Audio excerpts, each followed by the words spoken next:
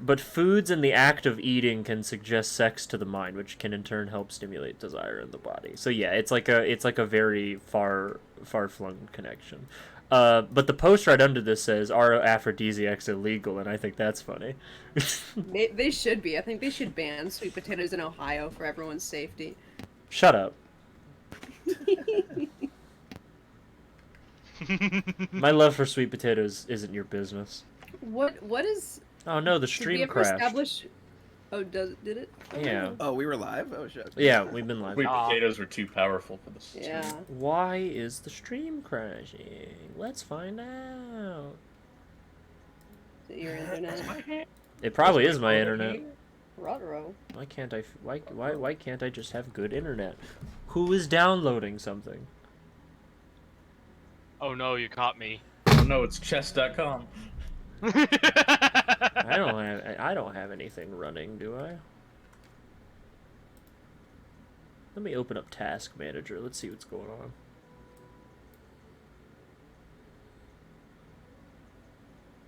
on. Get off the internet! You're ruining it! Not the download, it's the upload. And He's dead. It's back. okay.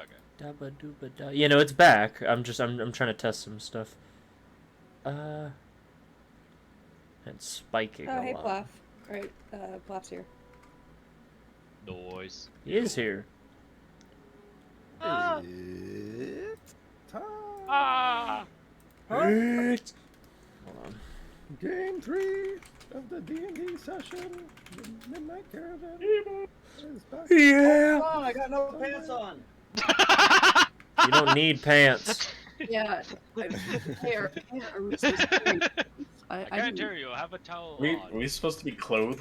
Yeah, are we supposed to be clothed? Connor doesn't wear I'm at a clothes bathroom ever. now. Yeah, Connor's I'm never nude. worn clothes during Clothes sessions. are We're talking oppression. about- Neither have I. Don, you were talking about prostates. Do I gotta get a prostate exam before playing? No, You have to you get have a to eat prostate. sweet potatoes, which do corrode your prostate, we have confirmed. Correct. You Wait, do Why? But I like sweet potatoes. Why they gotta hurt my butthole like that? That's upload. just how they are, that's just science. You have to I shove hate them science. up your It ass. hurts my butthole. Yeah, you gotta shove a sweet potato up your ass, that's the only way to save your prostate, unfortunately. What kind of strange pegging fetish are you trying to get me into? I'm sorry, man, that's just science. We googled it, all the scientists Listen, at the I know- science I convention, know- they got together and they said you gotta put a sweet potato in your butt. Plath, Listen, specifically, you gotta do Listen it. to me. Yeah. I don't know what women are trying to only make way. this white men trying to do nowadays, but that's just weird. Yeah, all Yeah, the only women white are trying to men make the do that. white Only men white stick people things need up to their put butt. Sweet potatoes in Yeah. your butt. Yeah. You can't It's ask the that of only men. way. It's the only way. Yeah, You gotta do it to Yeah. save us. This is a race thing, and you're the victim. Specifically I you, refuse no to one be a else, victim. just you. Yeah, yeah. Ah! My ass! It's alright. Alright, you got it situated? You settled? No! You get your pants on yet? Alright, well get your pants on. I Get in have your pajama gamer. pants on. Get in your get gamer. Get your headset so Yeah, we get- don't hear our own echo. Yeah, get in your gamer no. chair. Put your headphones on. Put your butt plug Gamer in. chair, Yeah. it's an office chair, it's ergonomic. Yeah. Put your butt plug in. Put get your strap in, put your diaper on. Get your little. Turn that, get get your your- depends, your silhouettes. Yeah. turn that vibrating setting up to 1. Yeah, turn your vibrating chair on. Yeah. Have you guys seen that drama about like the chess champion who they Yes, thought was yes, this echo is killing yes. me? Dude. Yeah, and they thought that he was using a vibrating ass plug to cheat. I kind of hope he is. I feel like that's the Fucking beast. funniest possible way. I couldn't imagine because chess is one of those games where it's like how do you can't Maybe it's like Morse code, and it's like communicating like someone to was him. telling him what moves to make. Yeah, it'll be like Yeah, buzz like someone 4 was coaching times. him. Yeah, to like move, cause like there's like every square on the chessboard has like a name, like Yeah. a number, like a Yeah. letter and a number. So maybe they like correlated it to like a certain number of vibrations, and he'll know to move the piece on that square, right? I guess if he had a coach, that seems like kind of like a lot of if work He played, for. If he played naked, I mean, that thing could be up there. That wouldn't. Someone Yeah, they have the they offered vibrating him. thing, and I think like even like one dude got caught like going to the bathroom and then like looking on his phone like on the toilet at a search engine or some shit. which is really fucking funny. But Man, no, that's happening. that's an L. You're like, oh, I gotta go to the bathroom really quick, and you're like at a fucking grand master chess tournament. I think you're not allowed to find go to the another bathroom hobby. anymore. I think you're not allowed to go to the bathroom while Just in playing. general. Well, because I mean the games are only at max because they're fight. You each have 5 minutes, so it's at maximum a 10-minute game. So I think they're just like you have to like take care of shit beforehand. Yeah, it depends. There's like a lot of different. Someone in the chat said anal beads was what the accusation was too. How are you gonna communicate with the anal? Do they make anal beads with like Wi-Fi, like Bluetooth Probably. anal beads? They do. No, yeah, They make, you- butt plugs that. Yeah, they make butt plugs that vibrate with like a remote. Yeah, well, and butt plugs, but I don't know what anal beads. It's like a different thing. I guess. Well, I feel like you could. I don't know. I feel like you could give anything Wi-Fi if you really wanted to. They can make. If they can make butt plugs vibrate, they can make anal beads vibrate. Yeah, I'm Yeah. pretty sure they're. I don't. I think the science is very. Dude, Grand Chess Master. At this point, if you're like, just get another so hobby. hear me out. Get another hobby. Yeah. 10,000 rats versus 3 grizzly bears, but the grizzly Oh, we bears don't all need have to vibrating play anal We beads. can't get back into this. I think one butt plug with a. I think one. Bears all have vibrating anal beads. I think one grizzly bear with a vibrating butt plug could take on 20,000 rats. I think so too. Honestly. Yeah, I think the grizzly bears really. I think any creature on the planet, if you put a butt plug in their head, could take on that many rats. It's what professional fighters do. It's not gay. It's just how they train. Yeah, yeah. Anyway, There's science, bro. You know. everyone good? Plaff, are you good? Yeah. Let's get into this. All right, I'm gonna take that as a sign that everyone is ready, everyone is good, which means it's time. It was a little hard getting the sweet potato in there, but I think it's good. Oh man. That's good. You've stabilized the Middle East. Thank you for doing that for us. Yeah. So, okay. So last we left off, our brave adventurers left the underground observatory in which they met, and met up with the Midnight Caravan, a strange caravan of travelers that only seem to travel at night. They met Conrad, the leader of the caravan, Dario Fantasia, the caravan's local wizard, and Vanessica Kane, who is their group's carpenter of sorts. Upon coming back, the group tugged Brody's unconscious body along, dragging it through the dirt and rock, and came to the conclusion that they would need to jumpstart him to get him to wake the hell up. So in an effort to gather the necessary supplies, the gang made their way to an abandoned mine shaft not far from where they had made camp. After exploring the mine and fighting some big bug creatures called onkegs, the party came across a massive cavern with a hole that led very far down into the earth. You noticed a cart of bleak rock on the other side of the chasm, and pushed the cart across the suspended bridge. But you were assaulted by a hive of strange bat-like mosquitoes called sturges. You fought them off, gathering the bleak rock in the process, and many of you almost bit the dust, but you persevered, utilizing your speed, your strength, a lot of healing, and quite a bit of brains. You made it out in one piece, mostly. And returning to the caravan, you were able to turn Brody back on, using a lightning bolt that Conrad was able to conjure. And now we gather the following evening, almost a whole day after the event. You've all traveled the day, heading towards your destination of the town of Trade Point, hoping to meet up with some members of your band that you have yet to meet, and take some time to relax before moving on to the next leg of your journey. Now, as all of you move on down the road, is there anything any of you would like to do? Like I said, you have about 2 days out until you will reach the town of Trade Point. So you may do whatever it is you'd like to do, build anything, work on anything, ask any questions, anything like that. But you have a little bit of downtime to yourselves.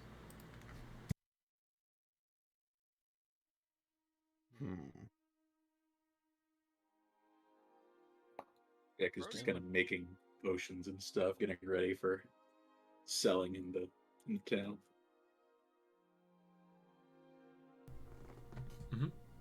You're gonna be crafting some potions. Is that what you said?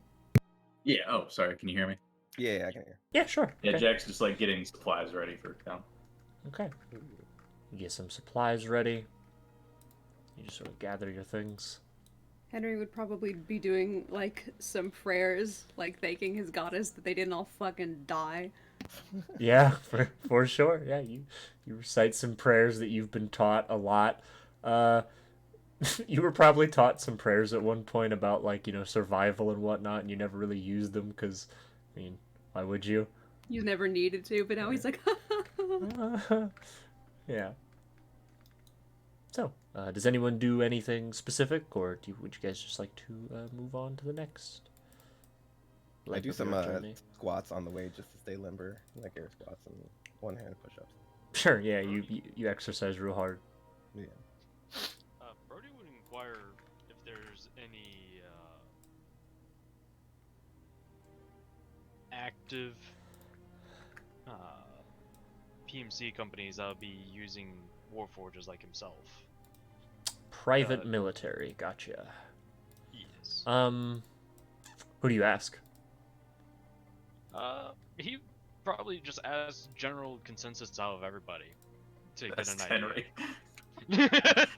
First person he goes to is yeah, Henry. no, I know a guy, yeah. Okay. I would say. Henry, Isaiah, and Jack make a history check. Oh, man. You could know something that's linked to this. Okay. Unfortunately, Ferrix would know shit. I wouldn't know a fucking thing about it. Yeah. Okay. Henry, you don't know a lot. You don't really know much about robots or where they are or anything about them. Usually you know any type of robot that is similar. Maybe. Robots in general are usually in big towns or big cities. Usually they're situated in big cities. Jack, you would have heard in your travels. You would have never heard of anything specific like this. Mainly because we touched on this a little bit, I think, 2 sessions ago. But there's sort of an agreement, an unspoken agreement that was made a long time ago when the Warforged, as Brody calls them, are these robots, sort of started appearing. That they were not to be designed with military in mind. They were not meant to be militaristic. So there was sort of an unwritten agreement, sort of an unwritten law passed that says that you're not really supposed to make robots for war. You would know, though, if you were to ever want to get a question answered about anything in the field of robotics, you would go to the or the city of Wernstrom in the Caerleon Empire to the north. Because that is, many call it the home of robotics, because it is where a lot of them are situated and where a lot of them are produced. You know of that city probably because you've either heard of it, passed through it, or likewise. Yeah. I mean, there's not really anybody who does like private military stuff with robots. It's sort of a war crime and everything. But I hear the Carillion Empire's got like a place that you could check out. They were very common during, to my knowledge. Yeah, it probably wasn't a war crime at some point. Well, we were kind of more expendable than humans. Yeah, it's Oh. I mean, that might be the case back then, but I would say now you're pretty unique, I would say. Don't think I've ever seen anyone like you, so I think I would probably change my mind a little bit on that. I don't think you're expendable, Brody. I appreciate that, Henry. But I figure to inquire because of directives. See Ferrix come around from the carriage. Hey, I found these mushrooms. They taste kind of funny. Hey, Jack, can you take a look at these? Make a Constitution saving throw.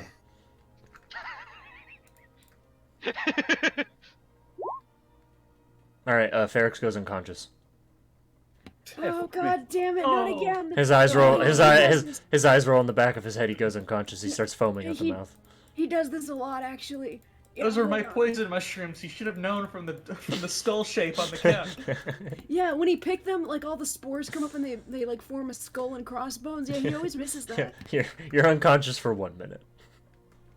I would use a spell, I guess, to bring him back. Yeah, you can wake him up early.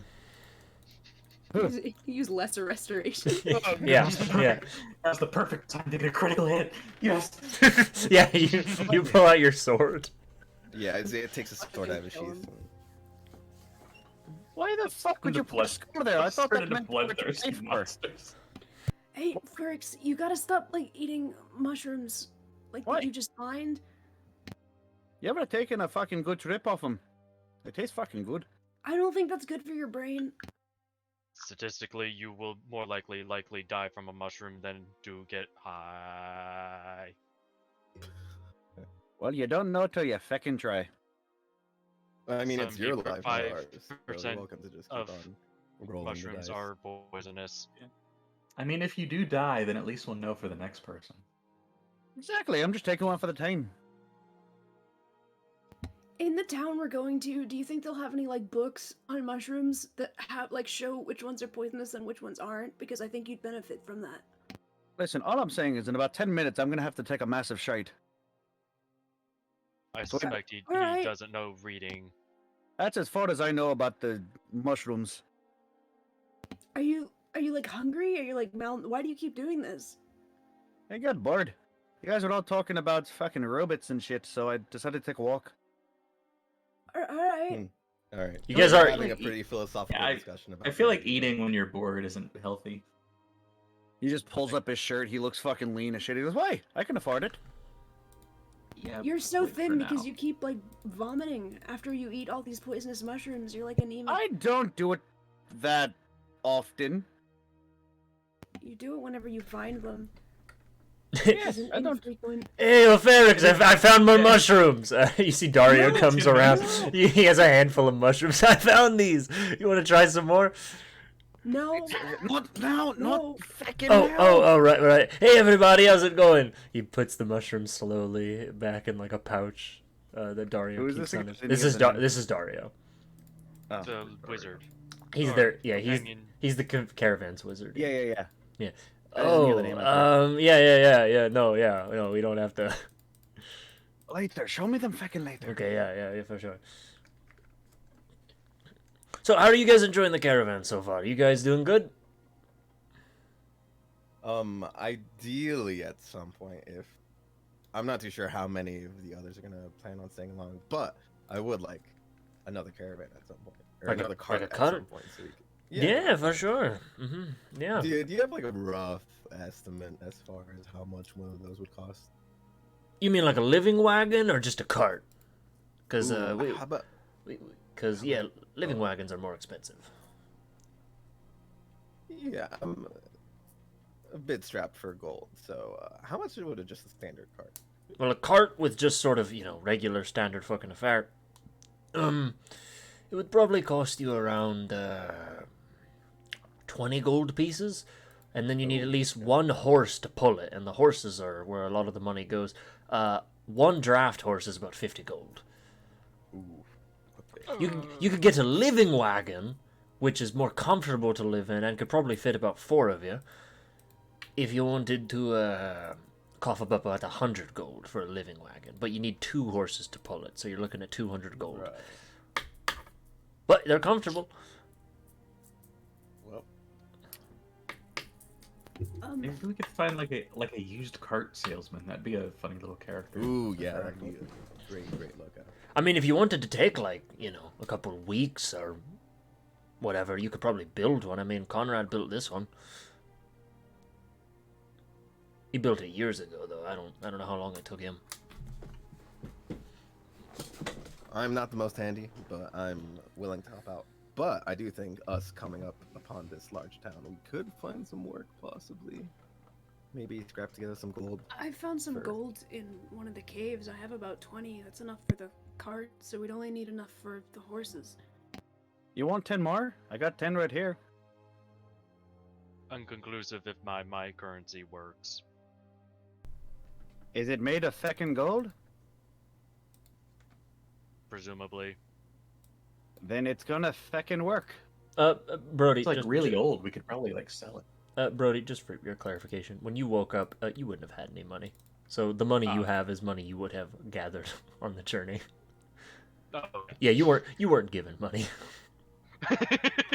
I wasn't sure you scrounged it from the place that he was at. No, they wouldn't have had money. They don't give We're warforged just money. like panhandling on the side of the road. Yeah, you would have probably picked coins up off the road or whatever. Ah, gotcha. Yeah. Found them in graves. I have 9. I personally don't mind squeezing for a little bit, so there might be some more important things we need to spend gold on, because I did use a potion when we were deep in the cave. If we are going to be traveling together, I think maybe we might need some extra. We also have 40 gold possible gold crafting components for scrolls. Yeah, if you guys actually look in your loot pile, you also have all the shit in there, which Brody's been keeping track of. Right. Okay. The thing about that is you just have to find someone willing to buy that shit. Yep. Would Trade Point have someone that would buy? I do think there's no way to find out until we actually go there, but I do mean, think it's like it's a good that big we have city. plan. You could Yeah, find it is like relatively big. Find like a funny little guy, a wizard shop or something. Conrad would kind of look back, and he'd be like, "You got a question about something back there?" But by chance, would you know if they would buy crafting components for spell, scroll, or book? Oh yeah, The there upcoming there town. there are shops in Trade Point. The town's a bit of a boom town at the moment, so it's a good time to go. A lot of people coming in from all over, settling down there. Hell, even in just the last year, it's grown almost twofold. I'm sure you're bound to find merchants of all kinds. A lot of traveling merchants pass through there too on their way to the capital or southward.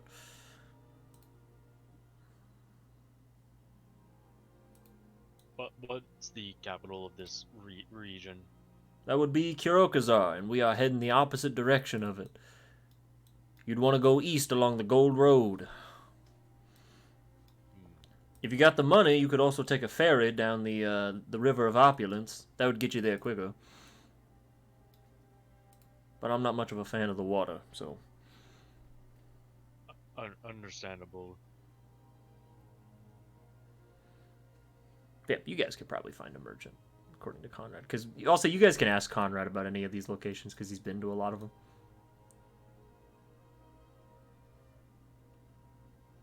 So, you guys, I'm assuming you just keep walking for the next 2 days? Yeah. Yeah. You guys walk, following, obviously, the Gold Road, which is a pretty nice, sort of, I guess, highway between the capital and Trade Point. It's a very well-protected road as well, I should say. You would occasionally see guard detachments of about, I would say, like 8 or 9 people, sometimes even more, moving between the town of Trade Point and Kurokazar, sort of just patrolling the road. You would occasionally also see a guardhouse or a guard outpost on the sides of the road every, I would want to say maybe every 4-ish hours. Just like a little tower with, probably a small detachment of guards. It's a well-defended road. And you guys don't really run into any problems. You don't really run into any monsters. Obviously, the issues that you guys ran into, you went off the road to go find those issues. We went looking for it. Yeah, you went, because there are obviously abandoned structures beyond the road, but the road itself is quite protected. Obviously, the very large river to the north of you, the River of Opulence, as it is called, you would occasionally see as you kind of travel that Conrad, he meant it when he said there are ferries. You see these boats And they're a little bit they're like regular ships, like what you'd see, in like a pirate ship of some kind. Except they're a little bit more square. They're like almost more squared off. And specifically, so the river flows. It flows westward, and it comes from the mountains of Kirokuzar. And you would see these boats actually go up from Trade Point, and they go against the river. And they're not using wind powered. They have these on the backs of the boats. They have paddles that just like it's a water wheel, and it pushes the boat forward. And you can tell just through the steam and whatnot. Is non-robotic for anyone else? Am I robotic? Yeah, a little. A little. Am I robotic for you guys? Fuck. Touch. Not for me, but You sound pretty okay. Fuck.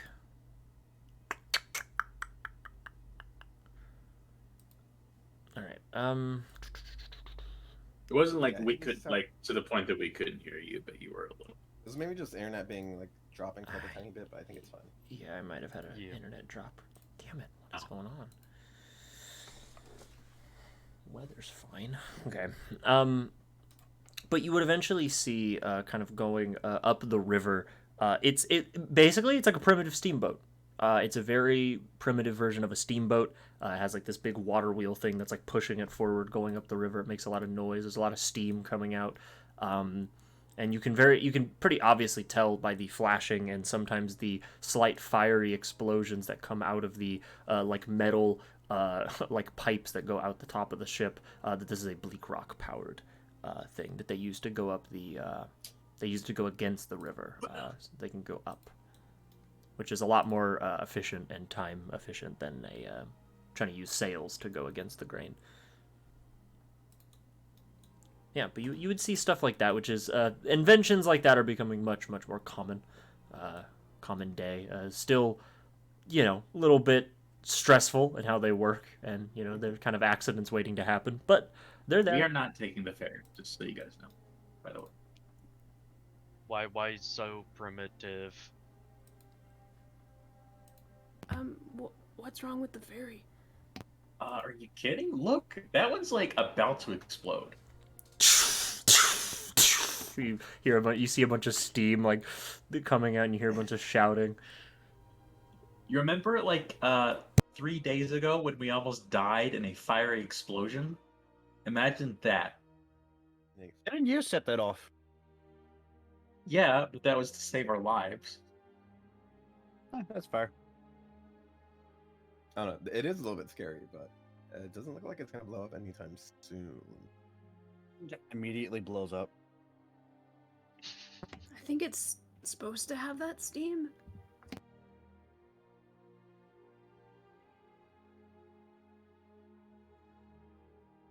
Well, we're not going on a ferry anyway, as long as we're on the caravan, I think, so you don't have to worry. Yeah. Into a potion bottle, throws it out the window. So, you guys continue your trip. And eventually... Hold on, real quick. Let me leave and rejoin the Discord. Alright. Leaves the entire Discord. Yeah, I leave the whole server. Fuck you guys, I'm leaving. Yoink. But you guys would eventually walk on, and eventually you would see the town of Trade Point, which is very much a boom town. Henry, you've been to this town before, a little bit. Yeah, not long, and you haven't been here a lot, but you've probably come here with your family once or twice on supply runs and whatnot over the many years. You don't come here like every year, but maybe a couple times in your youth. Okay, so I'd probably know if there were like any good like taverns with like have a place that we could stay or like that we could get supplies or anything if we wanted. Yeah, you've heard of some things. I will say, in the time it's been since you've been to Trade Point, it has grown in size. It's definitely a lot bigger than you are used to. When they said it was a boom town, they meant that shit. Specifically, you would know it probably is a boom town. Your father probably would have told you about this. That it kind of the town started to boom after about a year ago. They had some sort of plague roll through, and it caused a bunch of sickness that struck the town. Your dad was pretty active in that because he was obviously trying to help it. But it ended when when a group of ruffians came through and found an ingredient that was used in a cure for the plague, and so now the town's prosperous once more, and it's begun to grow ever since. So you would know of that little tidbit of history, but as you all approach the town of Trade Point,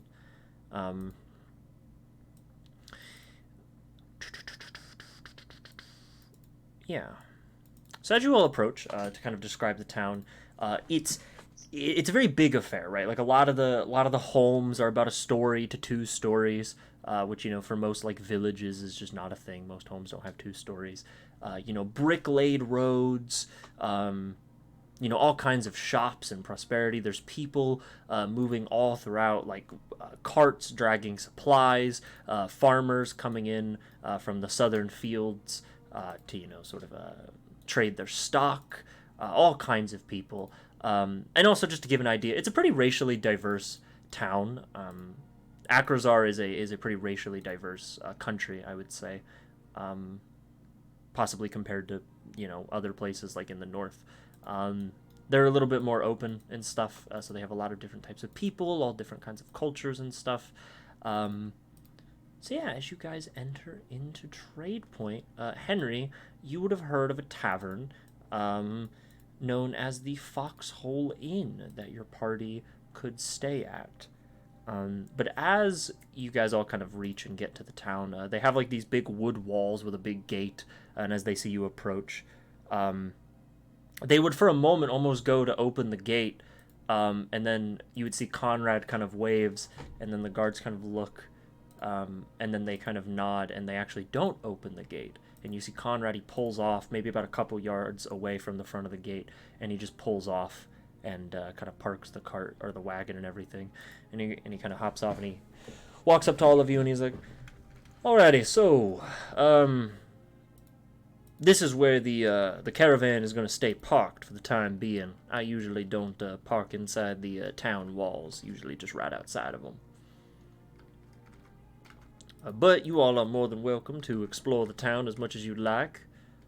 I believe we are on track to depart in about a week from now, so you can spend as long as you want here. Or if you'd all like, we can leave sooner if you are in a hurry. It's entirely up to all of you." Sounds mighty fine to me.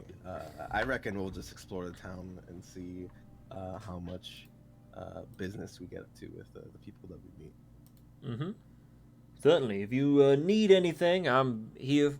I'm right here, and if you'd like to leave any supplies with the wagon or anything, I will watch over it. I do have some people I need to talk to as well in Trade Point, but I will do that on my own time.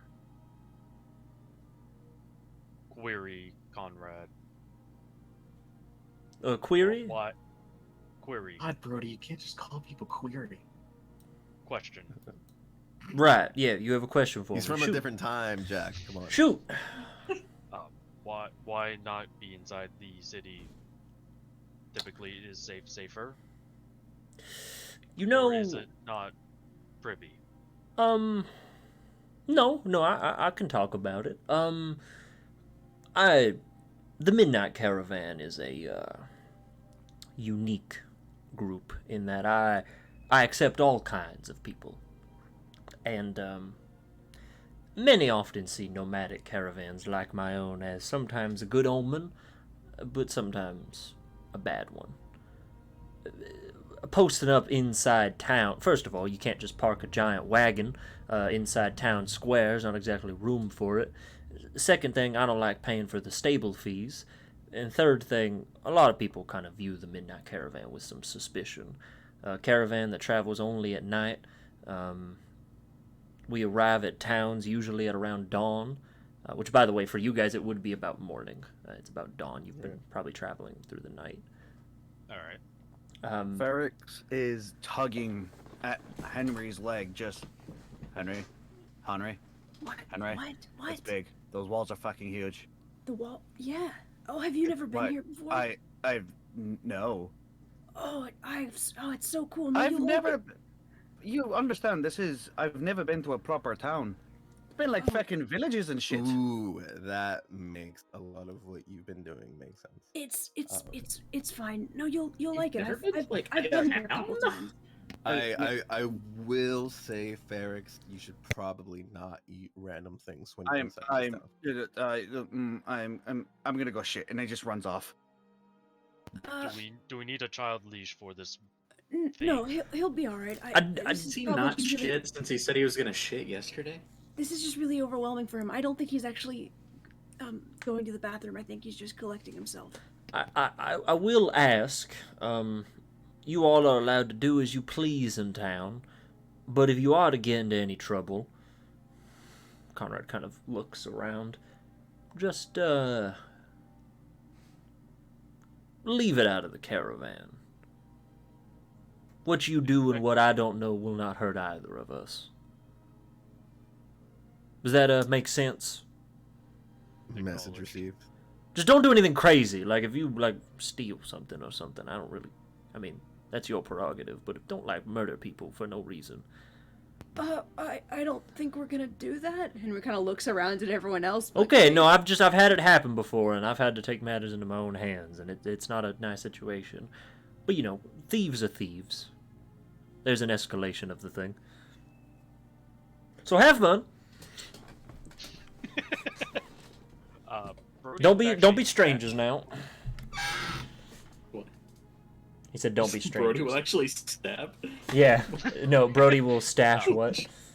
The weapons that he has, because if he's hearing that like robots are generally not made for war, he doesn't want to stand out. Sure. Yeah, you could also like throw up your hood and stuff. It may not, it may not make it, perfect, but it'd make it so that you're not getting stopped randomly on the street. Yeah, you'll try to attempt to blend. Yeah, actually, sure. Yeah, sure. You could like throw up your hood. You can stash some of your weapons if you'd like. I know a pretty good tavern that we could check out if you guys are interested. What? Yeah, sure. I do think I really need to stretch my legs and get a drink after sitting in the cart for so long. So, let's kick back for a little bit. Maybe Ferrix could find his way to that tavern. Well, no, let me go get Ferrix really quick. Can I go? And Actually, Ferrix? we do have that horn. We could just tell him to get the fuck back here. Or the horn does not make noise. No, do it. I mean, we don't know what direction Ferrix is in. No, you saw me running like a straight line. Like I didn't like veer off. Ran a straight line across the horizon. You don't need to know the direction he's in. He just needs to be within 600 feet of you, and you need to know who he is. Oh. Yeah. When you use an action to blow it, one creature of your choice can hear the horn's blare, provided they're within 600 feet of the horn, and not deafened. So you actually don't need to know where I'll blow the horn, and then I'll just say, Ferris, we are heading to the... You can't message people through it. Oh, wait, is it? Oh, it's just an alarm. No. So, Ferrix, all you hear is... Fucking fuck! You just hear like screaming like 50, 60 feet away. Like, yeah, you guys, you know where he is. He said that he was shitting. Do we want to like scare him? Ferrix, it's fine. It was just speeding up the process. I'm sure he's finished. You've literally scared the shit out of me. Yeah, if you weren't finished before. We're going inside of town. Ferrix comes back and he has, like, Zorro from One Piece, like that bandana he always wears on his head? Ferrix has that kind of tied. He's kind of got that tied, and you, like, just barely see the bottom of his ears and his hair, and he's got, like, a cloak, like, kind of brushed over, like, kind of just his hood up, and he's got his, like, some weird gloves on that cover his hands, and he's like, I'm good. Okay, it'll be alright. Yeah, he look. Yeah. You look a little bit like a kid who's about to go outside in the winter for the first time. You're like kind of all covered up in all the sensitive places. I'm fine. Okay, well, the tavern isn't too far. I guess I'd lead everybody to it. Yeah, Ferrix is just kind of like walking very close near Henry, just kind of like Also, for Brody, Yes. Vanessa would actually approach you and be like, Brody, are you going with these people? Yes. Alrighty, I just want to let you know. I know we've sort of been hanging out, and I've been sort of keeping an eye on you so you don't break again. I'm gonna be in town, but I'm gonna be doing some work. I have some things I need to get some work together and whatnot. Um, so I probably won't be around for a few days, but I'll be coming back to the caravan. So just so you know. Thank you for letting me know. Sure. If you break down or something, just come and get me, and I'll try and figure out what's your deal. I will attempt to. All right, or you can just ask Jack. They're pretty good at this at stuff like that, so they might be able to help you. Query Vanessa. Sure. Who opened me? I did. I think I had help. Ferrex and Henry helped, but yeah, I opened you. I appreciate it, but don't play too much. Well, of course, I'm not gonna open you unless you're like dead, and we thought you were. I wouldn't do it if you were like alive or awake or anything. I'm not like the rest of the company. Graven freaks would be worse if you did. I don't really know what that means. I'm sorry. I'm Scrapper Platoon. I also don't know what that means. I'm essentially salvage, repairs, build, record keeping. She kind of looks inquisitively for a moment and then looks at you. So you're like a junk robot? That's an insult. I'm sorry. That's not. I can't say that. Not the worst. I'm sorry. But it's okay. But great if you encounter grave or freaks, don't take an interest. Okay, I won't. If I encounter them, I won't do anything. The freaks are worse by orders of magnitude. Don't know. Right. Thanks for the warning. Same goes for you though. Don't let anybody else open you up. And if anybody offers to buy you, tell them no. Will do. Can we get a feckin' drink, please? No, Boy, I need you something cannot to have come. it, little man. Hey, Scrappy Doo, let's feckin' get a move on. You need milk for your height. The fuck are we supposed to give you? WD-40? All right, let's calm down. Let's get a drink. I'm Let's fine. bond. Wait, what do you mean calm down? Can you actually drink WD-40? Do we have to get your oil? I don't know if they have WD-40. Is there fantasy WD-40 around? WD-40 is just... There's lantern oil. Alright, that's close enough, probably. So, you guys make your way through the town of Trade Point. And you begin to look for the Foxhole Inn. And the town is bustling with life and all kinds of things. You would see all manner of buildings and structures. You would also all eventually, kind of as you're passing through, going to the center of town, you would eventually notice kind of a bit of ways, kind of nearer to the main road of the town leading into the town square, is a big, actually, it's a little bit more on the edge of town, but you'd still see it from where you are because it's a huge building. You would see basically like a factory. And you can kind of tell by all the carts, there's like a side road that kind of goes down to it, kind of through like a street. You would notice all the carts that are coming and going from that place. There's a lot of business going that way. And they're exporting and importing pieces of wood, like lumber that gets turned into like planks and stuff.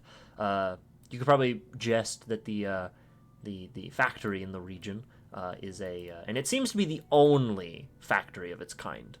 This town is mostly a very traditional sort of like fantasy affair trade town, except for this one kind of addition, I guess, is that there is just a fully working factory, and they seem to be a sawmill of some kind.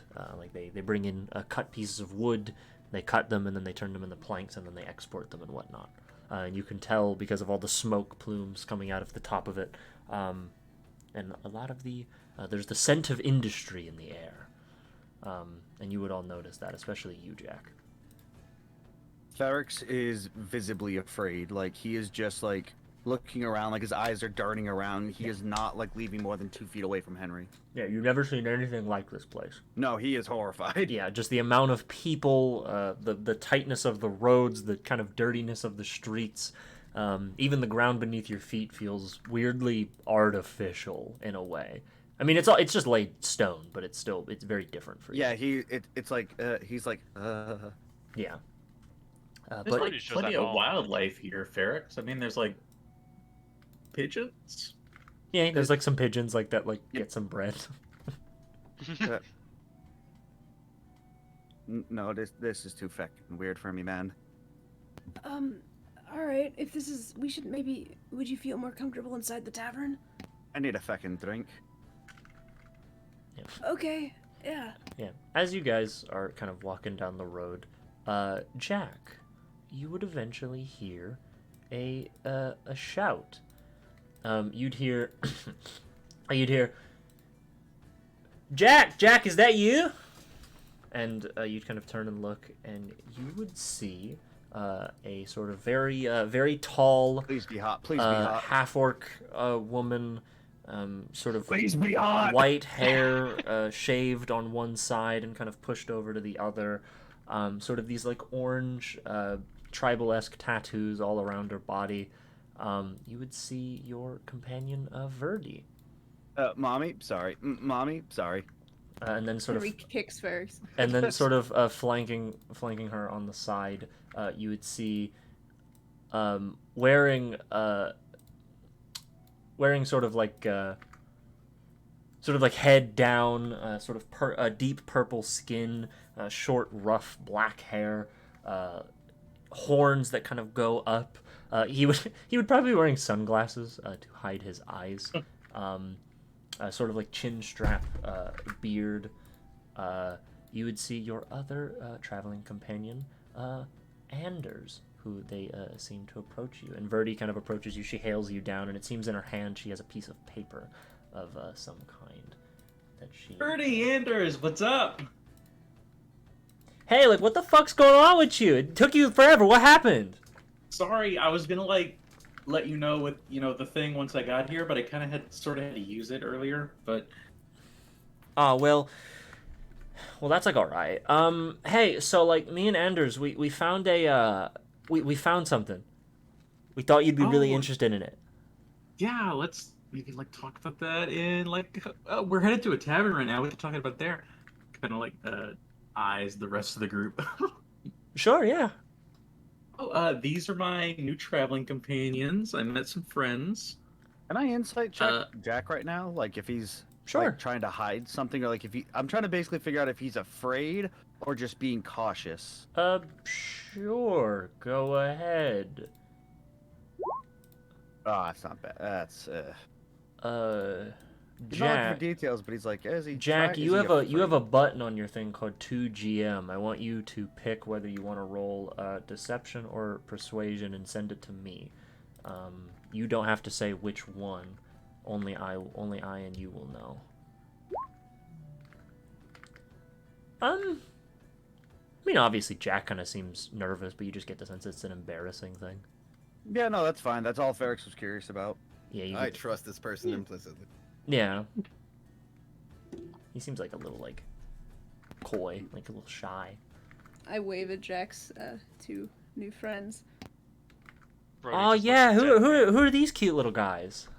I'm Verdi. Nice to meet all of you. I'm Jack's like bodyguard.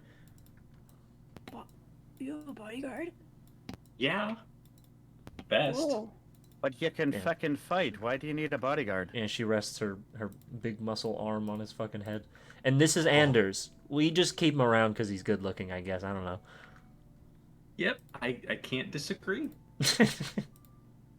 Yeah, you see Anders just kind of looks at all of you and he goes, "Hey, how are you guys?" Guard shitless. Good. Hey, how's it going, big man? Yeah, Anders is comparatively, he's actually probably maybe the same height as Jack, maybe even shorter. We stand a short king. Yeah. But yeah. We stand. Yeah, we. I'll stand for the flag. Pops off his chair and he's shorter. I stand for the with short our king. short- We I can kneel for the stand. girl boss. Yeah. Listen, Ferrex, you guys understand, Ferrex is under 4 feet fucking tall. He will take it. He will take any allies he can get. I stand him. He stands the short king. So, you guys make your way to the Foxhole Inn. It's sort of this large 2-story building. It's made of it's got like, you know, sort of stone on the first floor, wood on the second. You kind of enter, and it's pretty nice. It's a simple tavern affair. Pretty tall ceilings. There's like a little like copper chandelier hanging from the main sitting area. There's a bar on the far corner, a fireplace where people are sort of sitting and drinking. It's not super busy because it is the morning, so most people are at their jobs. The only people here are either people who worked a night shift and are just getting off, or people like you.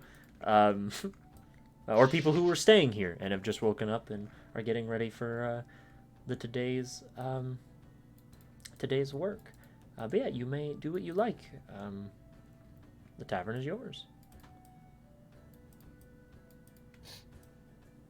Since I've been here before, and I assume that we would have come here because when we go to towns, usually it's like to help people. Yeah. So would I know of any like, I don't know, like poorhouses, orphanages, crack houses, I don't know, just like places where people probably need a little bit of healing? Yes. One moment. Let me go to... Technically, there is whorehouses, but that's sexual healing. You know what? I can cure disease. No, I can't. Can I? Yeah, I can. Yeah. Can you? Well, Yeah, I can. There are no brothels. Yeah, you can cure disease. There are no brothels in town. Boo. Any prostitution Oh. is done self-employed. Okay, we stand entrepreneurship. Yeah. It's There's no brothel. We stand a girl boss. Okay. Yeah. Or guy boss. All right. Oh, that's true. You telling me Dolomite doesn't operate in Trade Point? Okay. I don't like this bit. I don't like where it's going. I gotta go. You would know. There is an orphanage. Actually, no, it's not an orphanage. It is a small temple to the goddess Nibse, who is the goddess of rest, said? dreams. Nibse. Who say? Nipsey. She is the goddess of rest, dreams, and self-care. There is a sick house to her. It is usually many people call it the House of the Restless, because I pray to her IRL. many people who go there. To be honest, it's kind of a hostel. People go there and they're allowed to stay there if they don't have a bed. Usually, it's meant for homeless people, and usually that is where any sort of like sick people who don't have access to healing of any kind would go. So you would know there is that is a location if you were to look to do some healing there. Yeah, I guess after we're settled in the foxhole, I don't know if we're getting rooms or what with, or whatever. But after we've kind of sorted that out, I think that's where Henry would go to. Sure, yeah. Brody would inquire for rooming to see what we would need. Sure. Okay, you go up to the bartender. The bartender, he's this younger man, surprisingly young for a business owner. Sort of a tan skin, sort of rough black beard, large scar along his right cheek. He's got sort of short, scruffy black hair, sort of fit. And he kind of looks at you and he goes, "Hello there." And his like eyes kind of narrow and then widen. "Hello there." He looks past you and then looks back at you. "Sir?" Eric's is already kind of sitting at a table, just kind of hopping up in the chair, just kind of sitting there awkwardly. "How might I assist you? Do you have a name, sir?" I am Brody. He kind of looks to Ferrex and he holds up a finger. Oh, one moment. Brody, right? Welcome to the Foxhole Inn. Can I help you with anything? I'm here to inquire for rooming. Right. You're one of those fancy robots. I thought they only had you in the capital. You're looking for rooming for your owner or something. Yeah, we can sort that out. Does your owner have a name I can put down? Can Zay step in at this point? Sure. To try to just back Brody up a little bit. Excuse me. Yeah, we're just a wandering group of individuals. This is our dear friend. And yeah, we're just looking for some rooms. Right. Well, how'd you run across one of these things? It's pretty fascinating. I haven't heard many of that can talk. You know, it's surprisingly he could take care of himself well enough. Wow, self-sufficient. That's pretty crazy. He does have like a little bit of charm, and he makes his own jokes sometimes. Really is. Technology is a terrifying thing, isn't it? Ooh, yeah. Yeah. It'd be crazy if there was like some war with robots and everything, right? Nah, that's not gonna happen. Brody's just looking. Who the fuck would invent a robot that could kill its master? No, it's nonsense. Do you got a name there, friend? Oh yes. My name's Isaiah, and this is my friend Brody, and there are several of us behind over there, and we're just looking to inquire about some rooms, possibly for All right. maybe a night or two stay. Sure. Well, each room has 2 beds. So and they're each about 1 moment. For food and board, if you want a room with 2 beds, it's going to be about 2 gold per room. That includes food as well. Let's see. I will put down for 3 rooms for just a night, and then we'll see how we tomorrow. That's all right. Sure. And then I'll drop 6 gold on rooms, and I will distribute the keys to people in the group. Yeah. If you'd like, you can drop 10 gold, and you'd get it. Yeah. You could drop 10 gold, and you can rent the room for a week. Oh. Or sorry, 12. It's 12. 12 gold each. You'd be saving 12. Well, no, it's not 12 gold each room. It's 12 gold total. Ooh, I will just do that just so we have. Brody would pull out some coinage. Yeah, Henry would give 5 gold, I guess, to pay his part. Sure. Or I don't know how much would it be to split it? Would each? I'll for be each of us? rooming with Verdi and Anders, so you guys can like split it amongst yourselves. Oh, okay. So how much is that for each of us? I already dumped the 12 gold to the gentleman. If you can pay me back later or some other way. No, I have. Henry pulls out some gold. No, I have some. If you'd like, Zay can pay 8 and Henry can pay 4. Okay, yeah, we'll do that. Sure. And then Jack, you'd have to pay for your own room, but that would only be for you guys. It'd be for the week 6 gold for your guys' one room.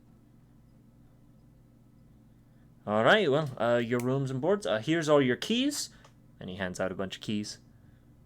Ooh, I do have one quick question there. Yeah, certainly. I'm the name's Vienne, by the way. Vienne. Yeah, I run the joint. Vienne. Do you know of any proficient blacksmiths or metal workers in the area that I could possibly ask a question or get some help from? Is that a thing that you know of? Yeah, Doro. Doro. Yeah, Doro. He's Where would I be able to find Doro? Yeah, he gives you the directions. Yeah, Doro. He's one of the local blacksmiths. He's one of the more traditional types. He's not one of them newfangled metalworking types that only works on machinery and whatnot that we keep getting through town, especially since that factory opened up. He's probably one of the last good ones. Last good ones. Interesting. I do want to see what kind of take he has on Brody as well. But yeah, thank you so much. We'll be sure to visit him. Certainly. But yeah, Brody, do you have any Any questions? Anything you have left to ask? No. Appreciate business. And appreciate your patronage. Love this guy. And then I'll walk away and get with the rest of it.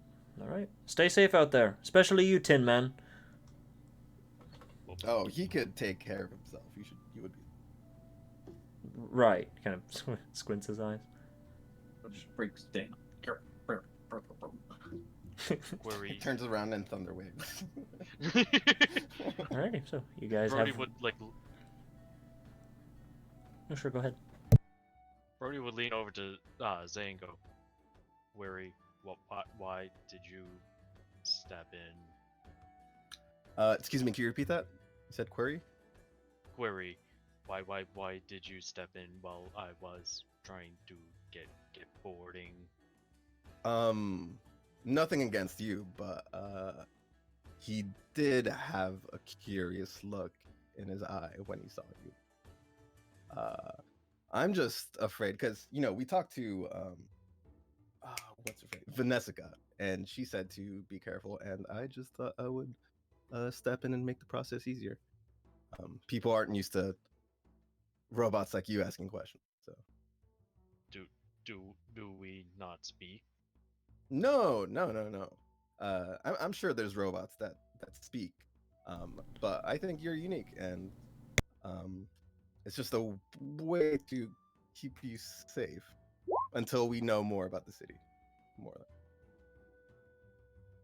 I hope you didn't mind. Did not mind? What is the statement? I hope that you did not care too much about me stepping in and speaking for you and helping you out a little bit. And I just figured I would pay it back since when we fell into the hole all those days ago, I kind of got my shit rocked by that giant spider, and you kind of helped me out by finishing it. So Yes. Yeah. So I do not mind, as the cool guy says. yes. We're gonna teach you some cool guy phrases as we travel together. I think that'd be a cool idea. I may or may not know some, but they might be outdated. If you ever feel the need to crack a joke, feel free to chime in. I'm sure the group would love that. Duly noted. Give Brody a hard slap on the back, and You just hear a resounding dong. I shake my hand because it hurts. But you guys have rooms, board, and food secured. So. And then, we have Doro that we could visit, guys, if you would like. Yeah.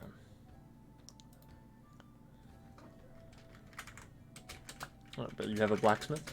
As for Jack, you'd kind of sit down with Verdi and Anders, and Verdi would be like, "Alrighty, so here's the deal.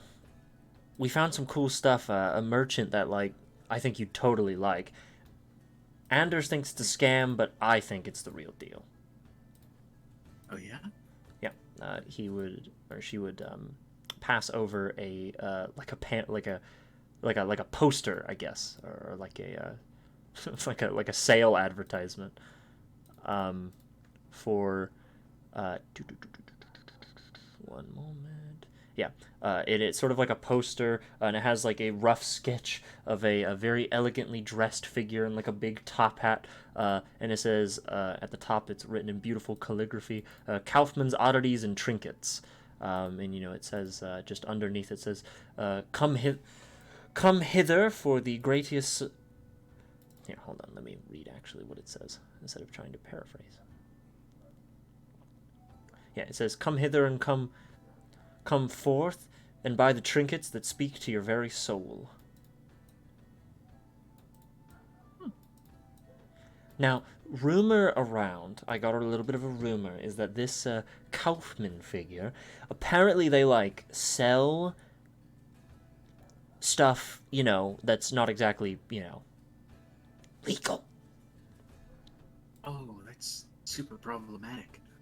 Yeah, no, but it's stuff for us. that like you could use, like cool stuff. Yeah, I'll have to check them out. Yeah, it's pretty cool. I guess they're like doing a they're in town now, I guess, like a traveling salesperson or something. Oh, sweet. I forgot to tell you guys, we almost died back there. I thought I was gonna die for a while. I just had to like get that off my chest. Holy fuck, are you okay? Yeah, we Why got would like you almost eaten by die? bats. We got like eaten by bats and shit. What? You see Anders, he like pinches the bridge of his nose.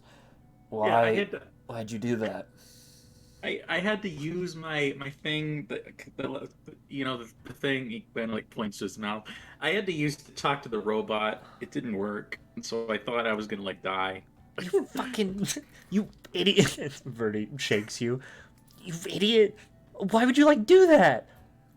I wanted to help the robot. You gotta be more careful, all right? He's a robot. That brings me to my next thing, though. So robot is kinda powered by Bleak Rock.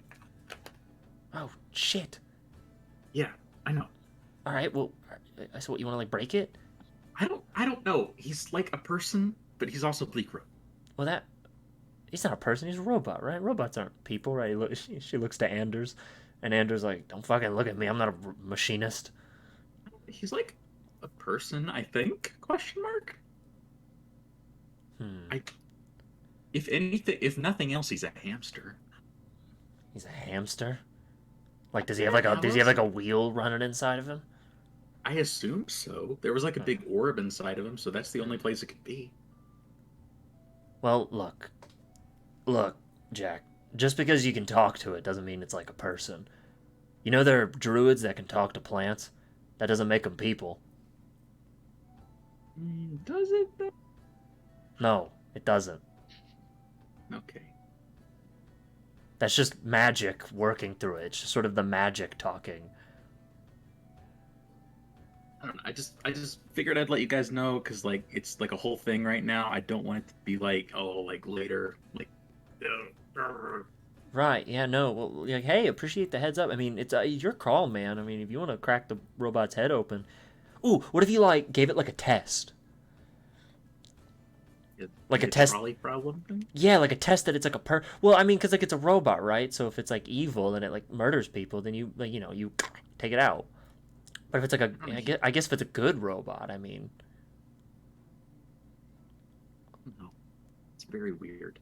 Well, yeah, it's like a whole thing. Plus, they really like the robot, and I don't want it to be like a thing where like I have to like break the robot, and then it's like super awkward because oh my god, you kill a robot. Oh yeah, it's true. That's true. Yeah. Plus, he's pretty strong, honestly. Okay, all right. Well, we can keep an eye on it for you. Yeah, I mean, I don't want it to get like weird in the group, but Sure, yeah. I got a question though. Did you see the factory in town? I did see like the smokestacks and everything. Very weird. Right. Well, I mean, you're usually the plan guy, so. Do we think that they're like using it? Probably. I mean, most factories in the country use it. Yeah. I mean, you could always scope it out. That's your kind of thing. Oh, I did get good news. I think I finally figured out how to do the thing with the costume. You did? Yeah, like I can do the whole thing now. Oh, sick. All right, cool. Anders is still working on my fucking mask, and Anders is like, you keep trying to rush perfection, not realizing that I'm not magic. Just learn magic. It's easy. No! Magic is just science that I don't understand yet. I'll figure it out. Until then, I'm gonna continue to sew. And he pulls out like a sewing needle and he starts sewing something.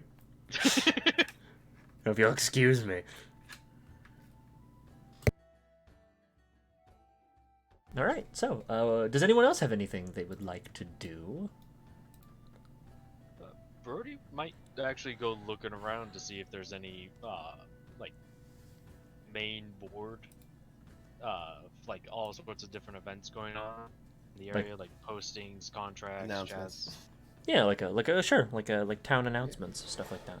bulletin board, essentially. Yeah, sure. Yeah. You could make your way to the town square, which is kind of like where a lot of the people sell their supplies. It's sort of like a farmer's market, I guess. Usually used by farmers and other people who sell trinkets and whatnot, traveling traders, that sort of thing.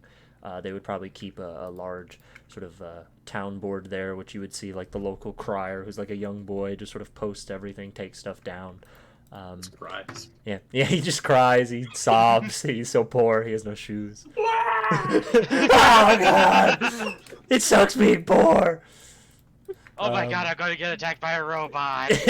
Yeah, but you'd walk up, the kid would be like, ah, he'd run off, and you kind of boom, boom, boom, bound up. No job postings. You would see. Oh, actually, no, I'm so stupid. There is one. I'm so sorry. I don't even know how to read my own notes. You would see there's one job posting. It's a very small job posting. And it would be put out by Guard Sergeant Zanders. And it would say, anytime after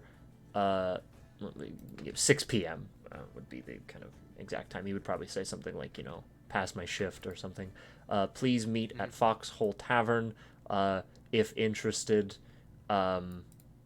And the kind of brief synopsis of the job is that there is an issue in town that needs to be resolved between two merchants who are having a squabble, and it needs to be outsourced. And the price of the job would be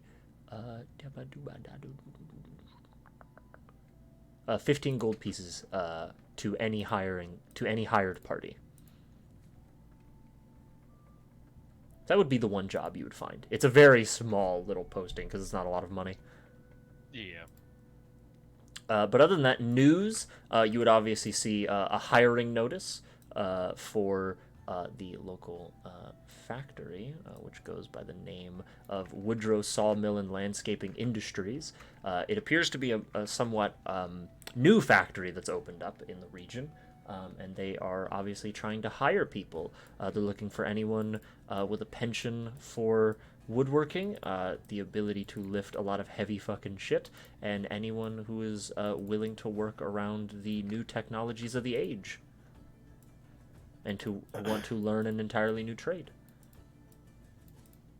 You would also learn from this kind of news article that the factory is owned by a gentleman by the name of Jolman Woodrow. Okay. Yeah. You would see also kind of beneath that, because that takes up a lot of the posting here of the local town news. There's another one, though, that you would notice, and it's a little weird. It's also a help wanted sign for a lumber mill. And you kind of think back, and you do remember walking into town, you saw at least one lumber mill that was much more lower tech than anything you've ever seen. It's sort of almost like just a water-powered mill along the river. And you see it's called Griselda's Lumber Mill. And it seems there's help wanted there. So it seems there are at least two sort of, yeah, you can definitely tell this town deals in like wood and lumber and stuff. Wait, are these competing, or is this just like another business that's... You would get the sense, you don't really know. I mean, you'd have to ask around. Right, okay. I think we just have to like visit some of these places. Yeah, you can ask around. You'd obviously see postings, you'd find a place on the postings. Someone is advertising some horses for sale at a stables nearby. Stuff like that. All right. But that's kind of all you see. Obviously, there's a couple bits of news about news of the kingdom, things that are happening in the kingdom, such as in the capital. Stuff, a little bit of propaganda here and there. This kind of acts as like a newspaper in a weird way, but just that anyone can come and look at. Okay. Like little bits of propaganda, like come join up with the crown, with the King's Guard, not the Crown's Guard, the King's Guard. Come join the King's Guard. Serve your country. Do something with your life. You know, there's a couple guard postings that are like a warning to any who are traveling southward to Docktown. There have been rumors of bandits patrolling the road, travel in large groups, stuff like that. Okay. Also, there's a lot of guard warnings going through the Gilded Forest, that you should only travel through the Gilded Forest to the road north if you are a soldier or a heavily armored merchant caravan. They're advising anyone should take the north western route up to Argent's Bay. So this route over here. Instead of this one. They're advising people not to take this route at the time being. It seems there are guards that are dispatching an issue in that direction. But yeah, that's some stuff you'd see. Brody would take interest into the low-tech lumber mill. Sure, yeah. You would be given rough He also- directions from the posting. Okay. He'll also mentally note the two merchant squabble posting if none of the other people are with us, with me. Yeah, sure. You could take a notice. You could take a note of it. I mean, if you like, you could just take it. Like, you take the piece of paper off the board. Take it out of the crier's hands. The crier, he just like he just posts these up. He doesn't like have them in his hand. But you could just take pay. He does have papers in his hand. You could just rob him. By the way, this kid is like looking up at you. He's like a little gnomish boy, and he's just staring at you. Brody would kind of stare back, and then like hesitantly, like do a little two-finger wave. The kid runs away. Like, this kid just takes off, he drops his papers, he runs. Oh, he sees they created a mess, so he's gonna try and tidy up the... Sure, yeah, you tidy up the stacks. Birdie takes his place and just starts crying. Yeah. When I'm at like the hostel / poorhouse, whatever, and I'm healing, you know, whatever the fuck I'm healing, can I like just kind of talk to people and see what's been going on in the town? Because I assume these are people that are kind of like that overhear things and, you know, would probably have like a beat on what's going on. Can I just kind of ask around and see what, like, can I vibe check what's going on in this town? Yeah, sure. You would get there, and it's a super simple building. It's run by someone who you've probably met at least once or twice in the past over the years. It is run by a priestess, Cilia, who seems to be sort of in charge of the whole thing, and she'd be like, and you know, she'd see you, and you'd exchange pleasantries, like, oh, how are you, young Henry? It's been, God, how long has it been? I'm good. It's been a couple years. Right. Well, yeah. So you're just gonna help out. Yeah, I don't know, like if anyone has like, I got syphilis, I'm dying, they'd be like, oh, fix that, just like that kind of shit. But then I'll also be like, so what's been going on? Anything like weird? I don't know. Like just kind of, I don't know, just making conversation and see if anything kind of comes up. Sure. Yeah. I'll say for the sake of it, you could be talking to Cilia while the two of you sort of work on healing some of the people. Just make a medicine check. Sure. Yeah. Oh, Jeopardy's got the syphilis. Obviously, you would. Out Obviously, his teeth. I'm gonna guess you'd use magic for anything that a traditional medicine Yeah. can't handle. Yeah. Yeah. But you kind of go around, and you sort of begin to heal people. You're pretty good at it, so you know, Cilia's like, oh, it's so nice to have your folk from the Grove helping out. Things have been okay. You know, it's been a little over a year now since the plague rolled through, and it's sort of been resolved. That was mighty lucky of us that we were able to get help in that affair. Your father was a great help when that all happened. Him and your brother. Just sort of like nods. Yeah, no, it was awful. I'm glad that it's not an issue anymore. Right. You know, everyone says it's not an issue, but I have occasionally, we obviously have hunters that head to the north, and they head into the Gilded Forest, and it's just it's the darndest thing. I keep noticing, not too dissimilar. There's sort of like a sickness, I think, up there. I keep seeing people come back with the same sort of rot. Does anyone here have that I could take a look at? Yes, Mr. Jameson. Here, hold on. He said he was in the woods, and he was sort of sitting down to take a drink of his water skin, and a raccoon of all things jumped out and nibbled at his ankle. He killed the thing, but it seemed like sick, almost like a form of rabies or something. I thought it was just, it could have been rabies or something of the sort, but I cured it, and it's sort of more magical than that, it almost seems. Here, I'll show you. Yeah, She yeah. takes you to the gentleman. He's this older sort of guy. He's sort of just sitting. He's kind of like reading a book. You see his leg is propped up, and it's kind of bandaged. And yeah, you could talk to him as you see fit. Hello, my name is Henry. Hello there. Nice to meet you, young Henry. Are you gonna be my doctor? If you'd be okay with that, I'd like to take a look at your leg. Sure, yeah. Damn thing's not fucking working. Fucking little piece of shit. Got me. Hopefully we can fix that for you. And he kind of reaches out his hand and kind of motions. May I? Like, can he touch the leg? Yeah, sure. Go ahead. All right. I'm gonna use a little bit of magic if that's okay with you. Sure. As you unbandage it, and kind I of would get like to use detect poison and disease. Nice. Yeah, you kind of rub your hand over it. You kind of pull out a small leaf, and you sort of hover it over. You look out. So, this is, I will say with this spell, you can tell it is probably not a poison.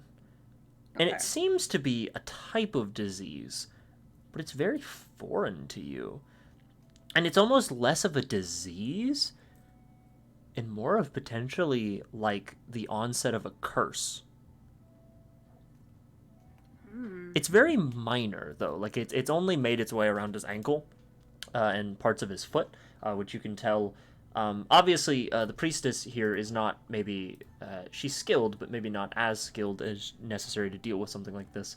You get the sense this is something that is very slow, and it's not very powerful, but it can cause a lot of problems. Obviously, it seems that it has rendered his foot unable, or inable, while it is in effect. And she would kind of look and be like, yes, I've tried a few healing remedies, but none of them quite worked the way they were supposed to. So I'm a little perplexed as to what could be causing this. I've seen a few with something like this. Unfortunately, some who had a much worse case, we've taken to amputation, which is unfortunate, but it's sort of... It's rough. Not many. I've seen 5 others like this, but most of them are hunters, and they seem to be in the forest. People that are rough and go out into the forest, and usually are strong enough to make it back, we assume. This is nothing like the plague we saw about a year ago. It's similar, but the plague we saw about a year ago was more of a blight.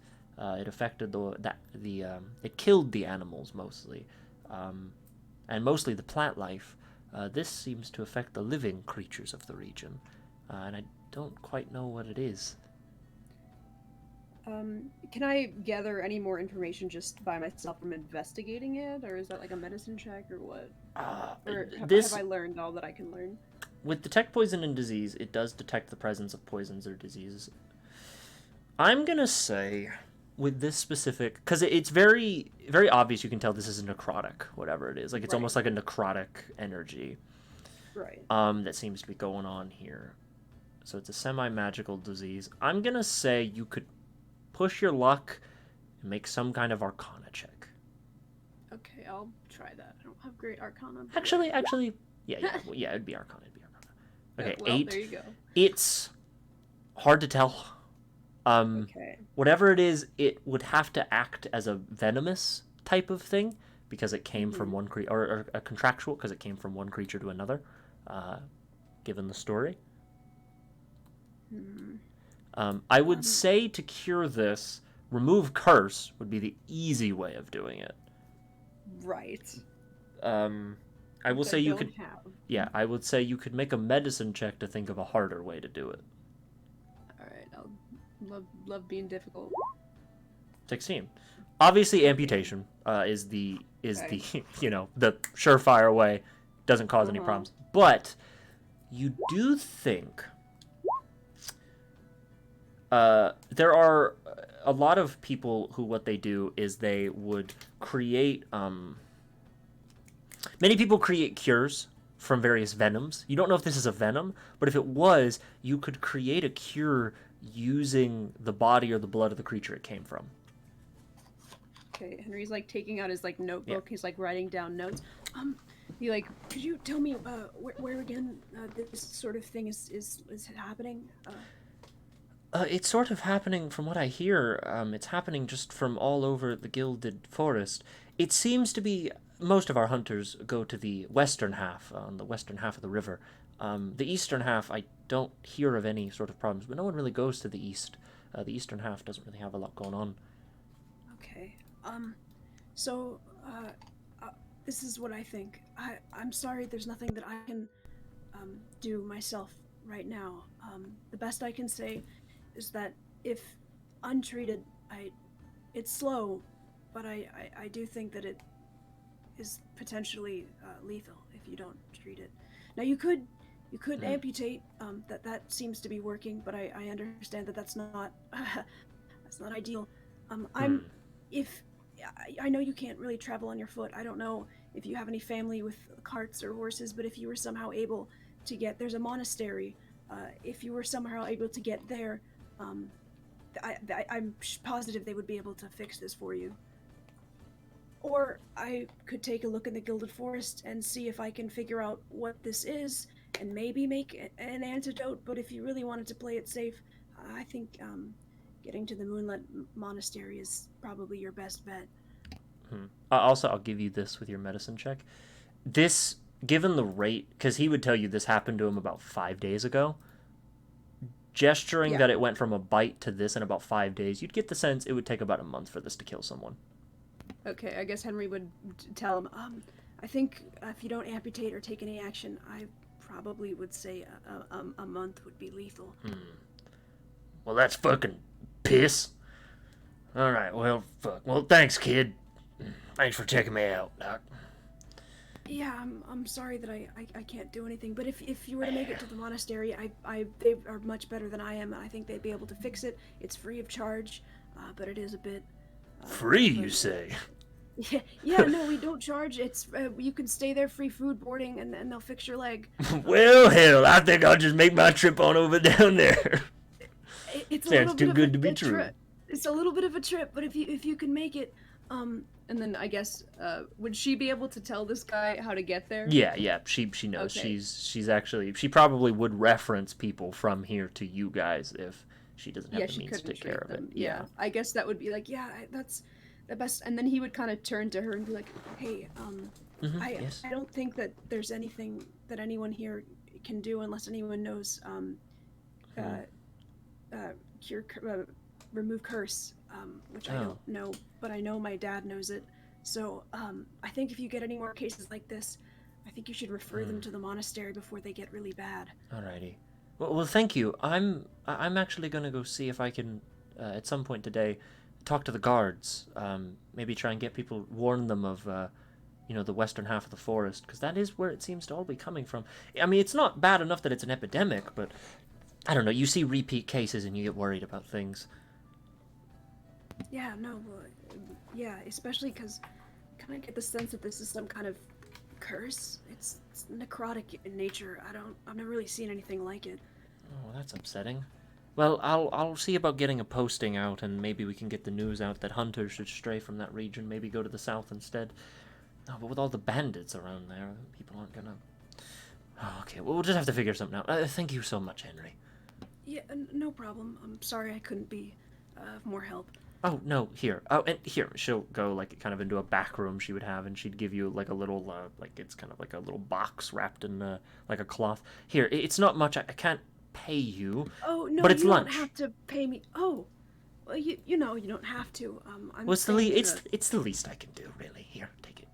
He kind of shyly takes it and, thank you. I really appreciate it. Sure, absolutely. I guess he'd just kind of stay there and kind of help out for as long as needed, or until it gets kind of late, and then Sure. he'd head back. to the Yeah. cabin. Yeah, there'd be lots of people that you could help. Lots of people who are just sick. You would notice some other injuries, minor injuries. Like there are a few people that have some burn wounds. You would notice one gentleman is a little bit pretty badly fucked up. But you put him on the straight and narrow, and he's able to like function and move. He's got some burn scars. It seems he had an accident over at the new factory. Yeah, Henry would basically stay there until he didn't have any spell slots left, or until he couldn't really do anything else. Yeah. You could work a little bit into the afternoon. You are getting pretty tired though, because you did travel quite a bit through the night, and then you also came here and started working, so you're a little bit tapped out. But you eventually just go until you ain't got no Drags spell himself slot. back Yeah. to the... But it feels good. It feels good. You helped a lot of people. You definitely lighten the he's burden. mauling over the disease. He's having a panic attack. Yeah. He can't stop thinking about it. Yeah. This man cannot go one day without having. No, he's like laying in bed staring at the ceiling, like thinking of worst case scenarios, like working himself up. He's like imagining like a swarm of like ravenous raccoons like descending upon the city while he sleeps. Yeah. You guys go back. Does anyone else want to do anything during the day? I think I'd go to that trinket shop eventually. Sure. Does anyone want to go with Jack? Yeah, I figured if we're all shopping, I think we would probably go together just to peruse. Yeah, do you guys Or at want to least all most do of us. that? Yeah, You could wait until Henry barracks. gets back. No. Yeah, we'll Henry would be way too tired. He'd be like, Okay, yeah. I'm gonna have to pass on this, guys. I think Yeah. I'm gonna tuck in for the afternoon. Yeah, it's like 5 Yeah. p.m. Ferrix is like interested in the city, but he's still scared shit not staying alone. So he's like, I'll fucking go with you. Yeah, no, you go with them.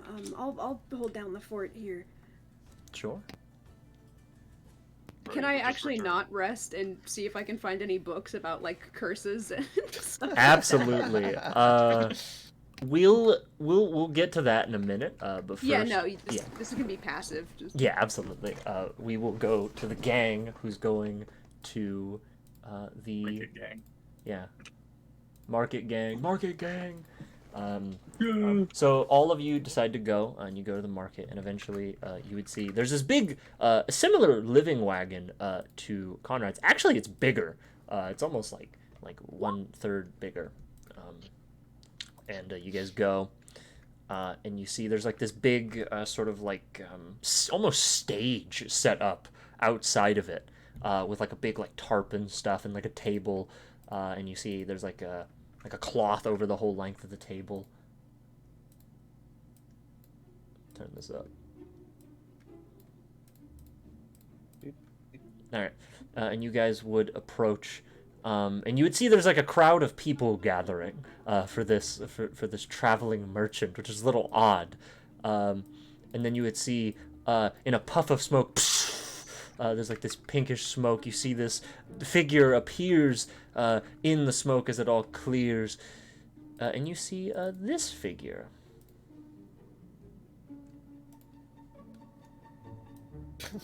What the fuck? Okay. Sort of an androgynous presenting figure, sort of shoulder length, dark red hair with sort of a silver streak through it, sort of thin body, dressed in these wonderfully colorful blue and white checkered jacket with a blue top hat to match, all kinds of different bits of gold piercing and adornment, pink eyes, which is a little odd. They seem to be half elven, and they sort of look over the crowd and they go, "Listen all, come hither and come forth. I, Leto von Kaufmann of Kaufmann's Oddities and Trinkets, have many things that might just change your evening, your lives, hell, your very soul. Please hear the tales of these strange items that I have acquired in my many years of travel. First, feast your eyes on," and they kind of, with a flick of the wrist, this cloth comes peeling off, and you see on this sort of makeshift stage a wooden chair, unassuming in its appearance, and they sort of begin to talk, and they go, "Feast your eyes on the terrifying death chair. Now, you may think this chair just a normal chair, but it is incredibly haunted. Only the brave and the daring would purchase such an item to sit your rump upon. It would be best in the one episode of Critical Role. It would be best in the hands of a cleric. Barracks is like already like without her even noticing is like kind of behind it, just kind of like poking it. You go up on stage and you start poking it. Yes. Okay. Make a stealth check. Okay. He dies. Immediately, Leto, they turn and they look at you and they slap your hand. And they're like, no touching the merchandise. It is incredibly haunted, as I said. Wouldn't want you getting possessed now, would you? But you have it? I'm sorry? But you have it. So if you have it, why can't I poke it? What's the problem between you owning it and me poking it? Ferrex, he's in the middle of a presentation. I just asked him like I took the stuff. Oh, Leto kind of looks at you and just gives you a smile and goes, and then looks to the crowd and goes, I do know my merchandise is incredibly compelling, little boy. And they sort of rustle your hair. But these are not toys, so please run along. And they kind of push you off the stage as far away as possible. I smack her hand out of the way and I flip her off as I walk away. It's they. Being a problem. Yeah. Alrighty. I pretend not to know fair. They kind of straighten themselves up. The allure of magic is strong in some. Be careful, everyone. You don't want to get a little mad in the head like some folk are. There's like you? A couple chuckles. Next up, and they pull off a tarp off the table.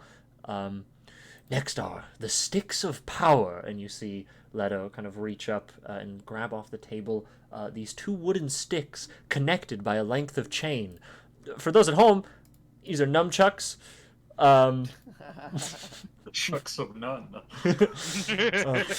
These sticks of power, a formidable weapon wielded only by the strongest of warriors who have deemed the sword too simple a weapon for their tastes.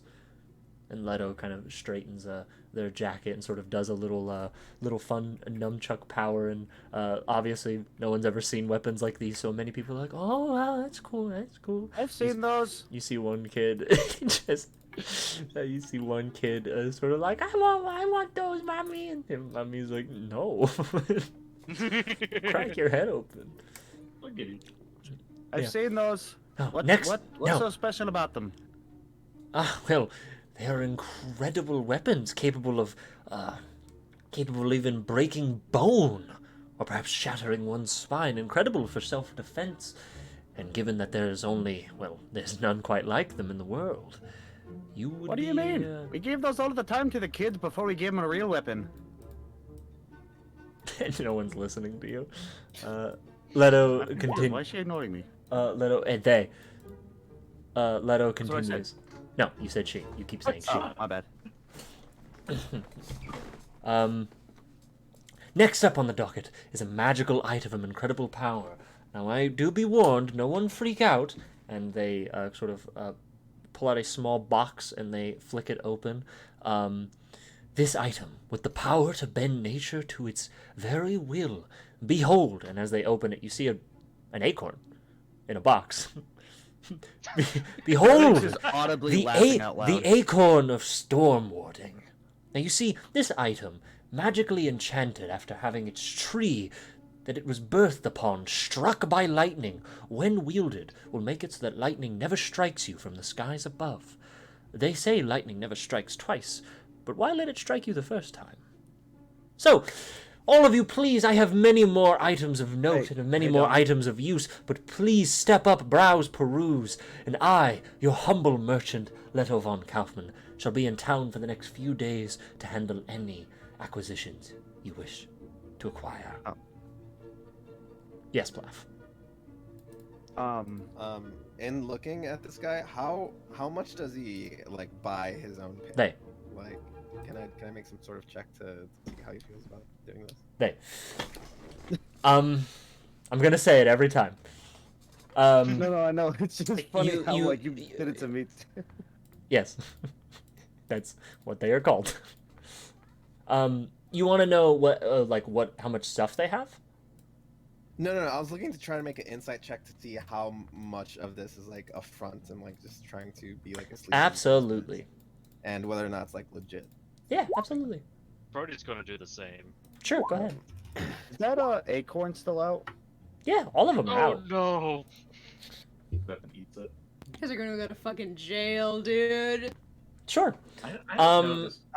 They're gonna. Eric's is kill gonna you. try to subtly use druidcraft to make I'm the talking. acorn bloom. I'm gonna talk. Is that okay? Sorry. Thank you. You don't know if these items. You get the sense, Isaiah. Brody, you have no idea. You've no clue. Mhm. Isaiah, you kind of get the sense that a little bit of truth mixed in with a little bit of exaggeration. Mm-hmm. You get the sense they're. However, well, Jack would know this. The rest of you wouldn't. This figure does seem to apparently sell other items on the side that maybe are not exactly. Ferrix, you would go and you would go to cast Druidcraft subtly. However, An acorn bloom. you want to make something bloom out of the acorn. However, it is a magical item, so it does not work. Yeah, meaning it is a real magic item. Interesting. Yeah. Maybe with their hair looks familiar. I just can't put my finger on it. It looks exactly like yours. I realized that after I finished drawing them. Yeah, you guys can approach Leto and talk to them. They're just sort of perusing. Some people are perusing the stuff, just buying little shitty trinkets. It is a trinket shop. Like they sell random. Some of it you'd probably call junk, like music boxes, paint sets, brushes. You get the sense, like I said, Isaiah, you get the sense they might be, got a slightly honest, slightly dishonest operation going here. Okay. Yeah, a little bit of snake oil mixed in with a little bit of, real stuff. Yeah, Can you I guys. check the nunchucks? Sure. You walk up to the nunchucks, and Leto's hand tightly grips them and kind of pulls them back, and they give you a smile. Well, if it isn't the one who was touching the merchandise without permission, how can I help you, sir? I just wanted to check out the nunchucks. Then you may check them out as you like, with your eyes, of course. Am I not allowed to try them out? Check No. their stability? No. Their weight balance? No. What kind of wood are they made from? No. Do you not know if it's pine or oak? It kind of makes a difference. This is wood of the morning. Oh, This God. is wood made from, presumably, gathered from a tree of some Can you kind. hold it in front of me at least? I won't touch it. You strike me He's as a being rep. honest. Leto leans As a in. what? Leto leans in. I'm going to level with you. You strike me as a rapscallion, and I don't trust you. More than likely, but I'm just trying to figure out what kind of wood it is. Right. It's oak. I give you a smile.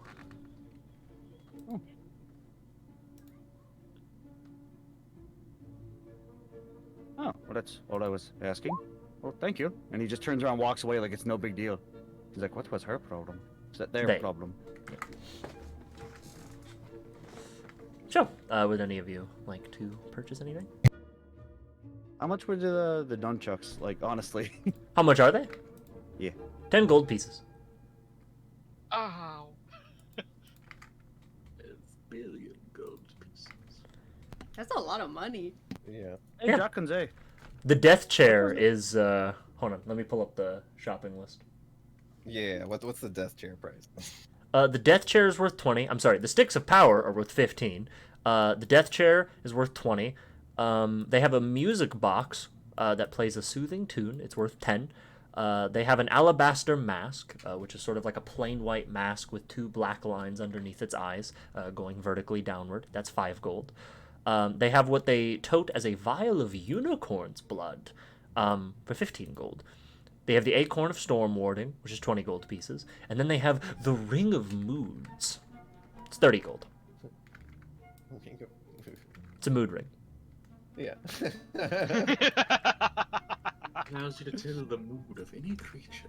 Exactly. With the ring. Hey, why do you think they had such a problem with me?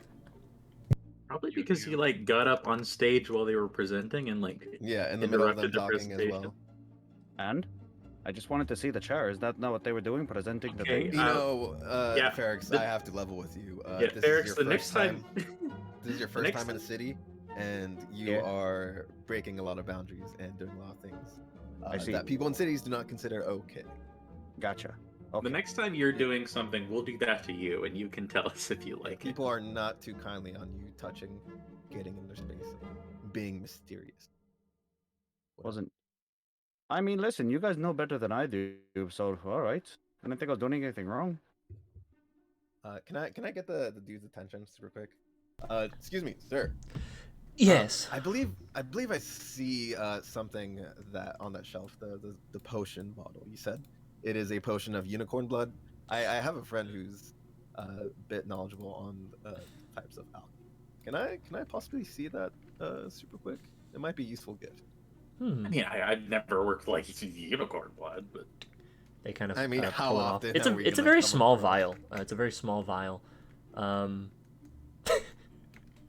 They kind of look at it and they kind of shake it. It looks like blood in a vial. It has not coagulated, is a unique thing about it. And they kind of look at it and go, make a persuasion check. Oh, sure. Okay. You seem trustworthy. They hand it over to you. But remember, don't try to run off. There are dire consequences. And then yeah, can I inspect it and also just like show it to Jack, see if he might be able Sure, to identify make a anything nature that might check. be anything useful. Okay, can I assist him since mine isn't good? Yeah, do you want to assist Jack? Yeah, can I do that? Sure. oh, Also, it you, was yeah. still the GM. Oh, it's fine. It's fine. I can see. Is it. a 16? Yeah, it's a 16. Jack, looks like blood. You don't have a lot of experience with blood. Well, Yeah. not horse I've blood. I've never like met a unicorn. You get the sense. I mean, it looks like blood. Without taking the topper off, it'd be hard to tell if this is real or a scam. It just looks like blood that hasn't coagulated in a vial. And it doesn't seem like it's going to anytime soon. Which in itself is kind of special, because blood usually coagulates kind of quick. I mean, there's chemicals that can make like blood stay running. I mean, just I don't know any use for unicorn blood in particular. Anyway. Yeah, it was just the only item that really That would be an Arcana interested check me. if you wanted to know if there were uses for unicorn blood.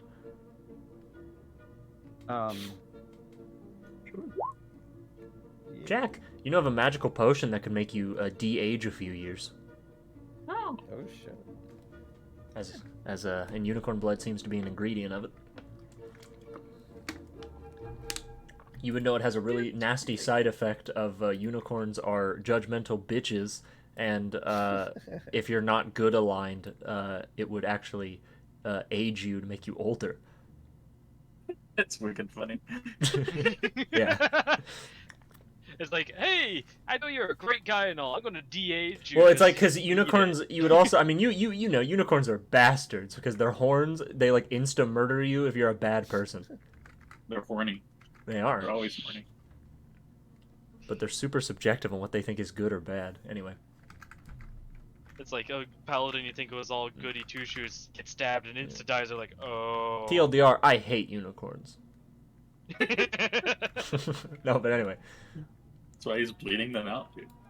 Letta would kind of look and they'd be like, so your group looks a little bit different than the typical clientele I get here in my little shop. Yeah, I would say you're pretty on the mark. We kind of came together and sort of just strange happenstance. But yeah, we all have our own skills, more or less. Skills. I'm a traveling small business owner myself, so I was just, seeing who else is around. Ah, fellow of the craft. Well, it's a pleasure. Yeah. Yeah, nice to meet you. So, you say you have skills. Where do those skills lie? Hmm. An alchemist.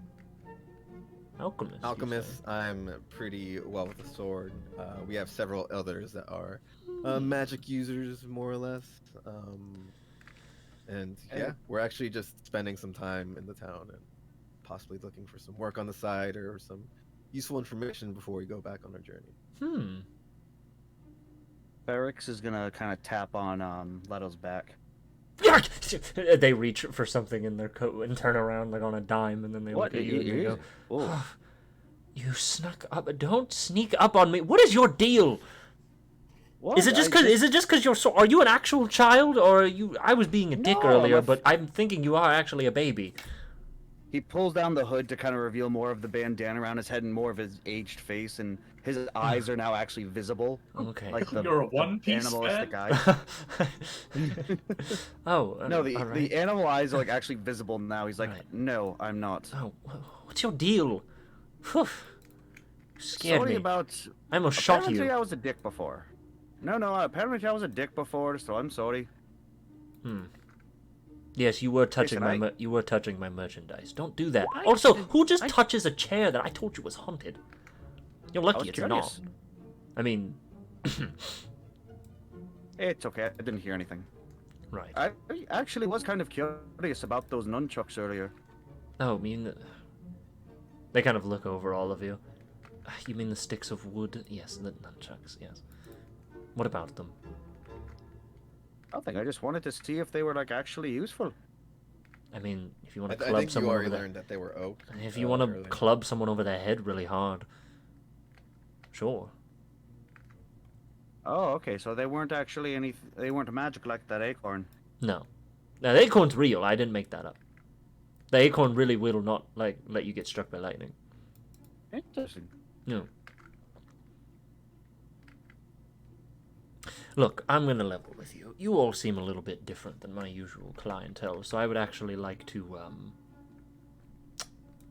well, I'd like to, if you guys would like to come around the back of the old cart here, we can sort of let the common folk peruse, and I can show you my more useful wares. Oh. If you're interested, of course. I'm pretty interested, of course. I'm intrigued. Right. Come along. And they'll go behind the their wagon. They sort of go, and it's like the same as their front, except they tap on the like the side of the wagon, and then like one of the side panels unfolds, and there's like an entire new table of goods. And this is like a little bit because they've kind of parked their wagon a little bit like up against a wall of a building, so it's kind of like not a lot of people are gonna see this going on. And you see Leto would kind of pull out of their jacket pocket what looks like a cigarette, and then they would light it and then begin to smoke on it. Feel free to peruse whatever you would like. You all seem like the adventuring type, and I actually make most of my money off of people like you, so feel free to peruse. So we're in the back room. Yeah, basically. As for the items, you would see there's a bunch of stuff. There are what looks like these 6 little. My dog is barking. Why? Okay. Anyway, he stopped. It's my illegal dog. There are these 6 vials of this like distilled dark blue liquid. Jack, it looks like an alchemical solution, but you've never seen it before, and that's surprising. You would also notice there are these 2 like sort of clear, almost like watercolored potions, except you can tell there's like a little bit of sparkles in them occasionally, almost like silver specks. And Leto would be like, those are potions of invisibility. I have 2 of them. You would see there are 3 red potions, which are obviously potions of healing. And then you would see, and already know what you're gonna say. It's sort of like it's like a bead bracelet with 5 beads on it. Fascinating. Does it It complete the makes circle, you or is it super good loose at ended? chess. It's enchanted and it Super makes good you chess. super fucking good at chess. Beads of intelligence. Oh my Yeah, God. we can feel it like faintly vibrating on the table. No, Leto Do you looks and use them like goes. a lawnmower cord? You just kind of pull real hard. Leto looks and goes. Those are beads of force. Oh, I'm sure they are. Like prisons. You toss one at someone and the beads expand and trap the person in the prison if you're fast enough. Interesting. Yeah, it's pretty cool. And then the last item is a ugly ass hat. It's like made of dried ugly fucking leather. It looks like a witch hunter's hat, like from old timey stuff. Super fucking Like a ugly. Warren-esque. Yeah, it almost looks like it's made of like skin. It's like been dried. It's a horrible hat. You guys ever seen? Jesus Christ. You guys ever seen What We Do in the Shadows? You know the witch's hat in I that was show. literally just Oh, imagining It's like that. hat. The witch It's- skin hat. Yeah, the witch skin hat. It's like that hat. Anyway, that's a hat of disguise. Be whoever you want to be for a time.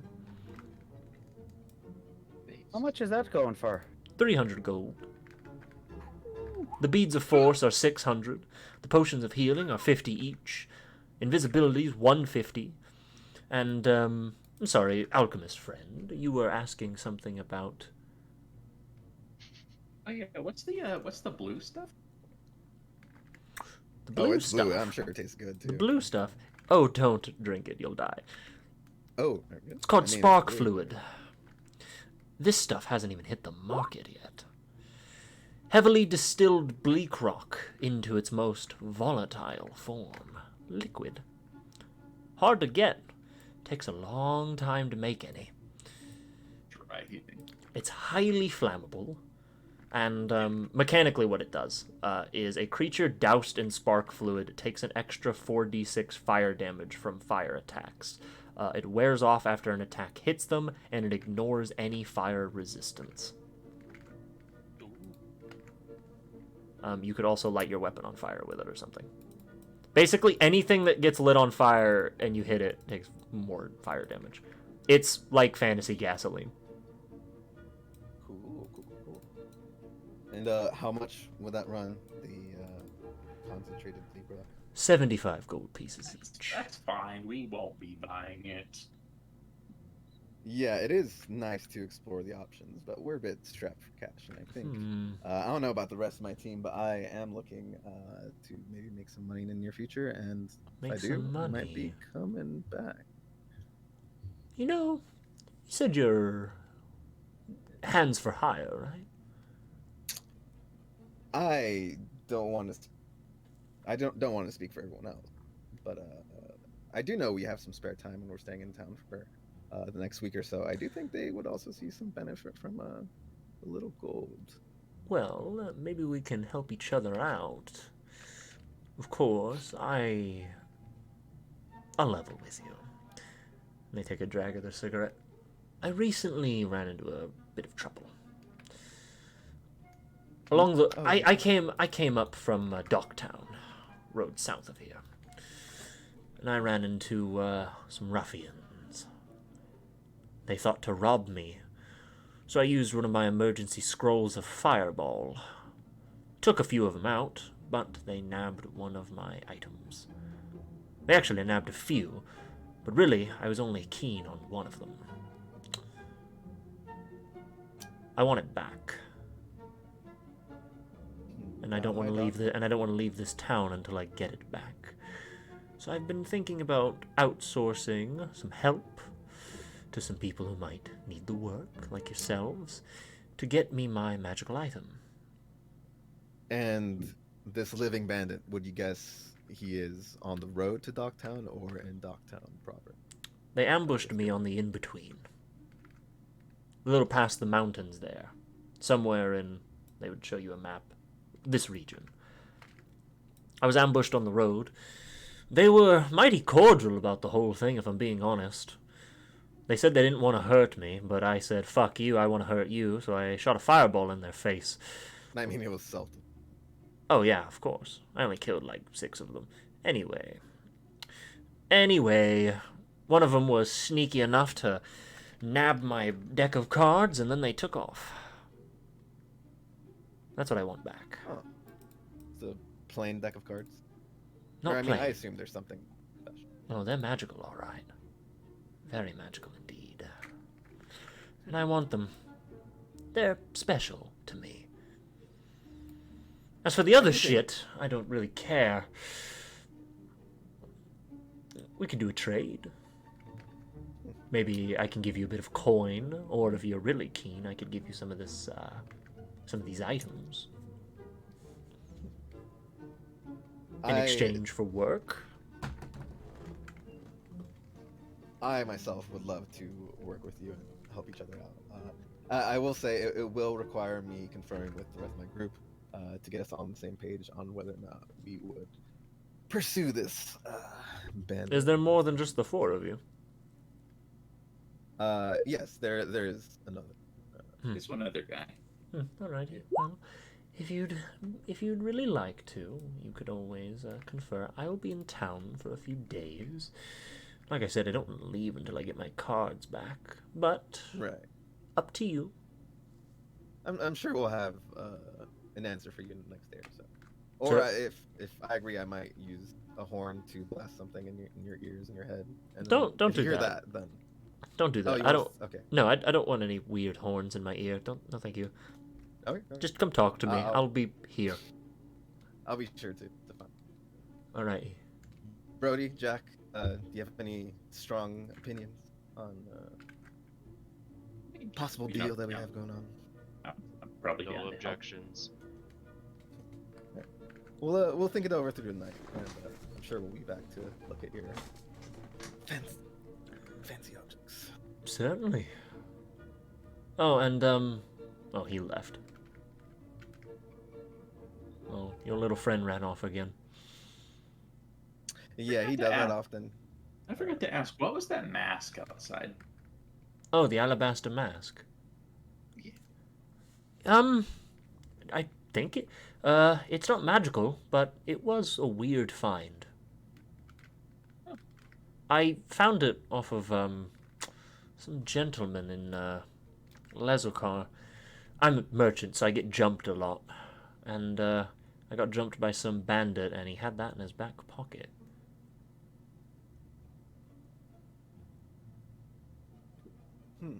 Yeah. Weird, that. I wondered if it was some sort of gang symbol or something. Oh well, I'm selling it now. Mask of a Dead Man. Free Gil. What the hell are you? They point at Brody. I sell you. Are you for sale? Is it for sale? No, it is not for sale. It's a bit of a nicer robot that we had join our crew. That's incredible. I'll give you everything on this table right now for that. Brody, say no. No. They kind of look and squint. Is it sentient? Well, kind of. I mean, he could speak for himself. I'm not gonna That's give him any directive. That's an incredible degree of freedom. The world is such an interesting place, isn't it? It Well- really is. You meet all kinds of people. Right. Well, good luck. And good meeting all of you. Oh, yeah, but you guys can, yeah, you guys can walk off. And that's Leto. So a little bit of like meta. We have this job. There's some shenanigans going up in the forest on the road up north, and then there is the Back factory to the that south. has some interesting stuff possible. Oh, There's a actually, few different directions we could go. yeah, there's quite a few things you could do for work. Hope you guys liked Good Leto. I don't know. Yeah.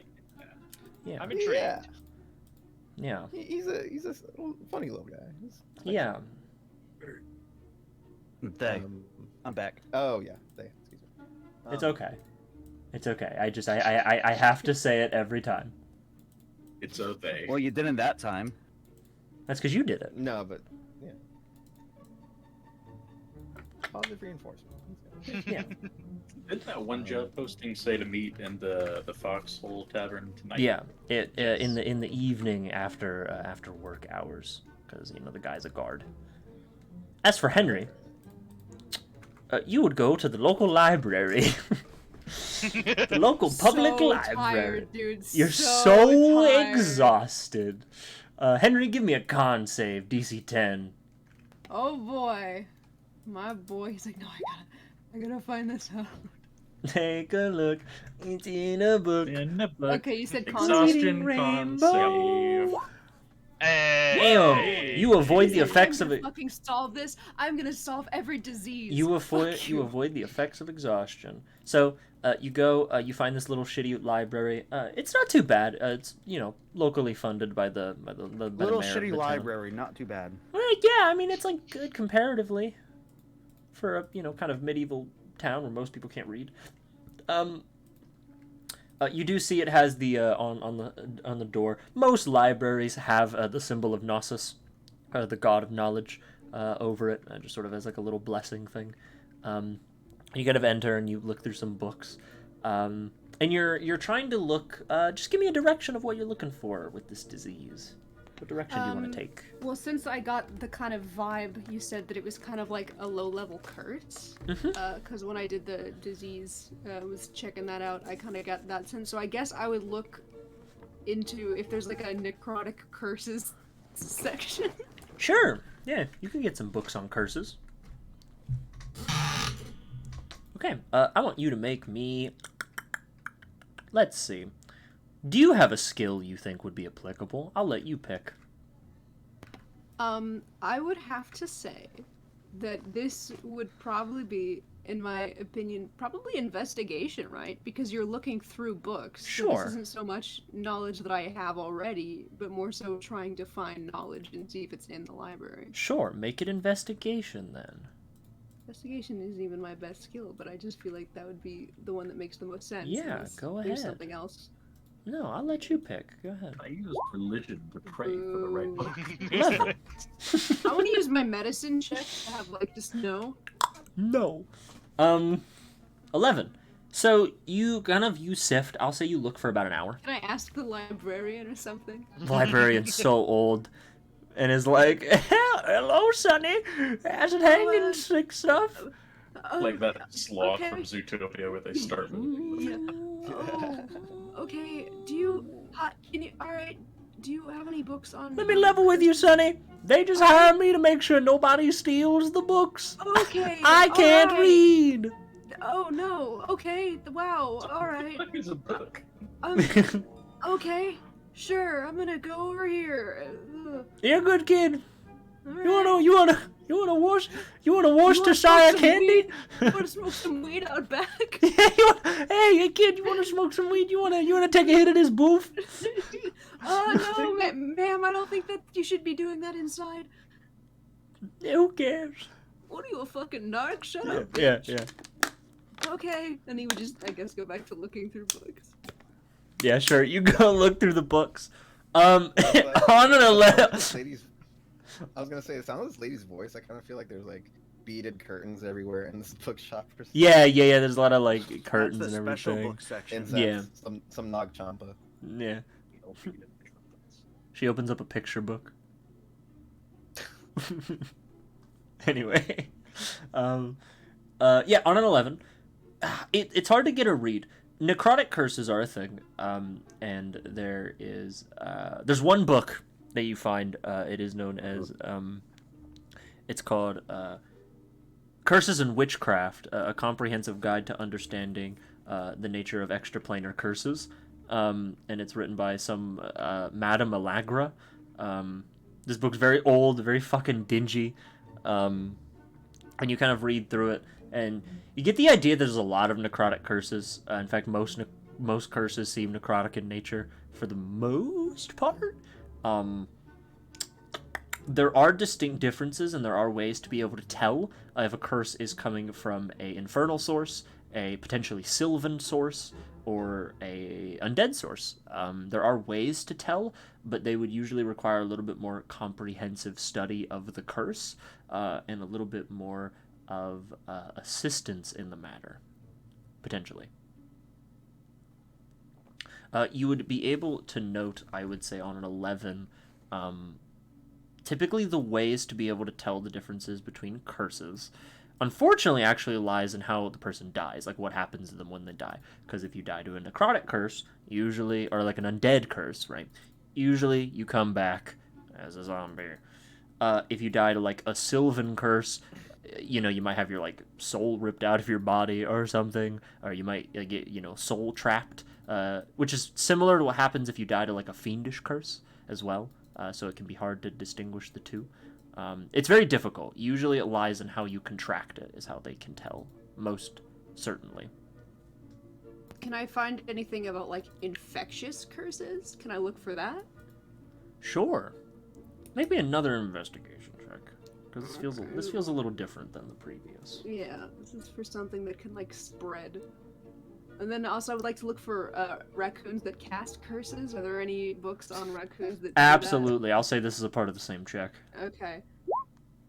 Only Okay. slightly better. Okay, that's not A terrible. little bit of raccoons. Yeah. So Some raccoons do curse people. They're just like that. you do find a story of a raccoon that gained sentience, that did go on a horrible spree about a century ago.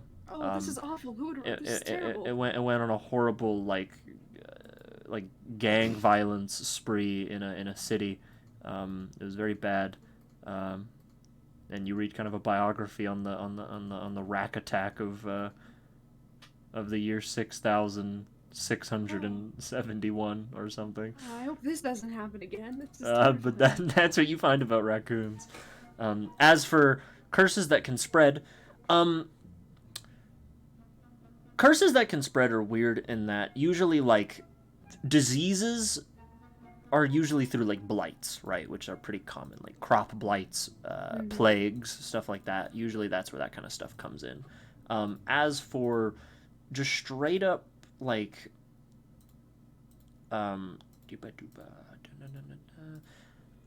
as for just a curse that can spread through like some sort of like a venomous means or an infectious means, that would typically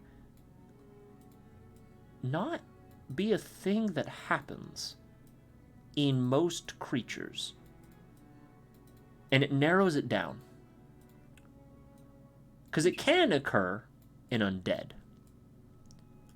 But it can also occur in demons. Or demon raccoons. Or it can be entirely artificial. Meaning that someone made it.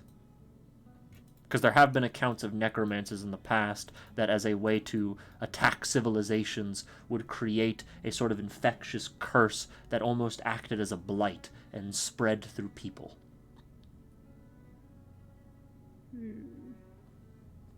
So I would say those are the sources you would get. Either it's man-made, or it's from some type of undead, or some type of demonic curse of some kind. Interesting. Also, just to give a little bit of clarification for everyone and everyone at home, because this is a slight homebrew, demons and devils in this setting are distinctly different because devils are sentient, they have conscious, they have thought, they're intelligent. Demons are not intelligent. They are like animals. They are bestial. They act mostly on primal instinct. Interesting. Yeah. What's the mail system like in your world? Like, can I send letters? Is that like a thing? Or There are couriers, yeah. Okay. Yeah, there's a order. They're called the Order of the Post, the Postal Order. All right. And would they it worship. be feasible? Do you think if I could write a letter back to the monastery, just kind of being like, "Hey, this is what's going on. This is kind of fucked up. Just that I should let you know. Don't really know what to do. I'm fine. Peace out." Like, Could I do that? Would that Fine. take like? Yes, I almost died. Yeah. P.S. Don't worry about it. Ignore the Copium, blood I'm stains. fine. Copium. Yeah. You can do Would that. that take like 6 months? Is that like a week thing? Like what? Seeing as you're not that far, it would probably take about a week it would probably take about a week for the letter to get there. Okay. And I guess. Yeah, there are. I'll just a bit. Go on. Yeah. There's an order. They're called the Postal Order. They're a clerical order, weirdly enough, and they worship the god Nuntius, who's the god of writers and messengers. They all worship that guy, and they all run around, and they deliver orders across the world. They're very psycho, because they'll go anywhere. You can literally send them to the top of a mountain, and they'll get there. Yeah, you can send them. It would cost you money, though. It would cost you about, from this distance, like 5 gold. Because they kind of have a 5 gold minimum. I mean, I know you can afford it, but it's... Yeah, I guess Henry would probably just do that, and the letter would probably just write down everything he knows and just be like, hey, you're probably gonna see an influx, possibly, of this kind of patient, at least this one guy with his fucked up leg. Just letting you know. Okay. Alright, yeah, you can do that, and it'll probably take a week before you are assured the letter gets there. I will tell you... Actually, no, I won't tell you that. Never mind. Okay. Yeah, no, Nothing... you would just let them know. And then I guess you go back to the yeah, tavern. Sure, you go back to the tavern. Your friends all arrive.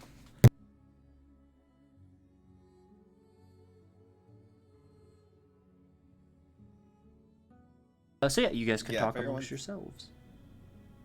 Yeah, I was gonna say, if everyone's gathered together, I would assume that, like, we're done with stuff for the night, and then tomorrow morning we can start on whichever one of the leads that we have. Well, we have, during this day, the meeting with the town guard, if we want to do that one. Yeah, let's do that one. Sure, yeah. As you guys are all kind of sitting around... Would... Oh, I'm sorry, go ahead. It's all good. Yeah, because Brody would, like, relay this information if people wanted, in the group, want to try to take the job up just for something quick and simple. Yeah, I'm down. Sure. Shouldn't be that difficult. I do want to ask, just kind of like, I guess the bar person. Yeah, as we Vienna. kind of get there and are waiting. Mm-hmm. Hey, have you ever heard of those, oh, what do they call them? The wild bloods. Wild bloods. Oh yeah, shifters. Yeah. Wild bloods, shifters. Yeah, I know those folk. Heard of them. What do you know about them? Thinks for a moment. Well, I've heard that they're shit, I only hear rumor, mate. They don't really like being around in towns. I hear they're, like the druids, all weird, mysterious, sitting out in the woods all day. Other than that, You think they'd be? Go ahead. If they did come into town, you think they'd be fucking victimized or like made fun of? Thanks for a moment. No, not in this part of the kingdom of Acrazar. Hell no. Acrazar, look, we're not Caerleon, mate. You foreign? You from overseas or something? Far enough. Right, yeah. Yeah, look, Acrazar, some people get it mixed up. We're not like Caerleon. Caerleon's very, certain, only certain races are appreciated up there. But in Acrazar, we're pretty, even keel. As long as you pull your weight in this country, you're pretty well respected around here. I mean, we got, What was the name of the kingdom that's racist? They're called the Caerleon Empire. How do you spell that? It's spelled like this. I put it in Discord. Actually, I should put it in Roll20 because I want everyone to be able to see it. They're called the Caerleon Empire, and obviously it's pronounced that way. Caerleon, I think, is a place in England. It's a city or something. I know it's an Arthurian legend, but anyway, yeah. They're the empire. Like in real life, they're the racist empire. Yeah, I mean, yeah. Yeah, Caerleon, they're a little bit, they're a little bit dicey. I mean, not all places in Caerleon, right? It's just, you get to more of the national sectors of the whole empire, and people start getting a little... Do you guys think we'd meet a bunch of Oibros going down there? Just like You got a license in the Caravan Empire, bro. You They got all, a they all license like to be worship the racist. sun. They worship the sun god over there and like, oi, look at this fucking bitch. You better not be a shifter, mate. You I better shake not ya. I'll bash your fucking head in. I Well, fucking at shake ya. least our schools are shooting grounds. Yeah. Yeah, look, mate. I would, if I was you, Alright. if I was a shifter, I would, I wouldn't go around saying that in the Caravan Empire. But around here, yeah, it's alright. Can't imagine. I've never met a shifter. I mean, you know, they don't really come into towns, I hear. Nomadic is what I hear often said about them.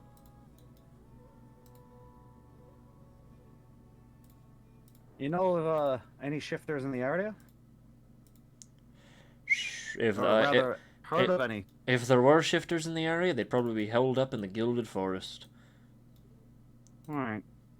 Or maybe they'd be down south near Leolta, maybe? But fuck Leolta, that place is scary as hell. How so? People go missing.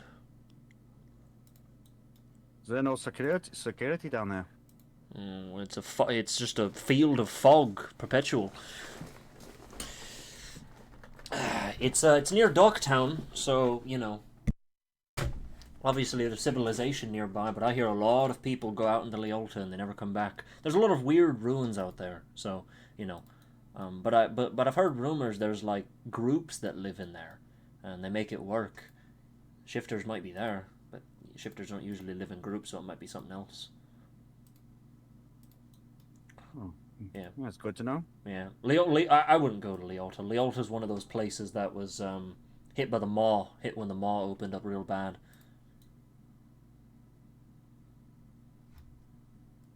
Like M-A-W maw? Yeah, like maw, like a mouth.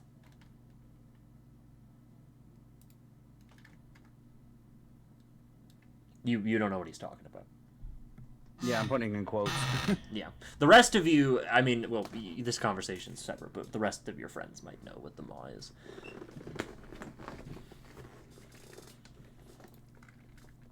It's not depicted on the map anywhere, unfortunately. It's a little bit too far south. I wasn't able to get it. Where's the time I went to the mall? Hey, Ma! We can do in a What'd you say, George? I'm sorry.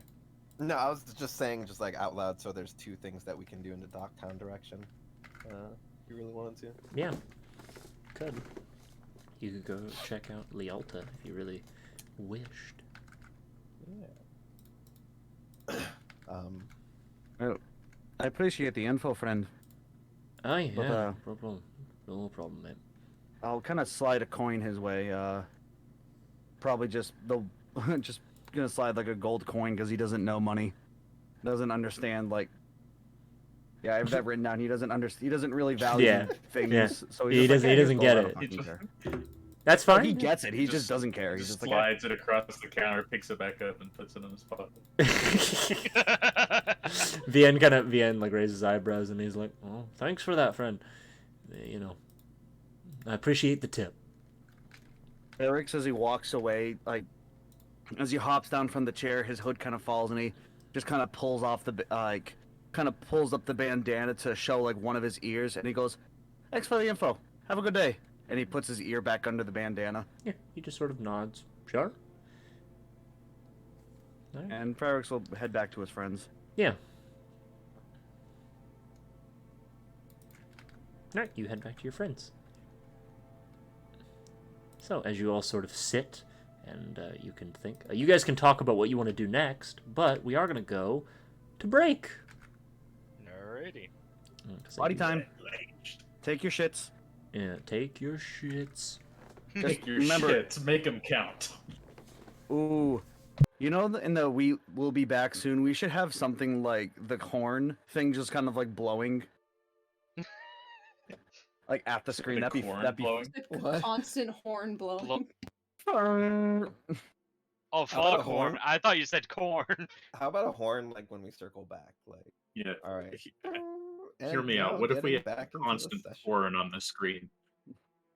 Well, if we really want to get people's attention, we do the war horns that when your queue pops in World of Warcraft. Because literally it blows your eardrums out to make sure it's like, hey, the queue popped. Better hope you're ready.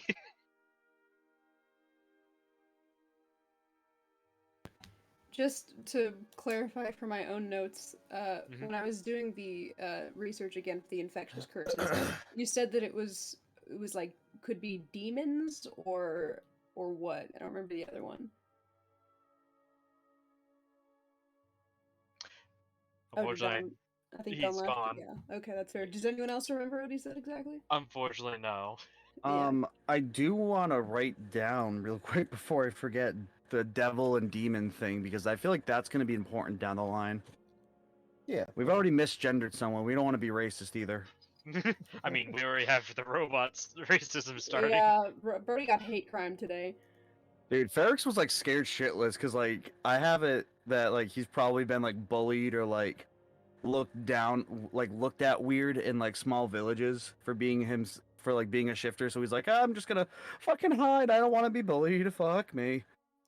I Well, mean, least you you're- were doing looks some like you're crazy shit with the fine. shopkeeper. You're trying to avoid being bullied. Honest to God, I have it that Ferrex is extremely impulsive. So despite his like fear of the big city, his curiosity is going to literally take over and impulse him to do dumb shit. Not dumb enough that like I'll like, derail a situation, but enough that like funny bits might pop up. Mhm. And I think Ferrex might have an issue if he does a thing where he does something like that, where he antagonizes someone, whether it's on purpose or not, and then 2 seconds later he tries to act like, oh no, I just want to see it. Why are you acting weird? Like he tries to gaslight them, like they didn't just have like Yeah, kind you of an can't expect. aggressive reaction. You gotta pick a lane.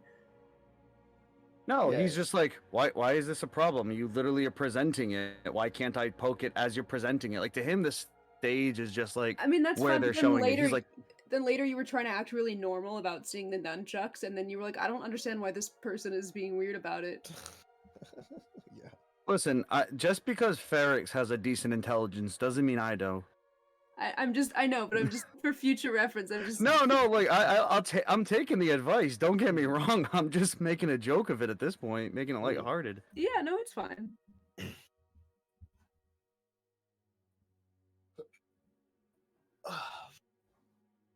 It's so funny now that Henry's the person that goes into the library now and reads books and shit. Man, I'm thinking about this, and I'm like, dude, I want to investigate this, but I also feel like Henry would be like, you know what? I don't have access to remove curse. I don't know if this is a good idea. I don't know if we Yeah. should do this. I like the idea that we now have another illusion wizard that does drugs openly, and he was about to trip the fuck out with Ferrex hard. Yeah. He's also Yeah. hot. Too. Yeah. Dude, real shit. He's got the That's long kind of delusion wizard, curly wasn't it? hair, just He like does. Elise did. Okay, Dawn, can you remind me from my notes when I was doing investigating on the infectious curses, Yes. what the potential things it could be? I think you said demons for one of them. Demons, undead, and man-made. Okay. Basically, if there's typically curses that could be venomous or like spreading in nature, almost similar to that of a disease, that could turn the creature like sour, like almost like rabies in a way.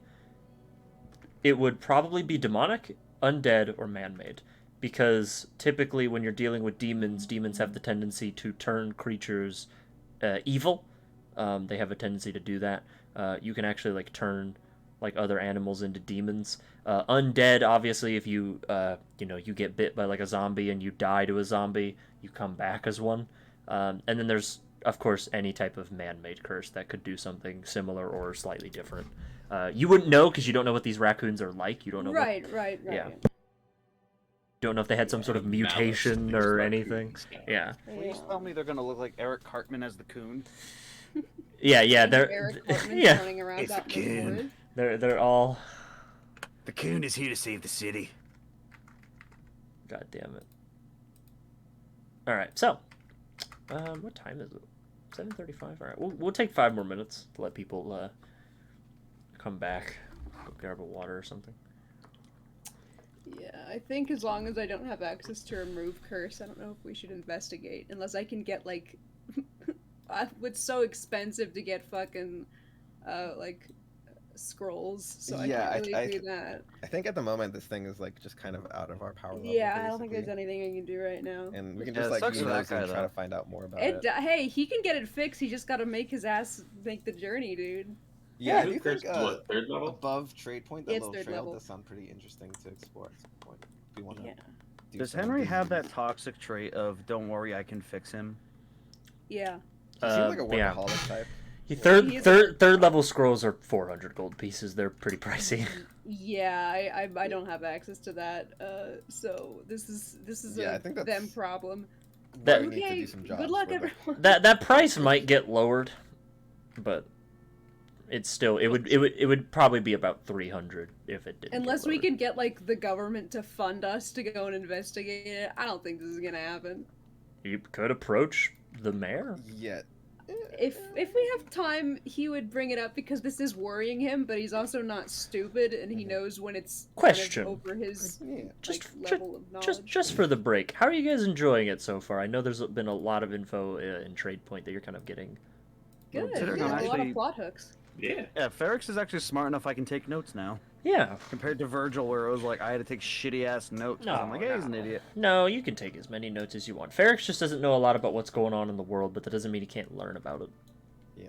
I like how diverse the city feels pretty alive with like all the really cool. Yeah, thank you. I'm trying to give you guys Oh, stuff. dude, there's to also do. the fucking factory that we just not know anything about. That Mhm. seems like stuff. Maybe we'll find some stuff out of it. But... Yeah, what do you guys feel like doing? Like the Honestly, I would path like. down south factory stuff. Factory stuff. Prob- does I seem mean, pretty I interesting. kind of want to check out Lialta. We can't. That's so far, isn't it? It's over here. Yeah, we are gonna be in town for like a week. I assume it'd be like a couple days journey there and back. Where Plus, is we're going the north. caravan heading? So Conrad heads up West. north. He Oh, north. well, okay, so he heads up north, but you would actually be able to talk with him about this. You could take this road. This road is fucked up, and people have actively been saying not to take it. You could also take this road, which is the road that's preferred. If you really wanted to ask Conrad, he would say they're probably going to take this road. They're going to head up to Cranville, and maybe stop in Cranville for a Sell couple days. cranberries. Well, how do we eventually make our way to Docktown then? Well, I mean, you have a week until he leaves. You could also ask him to stay a little bit longer in town. Conrad is he's not like a dictator. He's not gonna. You could also just let him go ahead, and then you meet back up with him. You're not strictly have to stay with the caravan, Right. Yeah. necessarily. But you could just go to Docktown. I mean, you have a week to be here, and you could obviously extend that stay for as long as you need.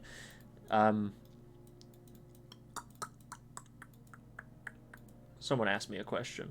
Yeah, but yeah, Conrad's going up this way. He's taking this road. I was just asking a stupid question. Do they sell cranberries at Cranville?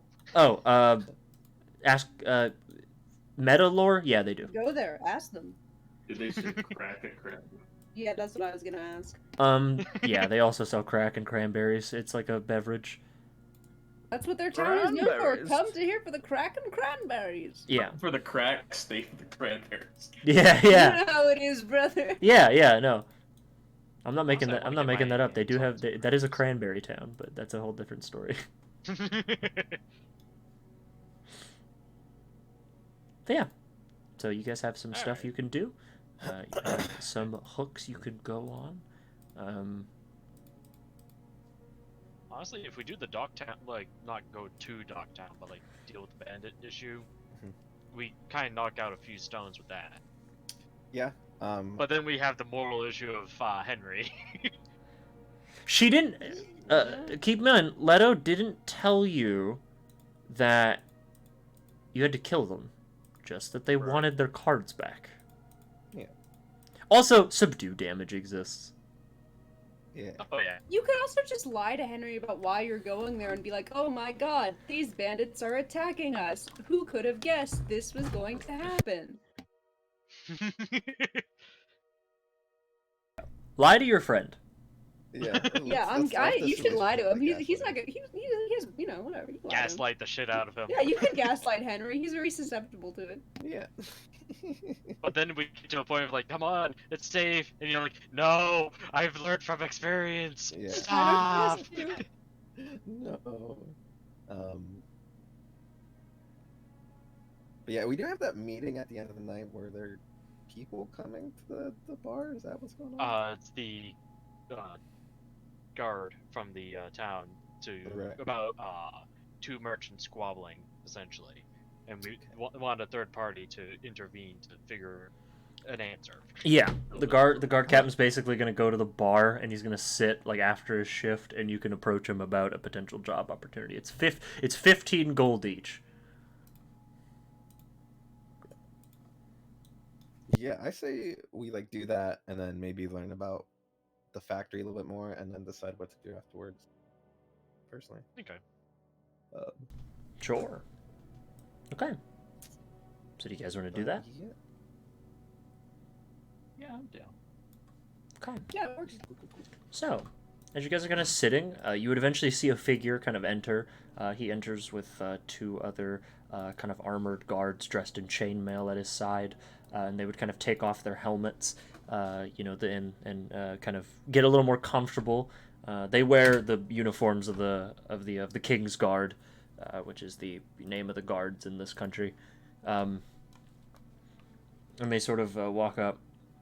You would see the gentleman who looks like Guard Sergeant Xanders is sort of a white-skinned person, humanoid.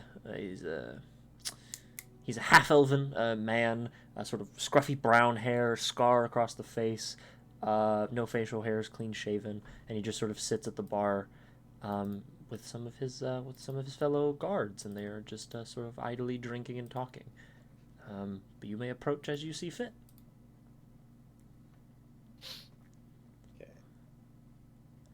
Does anyone want to go? Or You can have the robot go first. We can all go. Ooh. Yeah, I'll go up with Jack, I suppose. Sure, yeah. You guys can approach. I'm assuming Henry's sleeping at this time, right?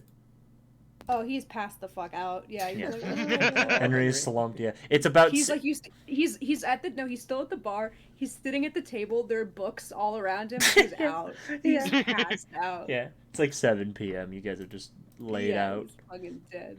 But you guys go and you approach, and he'll kind of turn and look at all of you and be like, "Hello, greetings. What can I help Good you evening, with?" sir. Hi there. My name is Isaiah. I do have a couple of traveling companions with me.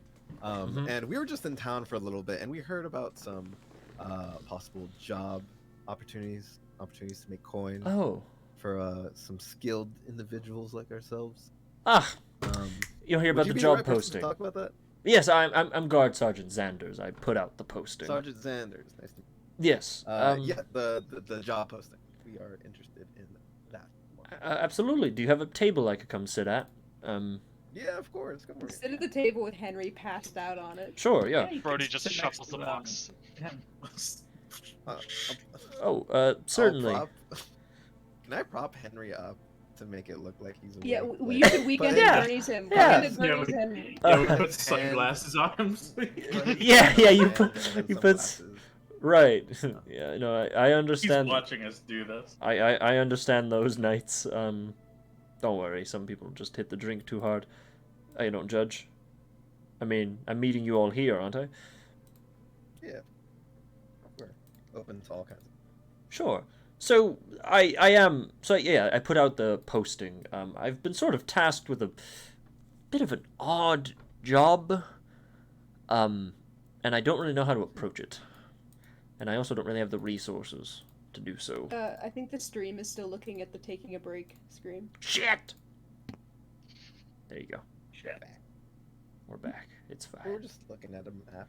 Yeah, it's fine. It's fine. It's not that big of a deal. Anyway. So, as you guys are kind of all sitting, he would kind of look and he'd be like, so, recently there's been a bit of a problem between two merchants. I've been tasked by my captain to deal with this single-handedly, and I gotta be honest, I don't really know how to do it. We're not being given any funding for this because it's such a minor issue, but I just can't seem to get these two merchants to work together. Let me explain the story. So, there are two merchants in town, Old Man Gibbery and Mr. Worcestershire. Worcestershire. Yeah. Gibbery, they're neighbors, I should preface. They're neighbors and they're both fellow merchants. Gibbery is the town's baker, and he's the best one by far. I mean, his baked goods, people come all the way from the capital just to eat them. They're good stuff. And then Mr. Worcestershire is the town's butcher. He's one of the lifebloods of the town. His cuts of meats are, everybody buys from him. And they're neighbors. They work alongside each other, pretty in close proximity. But anyway, the story goes that Gibbery started accusing Worcestershire of stealing his baked goods at night. Worcestershire denied the claims, insulted him publicly, and the two got into a pretty nasty fistfight. Then Worcestershire accused Gibbery of trying to poison his pigs because they came a little bit under the weather. Old Man Gibbery denied the claim, saying, I believe, and he pulls out a little note, and I quote what I wrote down in their statement, your rotten pigs would be grateful for the poison. At least that'd be more edible than the slop you feed them. And then they got into another fist fight. Both of them ended up at the temple for the evening. Them's fighting words. You never mess with another person's meat. Right.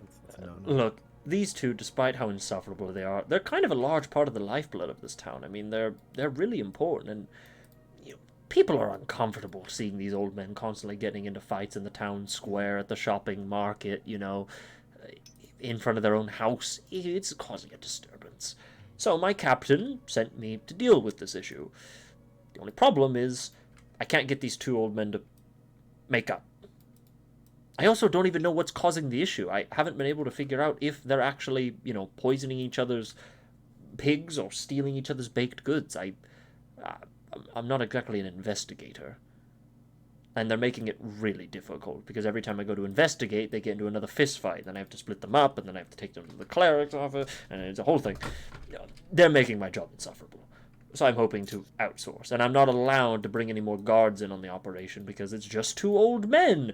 It should be easy. If they don't listen, just throw them in jail. But I can't just throw them in jail, because they're important in the town. And also, where's everyone gonna get their croissants if they're in jail? Exactly. You don't want to just... You can't you can't arrest the baker. That's like bad form. So I'm trying to outsource. Maybe if some adventurers came in and I got a new second set of eyes or something. I will have to say, I'm not too sure if any of the friends with me would like to speak up, but I do like this job in that it is a nice change in pace, because recently we have been fighting for our lives with crazy monsters, and I feel like we could settle this dispute between these two older men pretty easily. Alrighty. Jack. Yeah. I do ask, I have two goals of this, because obviously if one of them is stealing from the other or is poisoning the other's product, I do have to take legal action. So I am asking you to kind of also play detective here. I would like it if you could figure out if that actually is happening. And if it's not either of them, and if you can figure out the order of operations, who did it first, who did it in retaliation, or if either of them did it at all. I can't imagine, they're old men. I can't imagine they're cunning or petty enough to want to rob each other of, like, cookies and poison hogs. I feel like that's... I don't know. I just... Figure out who's doing it, and figure out how we can put this whole issue to bed. I know the pay is not a lot, but 15 gold is 15 gold. And you'll be in my good books for your duration while you're in trade point. Whatever that's worth. I think that is a fine plan. Henry, what do you think? And then I'll elbow Henry and pretend to talk as Henry real quick. Just saying. I think that's a good idea. Yeah, I agree to join you guys. Kid, it's on board. Okay. Yeah, how about the rest of you guys? I will be inclined to join. An automaton. Does the do this? I know this is going to sound maybe offensive. Do I pay the automaton? Yeah, he's a guy. Yes. He's a Okay. little bit more unique and a little bit more special. Okay, I'll pay the automaton. Sorry, Mr. Robot. Just, I figured I'd ask. I didn't want to, like, insult your owner if they were nearby. Do you have an owner? I don't know. Anyway, I'll pay you. You'll get paid. Thank you. You're welcome. So polite. Okay, well, one moment. He pulls out some parchment and an ink quill, and he writes up a big thing, and then he stamps it. Here, this is a guard letter. Show it to the old men. It's basically a warrant. It'll let you in there. They'll let you in their house, hopefully, and let you look at the scene of the crime. The crime, he says in quotes. And it'll also allow you to question them without them, without you doing anything illegal. They might give you a hard time, but, they're very old. They're old men, yeah. Yeah, they're old and they're stubborn and they're crotchety. But good luck. I really appreciate it. The sooner the better this gets handled, obviously, but it's not like, these two guys... I would like this to get settled before they end up killing each other. That would. Right. Yeah. One query. Do they bind automatrons, as you have stated? They're old-timers. I don't necessarily know if they mind automatons. They're old-fashioned. So maybe they would, maybe they wouldn't. I don't quite know. Well, as long as you have that letter, you're a part of this operation. So, to go against you would be to go against the law of our town. And, they may be crotchety, but they do accept the law as, written word. Right. They're good citizens.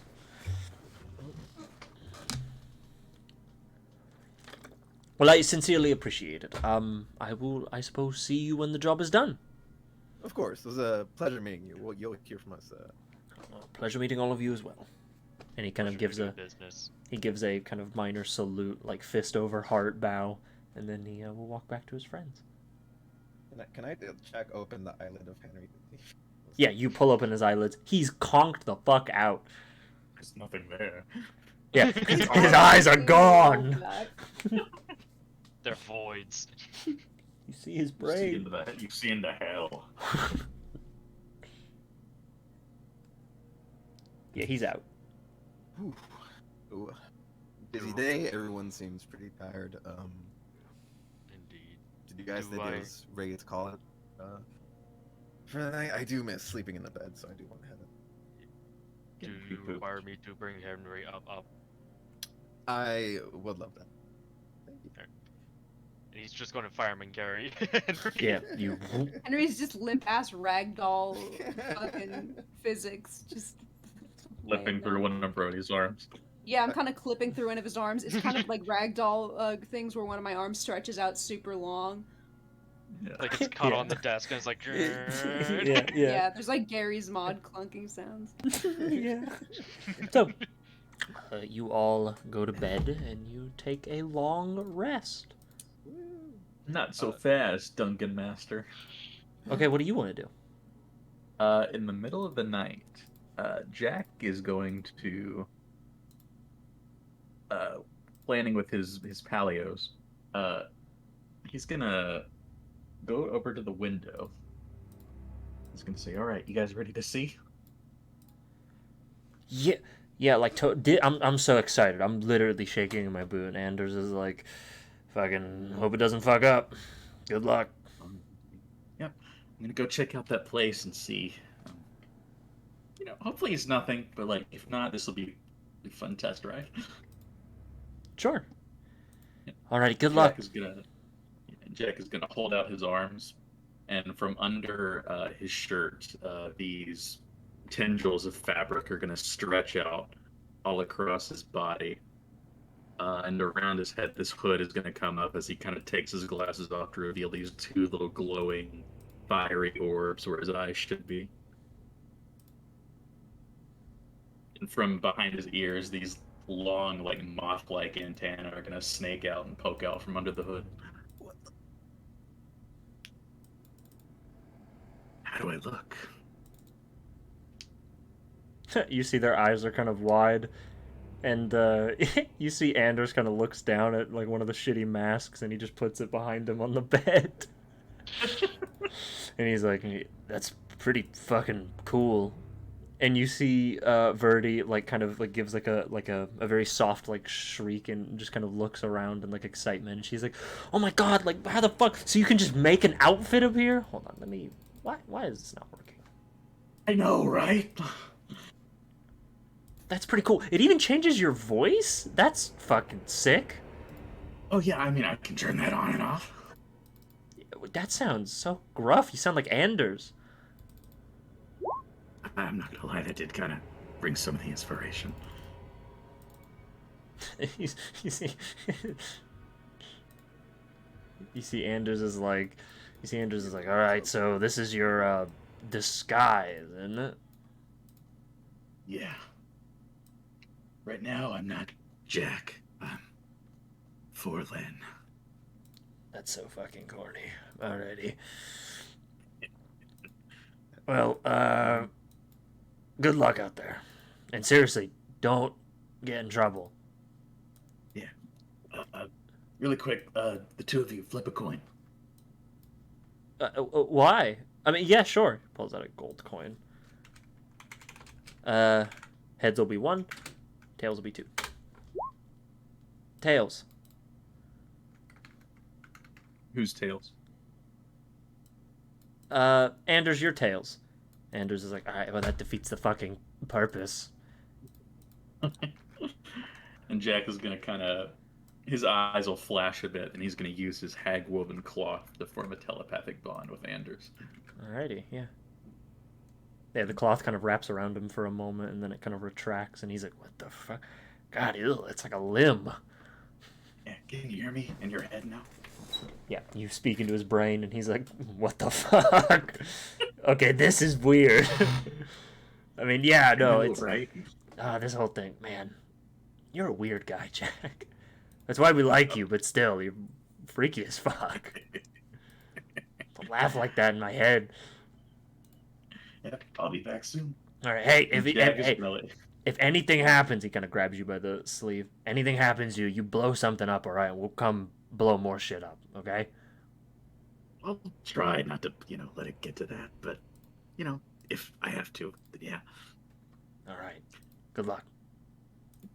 Jack is gonna roll backwards out the window, and the tendrils of fabric are just gonna latch onto every little crack in the wall of the tavern as he just kind of spider crawls his way down there. Yeah, absolutely. And you are going to the factory, I presume. What? Yeah. Alrighty, yeah. So you kind of Spider-Man crawling across the walls of the town, across the rooftops. It is dark out. It is very dark, and this is not a city. It's a big town, but it's not a city, so there's not as much light. I will say make a stealth check, if you could, please, just to not be spotted by any of the guards at night. Yeah, you kind of, as you're kind of you're swinging. This is very new to you. This is a very new second skin, as it were. And while it feels very good and it feels very natural, it's new to you. At one point, you kind of leap off of a roof and try and leap onto another, but you undershoot it really hard, and you have to make a dex save as you kind of fall a little bit. Okay, so you catch a like the edge of a ceiling with like the spindle of cloth, and it wraps around, and it kind of wraps around a gutter, but then the gutter collapses, and you fall comically into a pile of trash, and you hear oh, shit, yeah, you hear that? Let's go check it out, and you hear footsteps coming. You want to get away? Yeah, just crawls directly back up the wall and just tries to get into a shadowy place. Yeah, make a stealth check. Yeah, you cling to the wall, just up above, kind of under the awning of a ceiling, and some guards come and they look and they go, "Fucking raccoons, God, they haunt this place to this day. They kind of just look around and they leave. Ever since the massacre. Yeah, ever since the rack attack. Fucking hate raccoons. And they leave. You're good. But you continue to make your way, trying to get used to this very new form. But you would eventually see the sort of factory yard. The factory itself is huge. It's a big building. Has all these kind of like smoke and chimney stacks out the top, brick roof, large open glass windows. You would see there's like a big yard, and the whole thing has like a stone gate with metal spikes up at the top. And at the front and back of it, there are these two big wooden sets of doors. And you would actually see most obviously this is a setting where like at nighttime people go to bed. No one really works in the evening, and if you're out at night it's usually kind of a bad thing. However, this factory does seem to operate all times of the day, and it's loud and it's annoying. It's a little bit of ways from like the living sectors of town, so obviously it's not like it's not intruding too much on like, you know, the sleeping arrangements of people, but it is a sign of the times that there is a factory that operates at all hours of the day, and probably only closes for like a few of those. And you would get the sense it is still operating during the midnight hours. You see there are carts, not as many obviously, and it is definitely slower going and slower production. There's not like tons and tons of people there, but there are still people there. And because the whole yard is lit up with lanterns and whatnot, and the inside is obviously very lit, but you do see the factory at large. So what would you like to do? You said there's like a big spiked fence in the way. Yeah, I mean, Yeah, shit. you could probably. I assume I couldn't just climb over it. Yeah, it's not like no protections. You're easy enough. Yeah, it's kind of right over it. Yeah. And he'll be looking for like windows that he could like climb up and just kind of like peek into. Sure. Make me another stealth check, because you now are in the facility and you're obviously, you know, there's always a chance. 11. Okay. God damn it, No one sees any of you because there are no guards here. It's just workers, and you know workers are not going to be the most perceptive. So you kind of slink around, kind of hiding behind barrels. It's still not super bright. Like it's not like, you know, it's not like they have spotlights beaming down. You know what I mean? It's like it's lantern light, which is not very good. But you eventually get to one of the big windows and you crawl up the side of the building and you look in and you see this is a sawmill through the center of this kind of structure. It seems that goes out the back of the structure. They have it's like a waterway. It's like a canal. And what they do is they funnel the lumber from the water into this canal, and this canal goes into the center of the whole facility. And then, you know, the logs just sit floating in the water, and then they're pulled out of the water. Traditionally, this would be done in olden times, or, you know, before these machines. It would be done with rope. You would just tie a rope around the log and drag it up. But now it seems that they have these almost like mechanical, I mean, you know, call it what it is. It's a crane. It's small. It's not that big. It's only maybe 10 feet tall, but it's a crane. And you see a guy, he kind of like has like a dial. It's almost like a device attached to the base of the crane, and he kind of moves it. And you see as the crane moves, it's a very like clockwork mechanism. And a lot of the gears almost are exposed on it, and they're just kind of as it like moves, and it moves in this very slow, archaic fashion. This is like a crane if it was super fucking primitive, like a crane made like if a crane were made of Lego pieces in a weird way. And it kind of bends down and it wraps the three-pronged claws around the wood, and it picks the wood up, and then it puts it on a belt, and these like moving wheels go through these big saw machines that kind of split the wood in two and whatnot. And these machines, you can tell by the smoke, and you can tell there's like almost like furnaces on the sides of many of these machines. You see they are funneling in finely ground, sort of small, not too big chunks of bleak rock. And they're just funneling them in. And there's kind of steam billowing out. the sides of the machine. Occasionally, you do see one guy, and it's kind of interesting to see how the process goes, because these guys, they put their shovel into these piles of bleak rock, which is almost like coal. But you notice they almost have to measure it out, because can't put too much in, can't put too little in.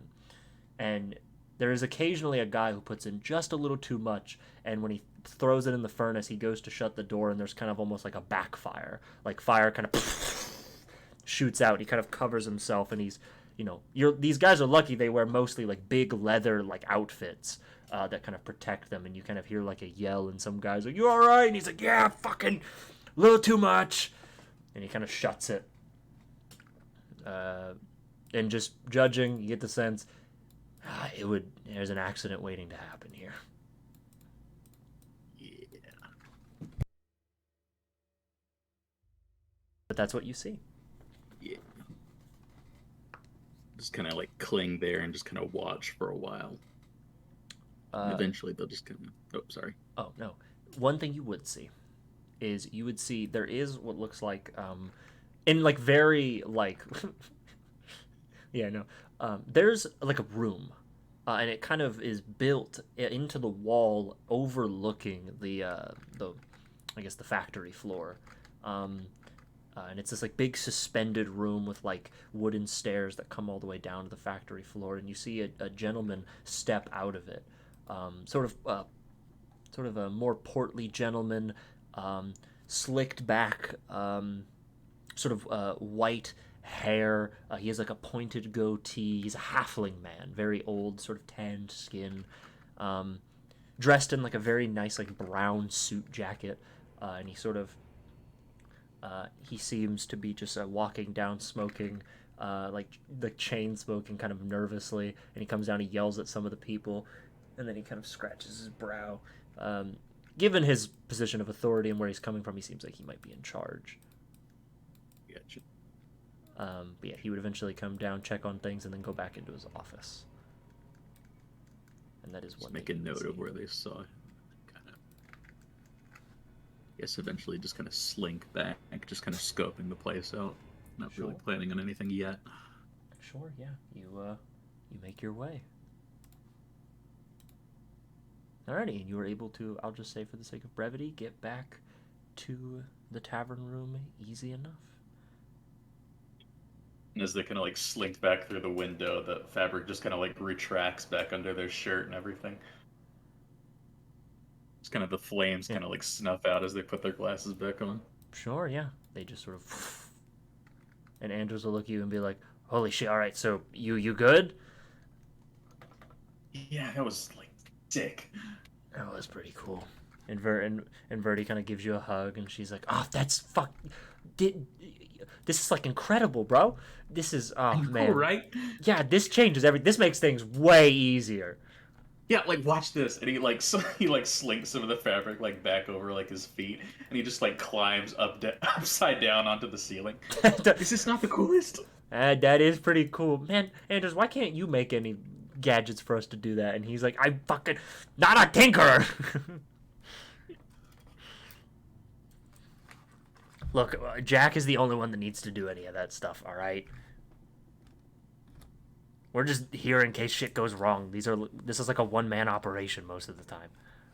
Yeah, I don't want you guys to like have to go out there and risk yourselves or anything. Yeah. Besides, I'm not strong or dexterous, and Verdi, you're loud as fuck. She's like, "I'm not like loud, bro. What are you talking?" She yells it very loudly at night. And like with the broom like bangs on the ceiling. Yeah, somebody's like, "Shut the fuck up." But yeah. But yeah, they were definitely using bleak rock, and it was like this guy like accidentally put in like 1 grain too much and it almost like exploded. He nearly died. Oh, It sucks. Yeah, it does suck. Jesus Christ, why does anybody take this stuff out of the ground? Just leave it down there. I know, right? Yeah. All right, well. We'll have to do something, Doug. Right. I don't know what yet, but... Right, you figure it out, and we'll get whatever you need to make sure it gets done, yeah? Yeah. Alrighty. But you guys are able to go to sleep. And the next day comes to all of you. Ah, too loud! Oh! I fall off the bed. Yeah, you hear a bard who plays way too loud, way too early. Someone yells Do I at have him. any tomatoes in my bag? Yeah, you have a tomato. Yeah, it's there. I'll see how good he plays. Yeah. We shall see. Right, but you guys all wake up. You're able to get your breakfast. But yeah, what would you guys like to do? You still have about an hour of session left, so you guys still have some time to do stuff. There's a long rest. Yes, Go bro. Go ahead. No, that's a good question. Okay. He's going to adjust his armor a bit to the infiltration armor, as well as going to be making some magical items. Okay. Yeah, what would you like to do? He is going to make goggles of night and the bag of holding. Alrighty. So, kind of in your room, would you share a room with Zay? Is that who you're sharing a room with? He could be with anybody. Yeah, because I would guess Ferrix and Henry would share a room. Yeah. That makes sense. Jack has his own room. Yeah. Yeah, so I guess. Yeah, I guess it would be with.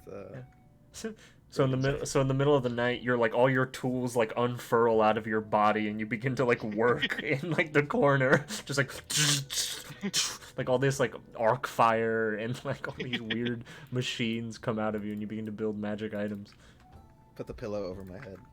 Yeah, not a great roommate. Not the best. That's the only reason nobody heard Zach. Nobody heard Jack. To where pretty much you don't see much different from him visually speaking, but he'll have a pair of goggles that enhance the red in his eyes to like almost comical size, and you'll see a little ring that he'll make that has just a little bit of fabric that's like small, but if you put your hand into it, it's going. Right. Yeah. So it looks like just a tiny little bag, coin purse, but it's big. all right. So you now have the bag of holding. So you are definitely the official loot pile man. Yes. So congrats. This video is sponsored by Loot Pile. Here For all also your magical items. I'm gonna for you, Brody. I'm gonna make you. I'm gonna make you your items that are specifically yours. All right. They're under there. They're under Brody's items. Call them Brodums. Oh, that's too close to scrotum, and I know that's gonna become problematic for us. Is it a problem? Is it really? It is. Or is it a fucking solution? No. But yeah, and if anybody wants to try to put the goggles on, you just get comically red eyes, like big, bright red eyes. You get like Ozzy Doesn't make Osbourne sense. glasses. Yep. And Sure. like when you look through it, instead of just seeing like the normal shades of color, It'd be like lenses, wouldn't it? It'd be like lenses. You put Like like contact lenses on somebody. Yeah, that works. Yeah, it's just red lenses, and that you just see everything clearly. Yeah. At night. Right. So you have your two. Yeah. So you have your 2 items, and you've also you're kind of your body kind of like shifts a little bit, like your feet kind of like they adapt, and you get like softer soles on your feet and stuff. For your infiltrator armor, which because you're a robot, your armor is integrated, so your body just physically changes ever so slightly. And then you just see like small crystals just emanating out of his knuckles. Alrighty, yeah. Alrighty, that's you guys. That's you. So you all wake up. Yeah, what would you like to do, Ferrix? I mean, if it's like nighttime hours, I can't do it. But if it's like daytime, Yeah, it's the morning. This is the morning that we're doing. Yeah. Okay, so I was hoping to kind of hit up a blacksmith or just like some kind of a weapon seller? Zay wanted to do that actually, so you could go do that with him if you'd like. Yeah, I'll go with him. Yeah. Does anyone else want to go hit up the blacksmith? Yeah, I'll go.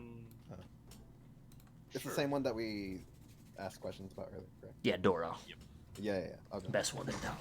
Dora, the blacksmith. All right. So, Henry, what's Henry doing this morning? Just He's sleeping chilling. in. Yeah. Sleeping in. Yeah, he's earned it. He did a He's lot sleeping. today. No, Brody's dragging by his foot. If you want to drag him, what was it? Where are we? What are we doing? We are going to see a blacksmith. Oh, Do you want to come? what time is it? Early in the morning. Sure.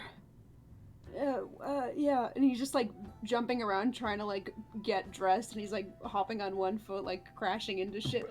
Brody, Brody. Brody. You see in your heads-up display something kind of like shocks into your vision, and it says protocol 087. When designation humanoid who is in control is condition overworked, protocol dictates Oh, euthanized. make them rest. Fucking knock him out. Sleep. And he's got his shirt on, but Actually- it's like backwards. Yeah. He's like, okay, Actually, please refrain from joining. What? You are exhibiting signs of exhaustion. he's like standing there with his shirt backwards, his pants are like unbuttoned. He's like, what? You just woke me up. That was all my part. My bad. Henry just sits on the bed. Do you want me to come or not? You can come if you want, but if you want to continue rest, it is recommended. I guess I'll come. And then he just give me a minute. I'll be down in a minute. Okay. I think my shirt's on backwards. Shut up, or cursive. I didn't Fucking do giggling. anything. That was Dawn.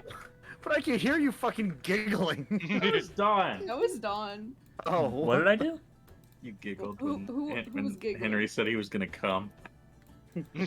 Henry's a sweet boy. Don't you defile him. Yeah. Oh, I didn't. Oh, Henry- damn it. Henry is not for sexual.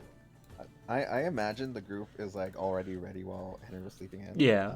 So I'll use the horn of silent alarm to wake him up a little bit. So Yeah, Henry, He's you just already hear. fucking awake. He's like trying to like delicately Being like an put his leg asshole. through his pants, and all of a sudden he hears this huge horn. He's like, and he like kicks over and like crashes into his nightstand or something. Starts You hear this like sneezing. huge thump upstairs. see, I'd like to imagine it was more of like that military.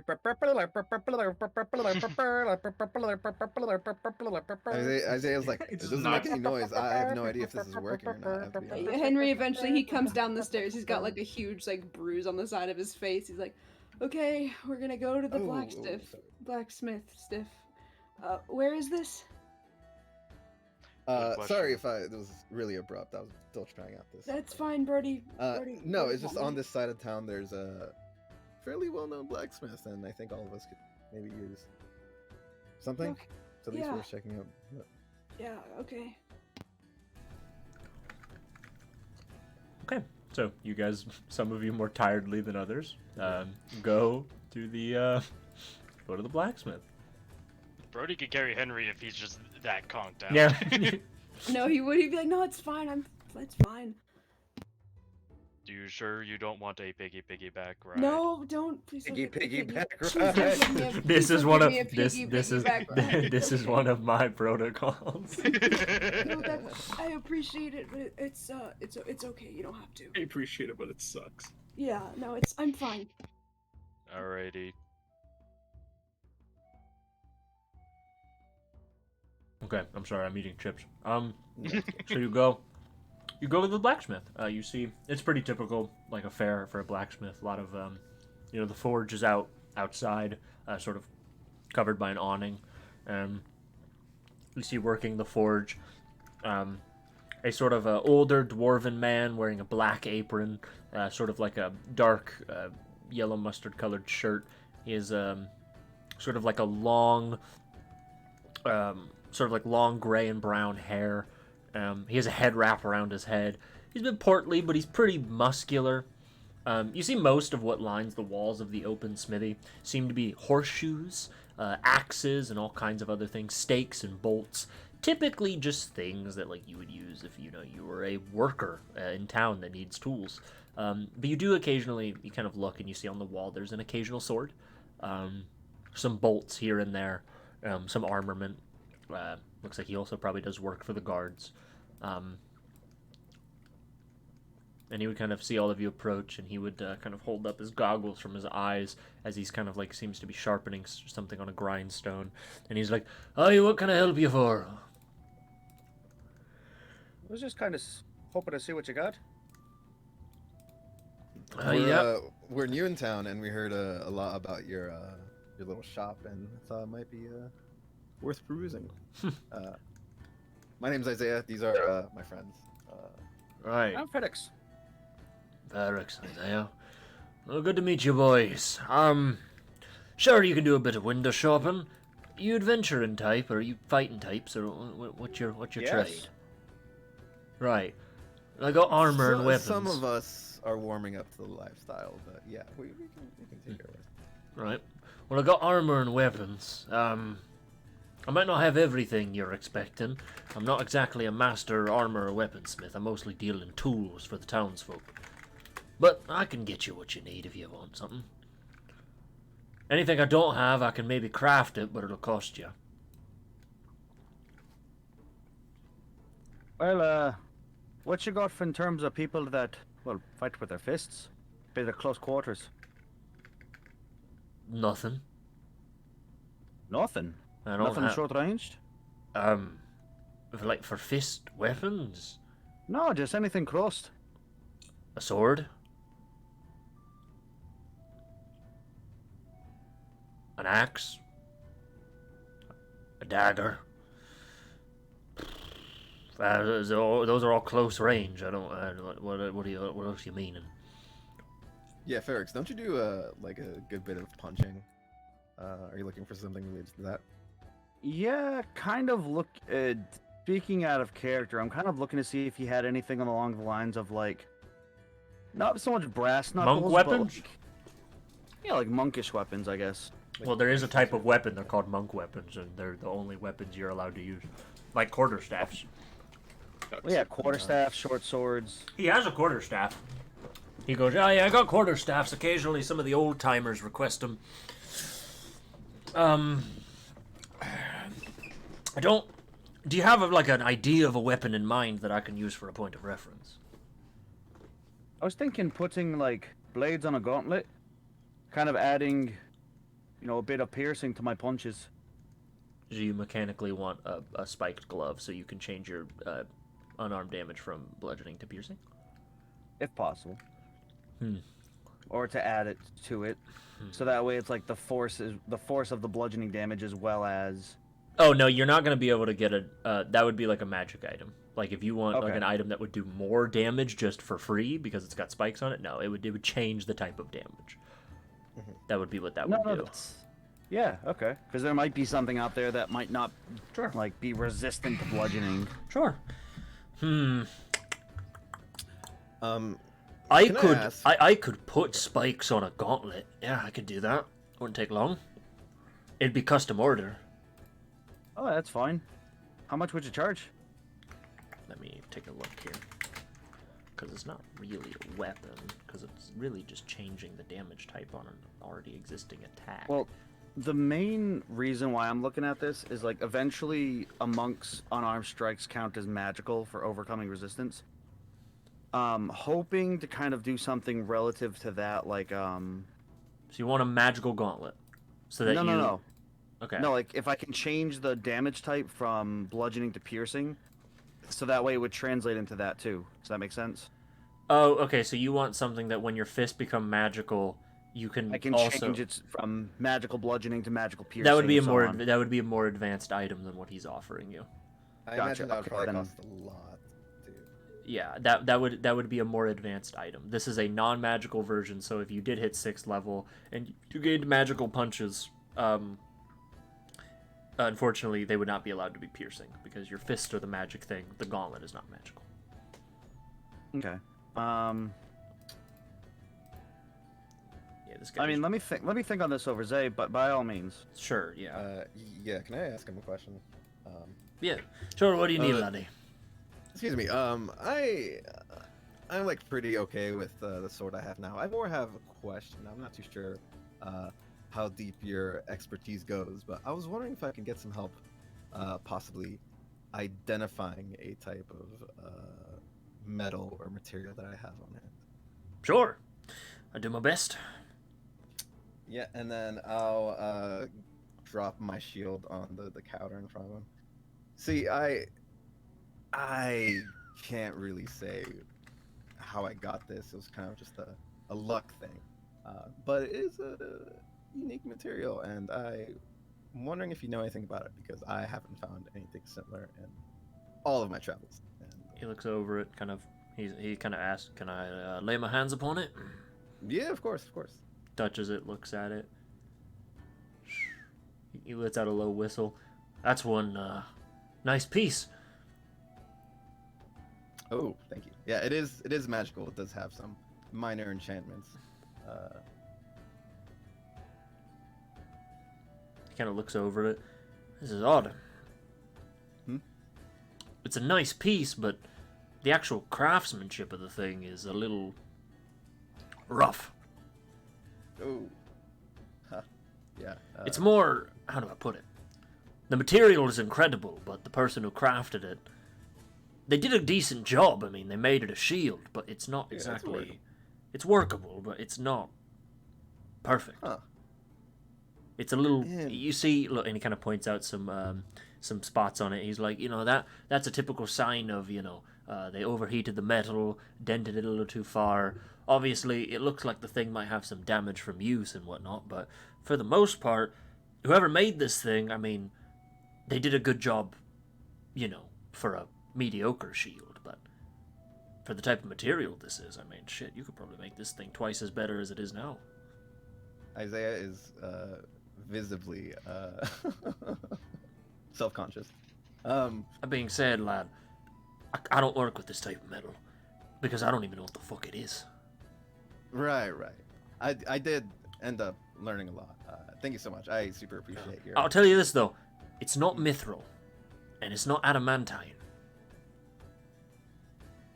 Usually when people come to me about special metals they find, it's usually about one of those two. But those are usually native to Ikoria, where I'm from. Never seen anything like that. Interesting. I'll just have to ask around. We're actually traveling, I believe, northwest in the coming weeks or so. Do you know of any, famous blacksmiths or someone who might know a little bit more about the unusual? Yabba dabba doo, let me go to the world anvil and get the name of this character.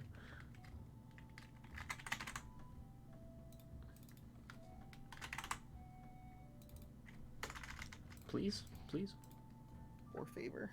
Please. Let me have the city on here.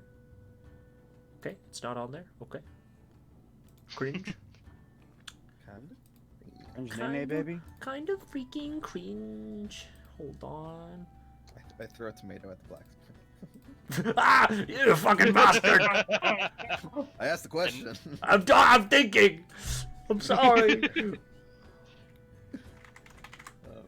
I guess the bard wasn't too bad to warrant your tomato.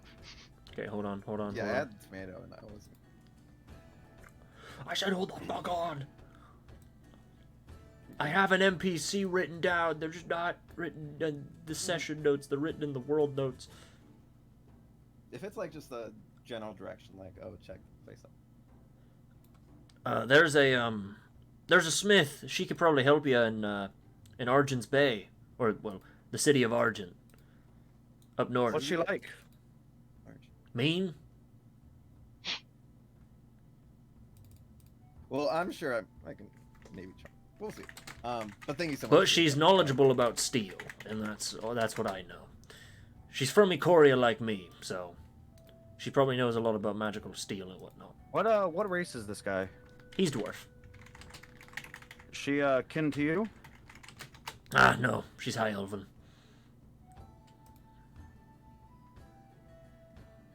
Oh, all right. Yeah, she works with magic steel. That's sort of her thing. You know of any hang on 1 second.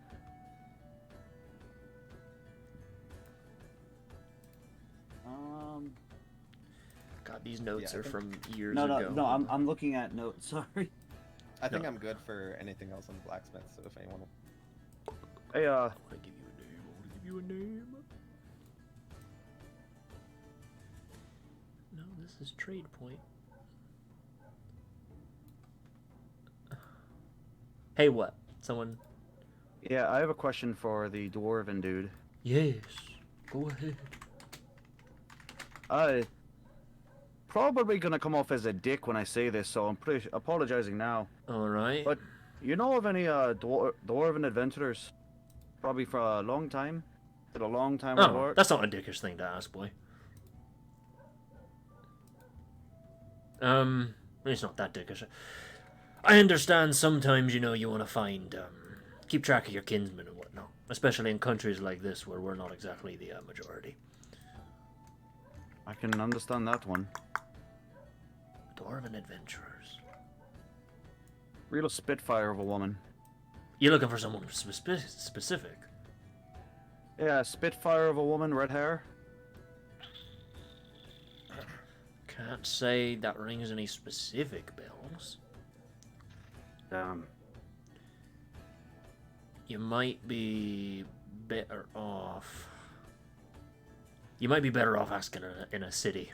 Or asking people that might know people. I'm just the blacksmith. No, I just didn't know if being a blacksmith you came across any stories. Unfortunately, not that many. All right. Oh, thank you. No worries. Did you ever give me a price for those? It would be Funny five. that It one. would be 5 gold. And you said eventually, like, to do what I was thinking of doing would be a magical item down the road? Yeah, it would probably be something a little bit more special. I mean, theoretically, you could just get these gauntlets enchanted and make them magical. Yeah, that's what I was gonna... I was gonna get the gauntlets anyway, but I just wanted to make sure for clarification I wasn't... Yeah, you could do that. It wouldn't be difficult. No, okay. I'm fine with that. Okay, so 5 gold, and he can whip those up for you. And I'll say, for the sake of brevity, you can just have them now, because, I mean, you could just sit around for a few hours and grab them before you went and did anything. Okay, so gauntlet. Yeah, just add spiked gauntlet.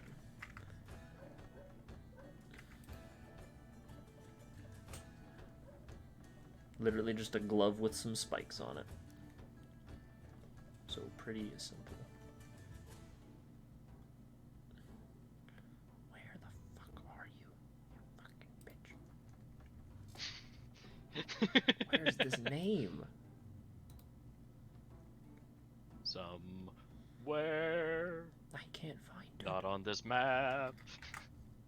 Nor onto the next. You know what? I'm taking to evasive action. I gotta go to a different roll 20. Bye. Because I know she has a character sheet. Fucking bitch. God damn it. Yeah. I should have just made up a name. I don't know why I'm so insistent on just. Any case, but yeah, you guys can go wherever else you'd like. Brody would aim for like trying to square up the disagreement so that we can get that done. Ilya. Ilya. Her name is Ilya. Ilya the blacksmith. That's her name. She works out of Arjun's Bay. I got it.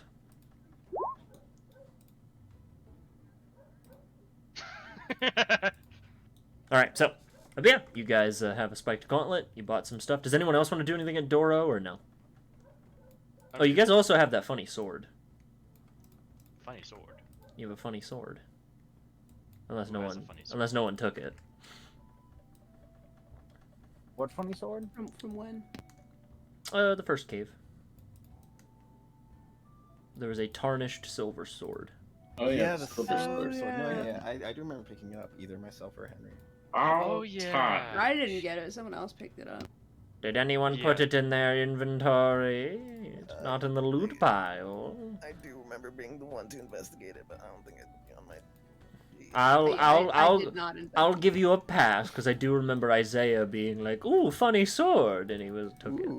Yeah. You got past this time. So add it to your inventory, Isaiah. Tarnished silver sword.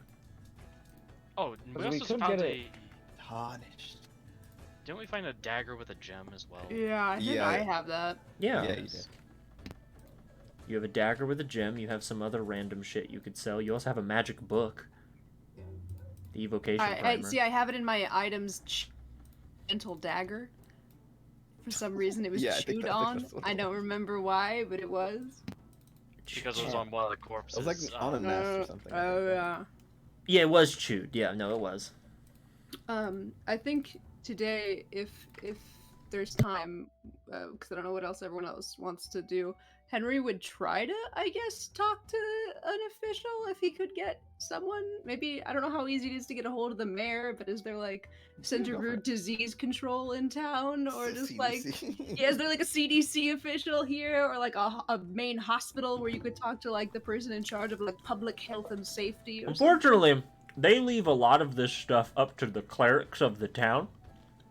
Right. So it's kind of whoever has the magic deals with it. Obviously, Okay, if you is there were like an alpha cleric or something? not particularly. Fuck. You get the sense You are the clerics. alpha cleric. You would Oh, actually fuck. you would just know how this works. Clerics tend to be very independent because they're religious organizations, and they typically will request funding from the various heads of towns to fund their healing efforts. And then the town will at their discretion give however much money to the clerics to keep the people safe. Obviously, herbalists also get a similar treatment in that because they do a similar practice just through like alchemy and whatnot. Okay. Knowing what he knows, he would probably go to the person that he would know to be the best suited to talk about this, to maybe like, hey, could you like maybe give me some like scrolls of remove curse or something, and also tell people not to go into the woods because this shit's kind of fucked.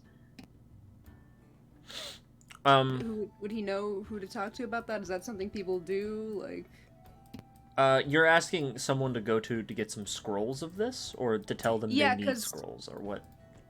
Either or, just to kind of like tell an official that it's happening, that basically it's like this is a curse, this isn't just like a regular plague, this is kind of like sussy. And also, if you wanted him to look into it, he would need to have some money so that he could buy those scrolls. If that's possible. Obviously, the mayor is the highest degree of politics you could go to for that, but the easiest would be the guards. I will tell you, you would just know, having been to this town before, they probably don't have clerics of the level that might be necessary for this. Right. Okay. Well, then I guess he wouldn't, because he would probably know whether or not that'd be something he could get in town. I mean, like you could go to them, because here's the thing. I mean, they can outsource, right? It's just at the town of Trade Point specifically, they probably don't have like a crazy powerful cleric just resident living here. But you could. Yeah. Well. Yeah. No, I'm just thinking, because we're gonna be working with the guards anyway, so I guess later he would probably just be like, hey, probably tell people to not go to this area of the woods. Okay. You could, and if you wanted to go deal with it, you could also make a bid. Like, you can kind of set the parameters of a quest if you want to go take it. Not. Yeah, I mean, not right now, because again, if there aren't like high enough clerics, there probably aren't gonna be like too many, unless there are like scrolls lying around that could remove curse. Yeah, but like the information we learn could be useful. Yeah. Yeah, but then one of us goes in there, we get bit by a rat, and then we lose a leg. Oh, fuck. No, yeah, for sure. Oh, Yeah. it's entirely up to your discretion how you wanna deal with this sort of stuff. But yeah, you could at some point probably tell the guards. They're the easiest, most direct route. He would probably just let the guards know, and then that's it. Sure, yeah. I'll say, if you guys, when you go back to talk to Guard Sergeant Xanders, you could talk to him. when your job is done, because he's the guard at the moment. But yeah. So, is there anything else you guys would like to do? Do you guys want to solve that elderly dispute? Yeah. Quick. Yeah, while they're doing all that, Jack is like setting up his stall outside for his alchemy shop. Oh, you're gonna sell shit? Oh my. Yeah, it's called Jack's Hideaway. Sure, yeah. You go and you can spend the day setting some shit up. Do you have any supplies to like sell? I just figure like the little things he was making throughout. I figure he only makes like enough to make more. He's not like making actual gold from this. Okay, yeah, sure. Yeah, yeah, because mechanically you could make some money off of this, but you'd probably have to use the system at play, which is like you gotta do the whole fucking. Yeah, I don't really have enough gold to just make stuff at the moment. Yeah, yeah. Unfortunately, you do need like a startup cost amount of money to start making money. All right, so, yeah. So you guys want to go deal with the little weird issue? Yeah, I guess like addressing the rest of the group and doing that, I'll just say something like, so how do you guys want to get information on this kind of dispute?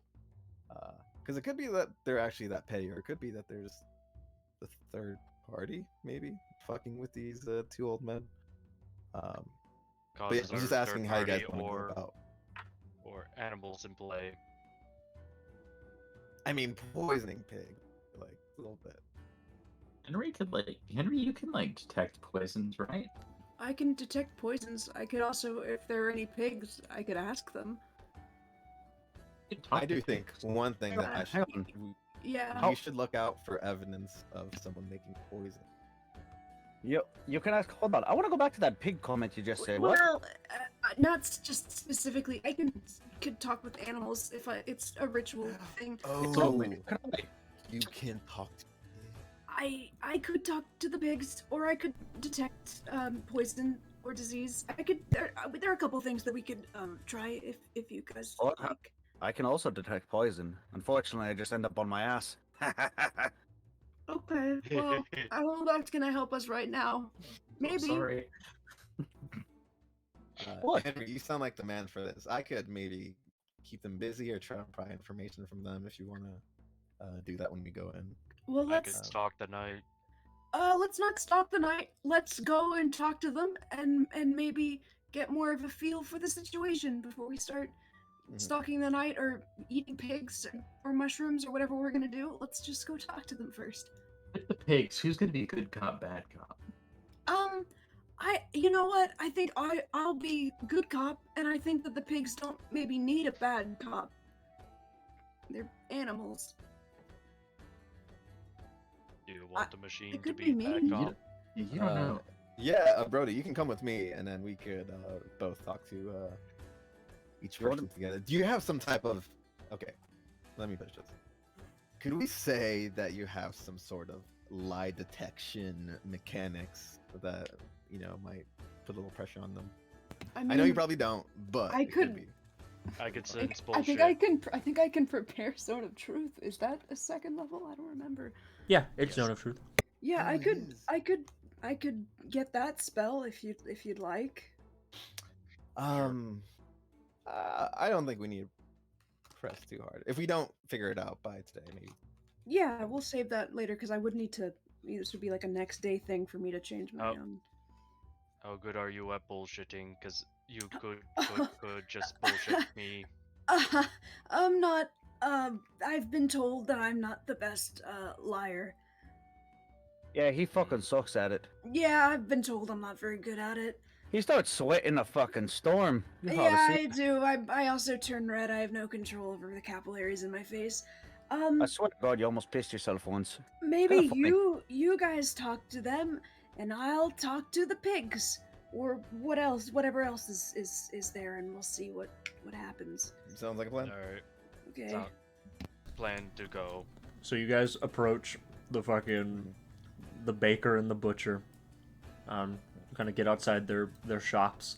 They're right next to each other. They're nice buildings. On the left, you see a bakery with a glass door window with a number of baked goods and sweets out on display. And on the right, you see a butcher. It doesn't really have a lot of windows, so you can't really see inside of it. Yeah, which one do you want to go in first, or go to first? Keep in mind, you do have a written letter from the guards which says that you are allowed to be here and you're allowed to be asking questions. Well, if I'm gonna talk to the pigs, probably the butcher, right? Unless you guys want to split up. We could split. Good split. Are we really gonna talk? Wait. Are we really gonna go talk to the pig, the butcher's pigs? I mean, Yeah, they could they're have something. poisons. They might have seen something in the night. And then I was gonna go into the baker and try to suss out any lies or find any poison thing. Also, question of the surrounding area. Sure. Are the buildings connected? No, Okay. they're not that far apart. They're only like 12 feet apart. They're pretty close. You would also note behind their house, these two shops are actually kind of located pretty near to the river. Like they have backyards, like individual little backyards, but then right beyond their backyards is the river. Okay.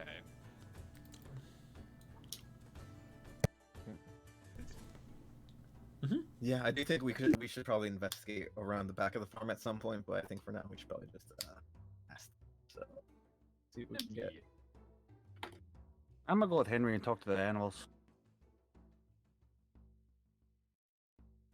I guess Zay and I would go over to the baker. Yeah. Jack, what do you want to do?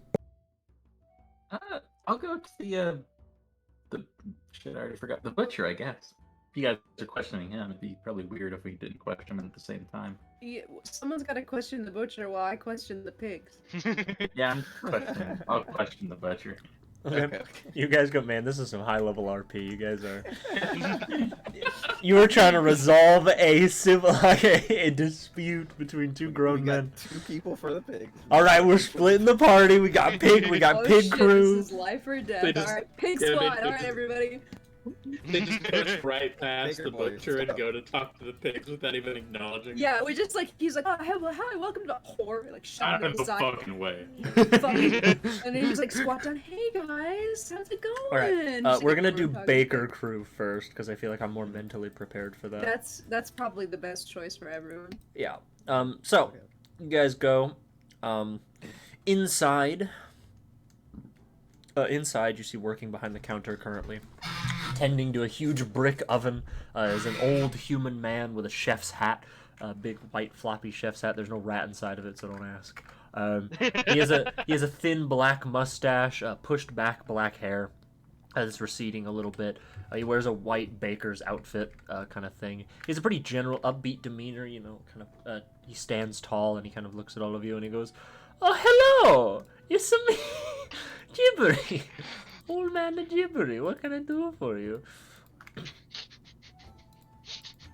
remind me a bit of my old friend Mario, but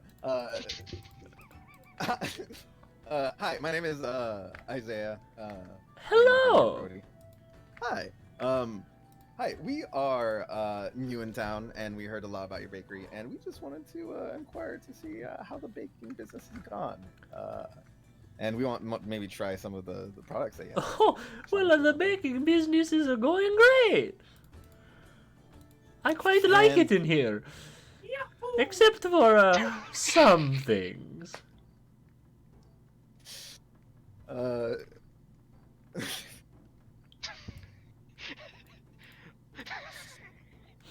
So some things. Yeah, we actually.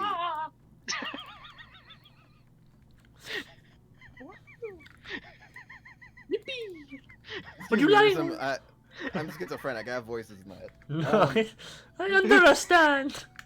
I do too. I Okay. too am haunted by visions.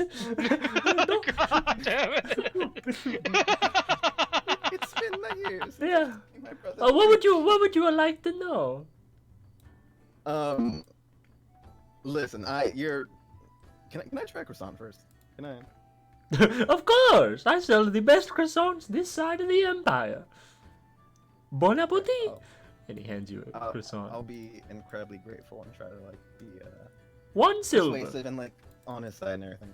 One silver. Listen, I have to be honest. We Okay.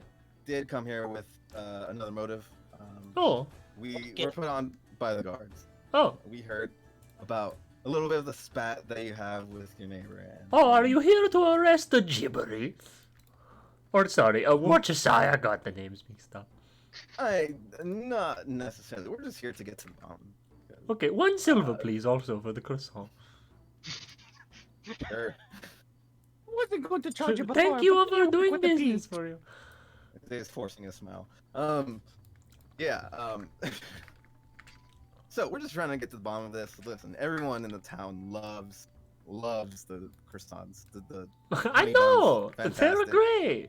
At the same time, people also love the... Unlike that pig sow next door. I don't. Listen, everyone needs a butcher. You might not like him personally, but a lot of people Everyone don't needs like a him, so we're just trying butchered. to- Yeah, you're right about that. You are not making this very convincing. Listen, I am a serious man. This is serious business, and I'm... You're I'll show him the- shirtless. I'll show him the guard. You're not wearing a shirt. Listen, I have some bug bites. On The my whole back and it kinda titty's hurts hanging me. out. Listen, Put those knockers away if you want to be serious. Put those grippers away. Don't call them grippers. God. I just... Look, Isaiah you got does the thing teeth where, like, marks around your nipples. Why did that happen? They look like the Isaiah- size of Bat's mouth. What? Isaiah, what do you do? Isaiah, what do you do? They're not supposed to look like erasers, but I'll cover my chest. And listen, do you know anything about the pig poisoning? You have to be honest with me. This is official guard business. I'm a cop. You can't lie to me. The city really does want to get this nailed down because I wouldn't touch that fat bastard's pigs with a fucking 10-foot pole. Just because you work for the pigs doesn't mean I'm poisoning the pigs. Are you sure? I'm positive. Why would I kill pigs when I could Some of just my kill best him with my friends are bare pigs. hands? Can I make it? Yeah, go Oh, ahead. you would have admit murder. Yeah. Good job, Brody. Wow, Really nat is 20, advanced. Ted. Red for filth. Get him, Zay. Isaiah, I'm gonna send you a message. Sure.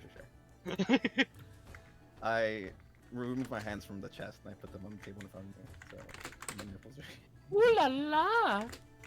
Oh God. Listen, this is serious. You have to... As you reveal your nipples, And he I'm looks up telling you, uncomfortable. I would never poison some stupid man's pigs.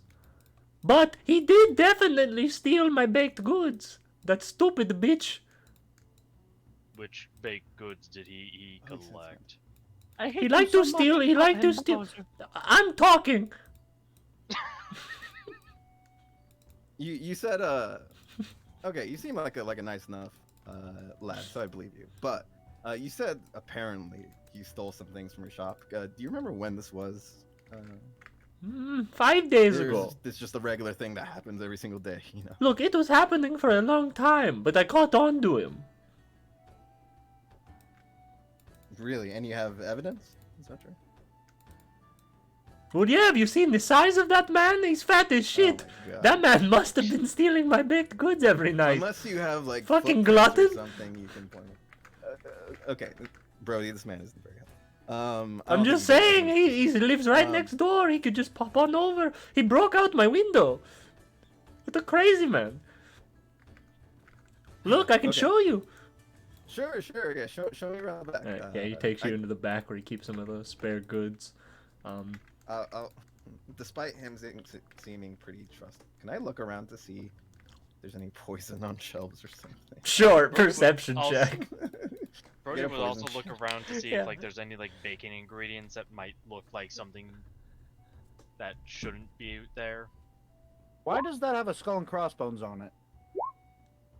The closest thing you see is you do see a set of Danishes that do have skull and crossbones as like little cream cheese designs. Spooky. It's that time of the year. And then yeah, I'll just follow him to the back. And Sure. I guess afterwards with Brody, I would start inspecting around the house and wherever he points out. Sure. So in the back, kind of in the storeroom where he keeps some of the spare baked goods, there is a window and a back door. he has put up like makeshift yellow cotton, yellow caution tape, just all around. And he's like, "Look, this is the scene of the crime. Get down to forensics, please." You see there is a broken window that looks like it's been boarded up that leads to the backyard. And you can see beneath the window, the floorboards are cracked slightly. Look, that's where his big fat ass broke the boards. Brody's just being self-conscious as he's walking over the boards, like. Yeah, they're like creaking like a lot because you weigh a ton. You weigh like 400 plus pounds.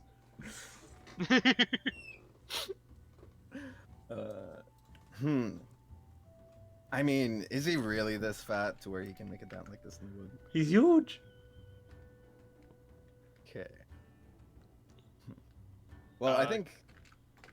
Can I see if it was actually two like imprints of breaking into the boards, or is it like multiple? Investigation check. Yeah, we'll inspect the ground. Brody, please. Brody, 15. That's pretty solid. So you kind of look around.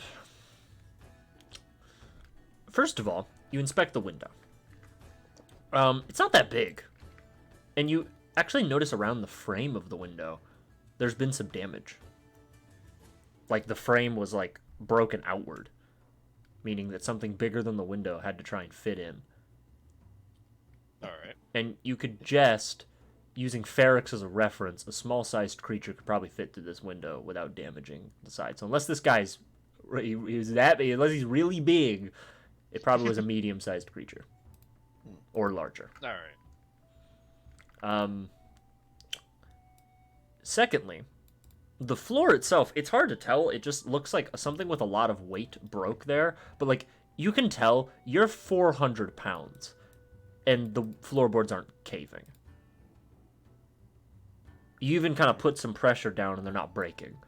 Get the sense, I mean, if someone fell, they could break it, but, you know, whoever did this wasn't very dexterous, is what you get the idea of. But, Brody, you also notice, you look at the door, there's a back door, and you notice there's a lock on it.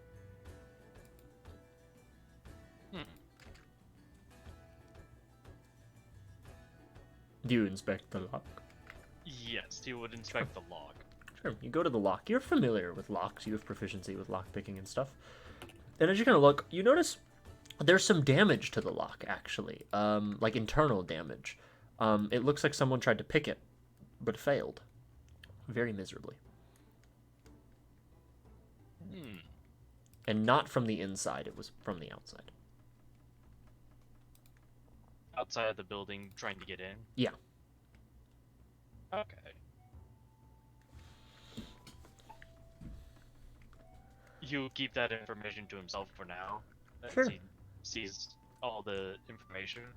Because he doesn't want to give the baker any more ammunition. Yeah. So Gibbery looks, he's got his hands on his hips, and he's like, okay, so you're going to go arrest him.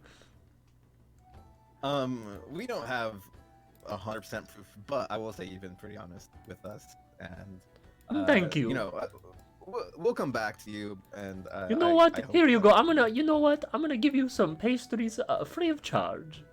Oh, can I just have the silver back? Actually. Absolutely. Oh, okay. He gives you a silverback gorilla. Here you go. Surprise! Anyway. That's what broke in. Anyway. I don't know why you want that. Okay, here you go. Come again. And then, yeah, I don't think there's anything else. The door information is useful. I think I'll look longly into the air and wonder how it's going in the butcher shop, I guess. Okay, so we move over to the butcher shop. The three of you knock on the door. And you could just enter because it's a shop. You'd see inside. It's pretty cold on the inside. He keeps it cold. There's like a large counter with all kind of dried meats on display. And you also see there's some raw cuts of meat being kept cool while on display. and you could get the sense that he probably is able to cool them through some sort of magical enchantment means, which is pretty nice. You'd see an old dwarven man, a long, faded, blonde beard, sort of hair tied back in a high knot ponytail, bit of a grimacing expression, and you'd see him, and he'd be like, "Yeah, what can I get for you? What can Mr. Worcestershire help?" Hi, we're here to try and help resolve the issue you've been having with your neighbor over there. Oh, you mean that fucking noodle arm Melvin? Yeah, fuck that guy. I think he was like a pastry maker, right? Yeah, he makes fucking little pieces of dough, little doughboys. He fucking makes little stupid doughboys, and he fucking, yeah, he fucking Wait, pussy shit. wait, Wait, what how name did big you this say? guy is? Old man Gibber is his name. Oh, okay. You said Melvin. Yeah, no, he's a noodle arm Melvin. Melvin's Oh. so me and Melvin is basically the same as like it's a slur basically. Okay, well, we're here on behalf of the Melvin, guards. being named Melvin sucks. I hate that name. You carry someone for 9 months and you name them a slur. Can't imagine. Yeah. So we're here to try and resolve the issues that you've been having with your neighbor. Oh, you gonna arrest him or you gonna kill him? We're this is a discovery phase. We're really gathering information. I heard that some of your pigs were poisoned. Yeah, that fucking bastard got mad. He kept accusing me of stealing his baked goods, and I told him I wouldn't eat any shit. I wouldn't eat the fucking piss out your ass, man. So he came over and he was like, he snuck over into my pig pen in the middle of the night. He poisoned my babies. Those pigs aren't even for butchering. I don't butcher my own pigs. Those are my pets. Stupid son of a bitch. Would you mind if I take a look at them? You a pig man, sir. I like pigs. Persuasion check. Do you like pigs? Is that persuasion or deception? No, he likes animals. He likes pets. Swine on Mincer. He looks at you. Bad. He looks at you. I trust you, kid. Don't lay a finger on my little piggies. Alright. I'd burn this whole town You down. lay a finger on my piggies, your girl be going wee wee all the way. Henry like holds up both his hands. I got a lot of meat hooks left. I can make room. You look like you got a lot of meat on Sir, I promise I will not touch your pigs. All right, good. You seem like a good kid, so I trust you implicitly. Okay, no one's gonna touch the pigs. I just want to make sure that they're okay. Well, you can give them scritches behind the ears. They like Okay. that. They like it. They'll roll over for it. You threatened me with meat hooks, so I don't think I'm gonna do that. But okay, yeah. Thank you. No, I get it. All right. Jack was gonna looks at Jack with like help me eyes. Okay, Jack was gonna I think ask you some questions in the meantime. Okay, all right. Ferrex, Shoot. let's go. All right, what do you want to know? I can tell you everything about Gibbery. I can tell you his social security number. I can tell you about all his ex-wives. Tell you how big his dick is. Yeah, I don't know why I would know that, I but can tell you that he's a soft kisser and he's yeah, he's hot. He's beautiful. Were you all like together before? No, there are no romantic. Why does everybody keep thinking there's romantic Are you tension together between them? now? Bring about his dick. Why does everyone keep asking me? No, I seen him naked once at band camp when we were youths, and I know. And everybody thinks we're dating now. No, we're not dating. I saw him in the moonlight. Yeah, we went out swimming by the lake, and I saw him, and he was glistening with sweat, and he covered himself with cream cheese. I've never seen a more beautiful sight. Yeah, I covered myself in Worcestershire sauce. That's how I got my last name. Anyway, what were we talking about? What were you asking me? Yeah, I just wanted to like get your side of the story. So like, when did this all start? Do you think? Like About was there 4 any, days. Like, inciting... He got pissed off at me about 5 days ago. And then 4 days ago, I woke up, my little piggies were throwing up. Shitting and pissing everywhere. It was terrible. I mean, more than they usually do, because they're pigs, but it was, like, bad. So like, if you don't mind me asking, why are you so sure it was him? Who else would fucking do it? He accused me of stealing his dumb baked goods that I wouldn't eat. I wouldn't eat nothing that man makes. I wouldn't eat anything out of that man's ass. And so then he gets pissed because he assumes I'll steal his stupid baked goods. And then, so he comes over and he poisons my pigs as a retaliation tactic. Yeah, but why would he just accuse you out of nowhere? I don't know, I'm his neighbor and he don't like me. We got a sordid history. Oh, what happened? I stabbed him. What? Why'd you do that? He just looks at you. What? Why would you do that? It was years ago. We were both fighters in an underground fighting ring. We were pit up against each other. He was a good fighter back then, but I snuck a knife up my boot, so I stabbed him straight in the kidneys. He's been following me ever since. He even put his house down next to me. He wants to finish what I started, and I won't let him. He'll end up on one of these meat hooks one day, I tell you what. Can I insight check to see if any of this is true? Yeah, absolutely. Go ahead. This is not true. I love the tension. This is not true. It's something much more embarrassing that he just doesn't want to talk about. Yeah, if I feel like there might have been any other reason. I mean, I'd love to be able to find out that it was actually just some big misunderstanding. No, he just doesn't understand that sometimes you gotta get stabbed is how it works. He took it all personal. So this stab, would you say that it was, more of like an actual stab, or just like he might have like felt stabbed by like something that happened? He sits down on a stool. Sometimes.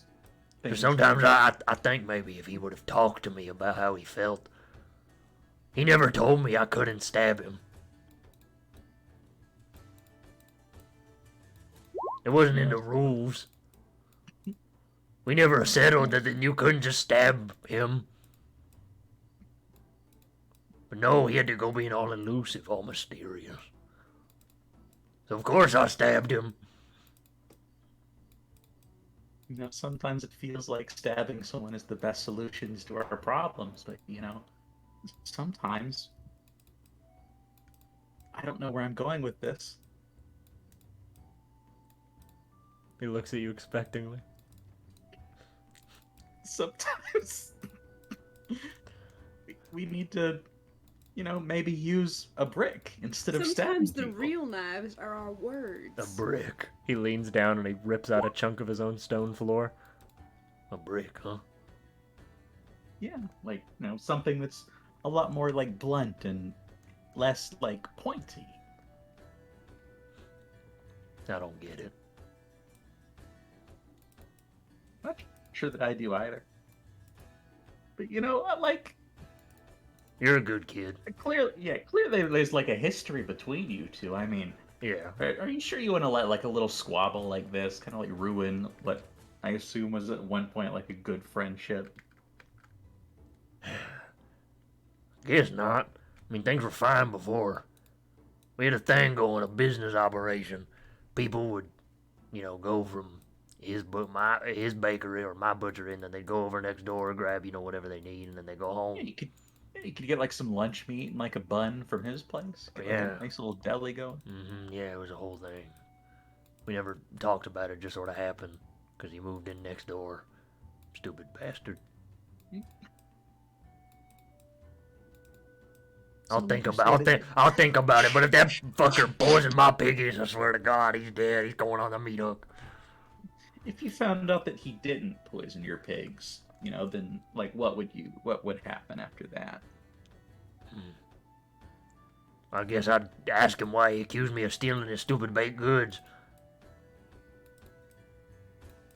Did he ever say why he thought you did? No. I don't know, I'm just next door. He just said it was me. Like, do you guys like normally like have like neighborly like, oh, I go over to his house for like a cup of sugar, and he comes over to mine for like No. Okay. He never comes to my house.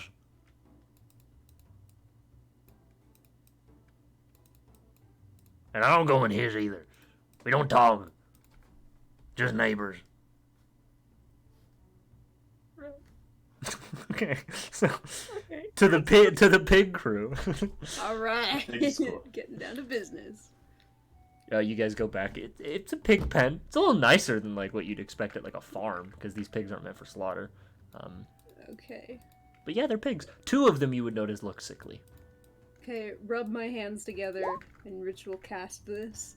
As you approach and you kind of do that, you notice a little something weird. These pigs have a very similar condition to what's going on in the woods. Oh, fuck. It's a little different though, because as you kind of detect, first of all, you don't notice any abrasions along the skin. There's no like bite mark or anything.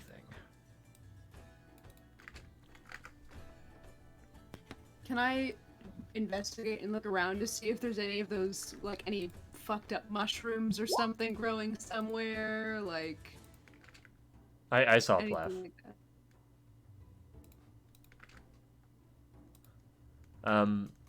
Yeah, make a investigation or survival check.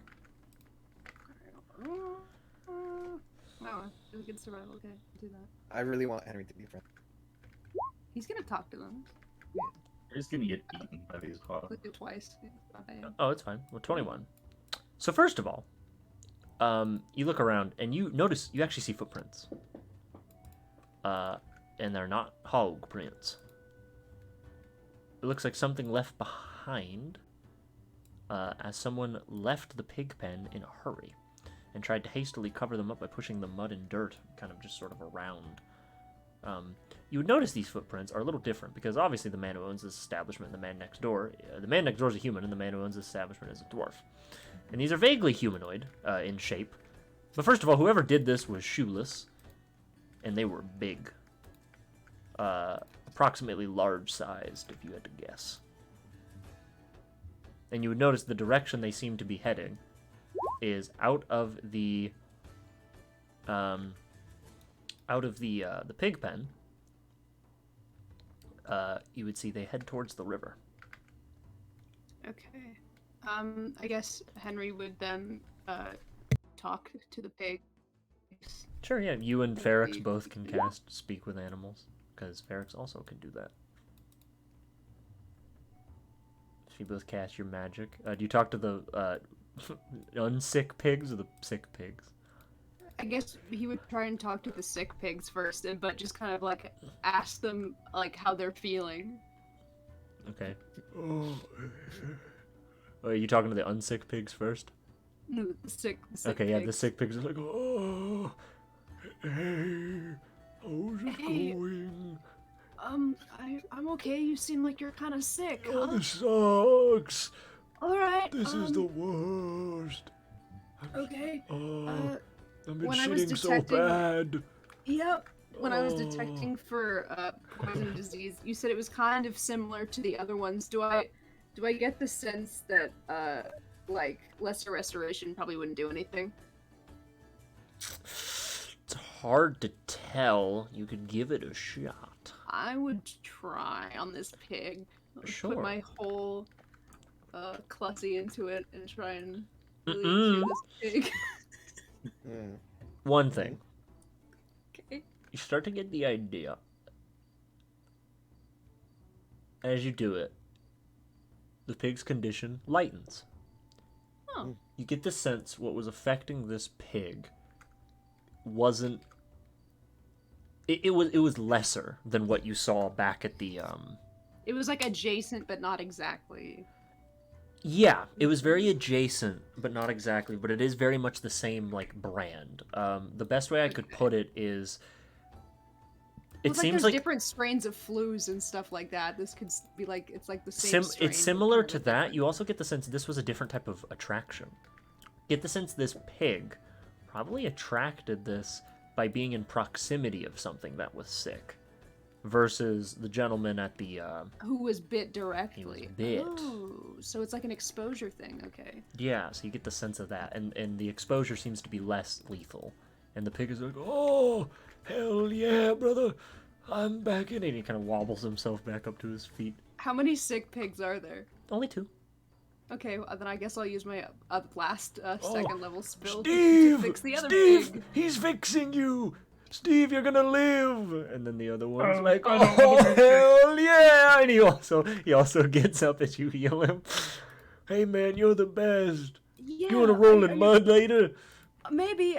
You guys are feeling better? Yeah, we're feeling great. This is the best I've Awesome. ever felt. I had my friend and I. Roll with you. Ferrex will roll with you. Fuck yeah! They start rolling in the mud. They instantly stop talking to Henry, and they immediately get Okay. distracted. Henry would go over and talk to the Immediately pigs joins that him. weren't. Yeah, weren't you start sick. rolling in the mud. Yeah, you go over to the ones that aren't sick. Hey guys, Yeah, had some, what's going on? you noticed that your friends they got a little bit sick Yeah, recently. Can I ask you about that? sure. What's up? Are you eating? why Do you did want you me to come just- back? No, this is how DM, I found. why did you just sound like the fish that gagged on a carrot? Just I'm, oh, I'm a pig. What else do you want from me? You made me do pig voices because you all took speak with animals. This is what you get. Okay. What do you want? All right. So he kind of gestures to the footprints that were on the ground. Do you know what made those? Oh yeah, some big guy came walking through. Okay. Could you describe him for me? Big. Scary. Big, Gary. Scary. His Stunk. name was Gary. Smelled like shit. That could have just been me. Okay. Maybe smelled like shit? Question mark. Skin was do you falling know- off. Skin was falling off. Yeah. We ate it. That's what got Steve and Jimmy sick. Oh, can I make a recommendation to you guys? Yeah. If you see that guy again, stay away from him and don't eat Okay. his skin. Oh, but it was real tempting. I know, but see, the thing is that if I hadn't been here, I think your friends would have died. Oh, that would have sucked. Yeah. So if you want to not die, I think maybe don't Okay. do I'll that. convince the others. Yeah. All right. But just to be clear, He was green too. Green. Okay. You know the neighbor that sells pastries next door? Oh yeah. Do you know what he looks like? Yeah, You know sure. what he looks like? Yeah. Okay, it wasn't that guy, to be clear, right? No. Okay, good to know. How about how many days ago was this? Oh, I saw the moon 4 times, 5 times. Yeah, 5 times. Okay, 5 days. Do you? why is this voice slowly divulging to Christopher Walken? Because it's a Christopher Walken pig. He was really big in movies. It's really hard. He's a really big Christopher It's Walken. really hard to do a weird pig I voice. can't help being a Christopher Walken fan. I'm watch his sorry, movies. guys. Come on, just let me do my pig voice. Okay, could you please tell me what he did when he was here? He tried to break into Gibbery's house. He tried to break in, and then he couldn't do it, and he left. No, he just threw himself through the window. Oh, okay. Yeah, he took a bunch of baked goods. Didn't leave any for us. Unlike Gibbery, he gives us little treats. Huh. All right. Well, you've been very helpful. Thanks. Please don't eat like that skin that falls off Okay. of somebody. I'll You'll try. get very sick. All right, I'll try. You Yeah, no, it's. I guess can't getting sick is a control good you. enough reason. All right. I think it'll kill you. Just No, to I let you get know. it. Okay. Oh, Ferrex, do hopefully you I have anything to say? hopefully I Okay, he's still remember. in the mud. Yeah, Hey, he's Ferrex. he's rolling in the mud. Okay. I'm It's glad- good. It's good for your skin. Yeah, I'm glad your friends are being okay. I think Henry would go to try and like tell Ferrex, okay, it's time to go, and he would slip and fall into the mud. yeah, sure. Yeah, you slip into the mud. And he's They're just, just like eating dead skin off the ground. he's just covered in mud, just sitting there. Oh, Ferrex, ready to go whenever you are. Just face plants right back into the mud. Yeah. He just kind of wipes the mud off his face. And Yeah. I guess they get up and they go back to Jack. We're like, We see them. We're like tracking mud on the floor. Are you guys? Mr. Worcestershire looks and he goes, "Oh my God! Did you do a little mud bath with my little babies?" I did, and I have some good news for you, sir. That's incredible. I have so much respect for you. I like to do that with them at least a couple times a week. Yep, it was very refreshing. Yeah, it makes them feel good. Good for your skin. Your pigs aren't sick anymore. I healed them. What? Yeah, they're fine now. Oh my God! He walks around the counter and he hugs you. Henry's just so awkward and Oh tries my to hug him God! back. He's so strong. This guy is so strong. He's like, oh my God! You say my little babies? Yeah. You just hear spine relocation. You all. He lets go of you. You want some meat? I could go get the biggest. You want some meat? Okay. I could go and grab some meat off the hook. You know what? You save your meat hook for later. There is some troubling things that I did learn, though, when I was talking to them. Okay, your neighbor didn't do it. Oh. Yeah. He didn't? No. Well, I was looking around and I saw that there were some footprints and they were pretty big. And also, when I was talking to your pigs, they said this, he like pulls out his book and starts like flipping through the pages where he like took down notes. They said it was someone who was big, scary, smelled like shit, ? They weren't really sure if that was them or the guy. They were green, and the skin was falling off, and I guess some of your pigs ate the skin, and that's why they got sick. Oh, those silly little guys, they always eat anything that's just on the ground. There's a case of somebody who is bit by a raccoon, and they're very sick. I'm afraid they might lose their limb, and it's very similar to what your pigs had. I'm not really sure what the connection is right now, but I don't think it has to do with your neighbor. Oh shit. Well, that's embarrassing. The pigs said that they saw this person, I guess, break into your neighbor and steal the Wait, pastries. you talked to my pigs? I did. I have magic. Oh my God. Am I a good father to them? They seem pretty happy. Oh, thank God. Yeah, no, they seem really chill. There were just the two that were kind of sick, but they're not sick anymore. They're rolling the mud out there if you want to join them. Yeah. I might right after this conversation. Yeah, no, they're out there. They're really amped. I tried telling them. He's crying. He's been sobbing this whole time. Yeah, Henry's so awkward. He's mud. like, yeah. If this guy didn't refer to them as their father, am I a good dad to them? I was gonna think something else was going on. My good father to these pigs. Yeah. No. I'm a good father there.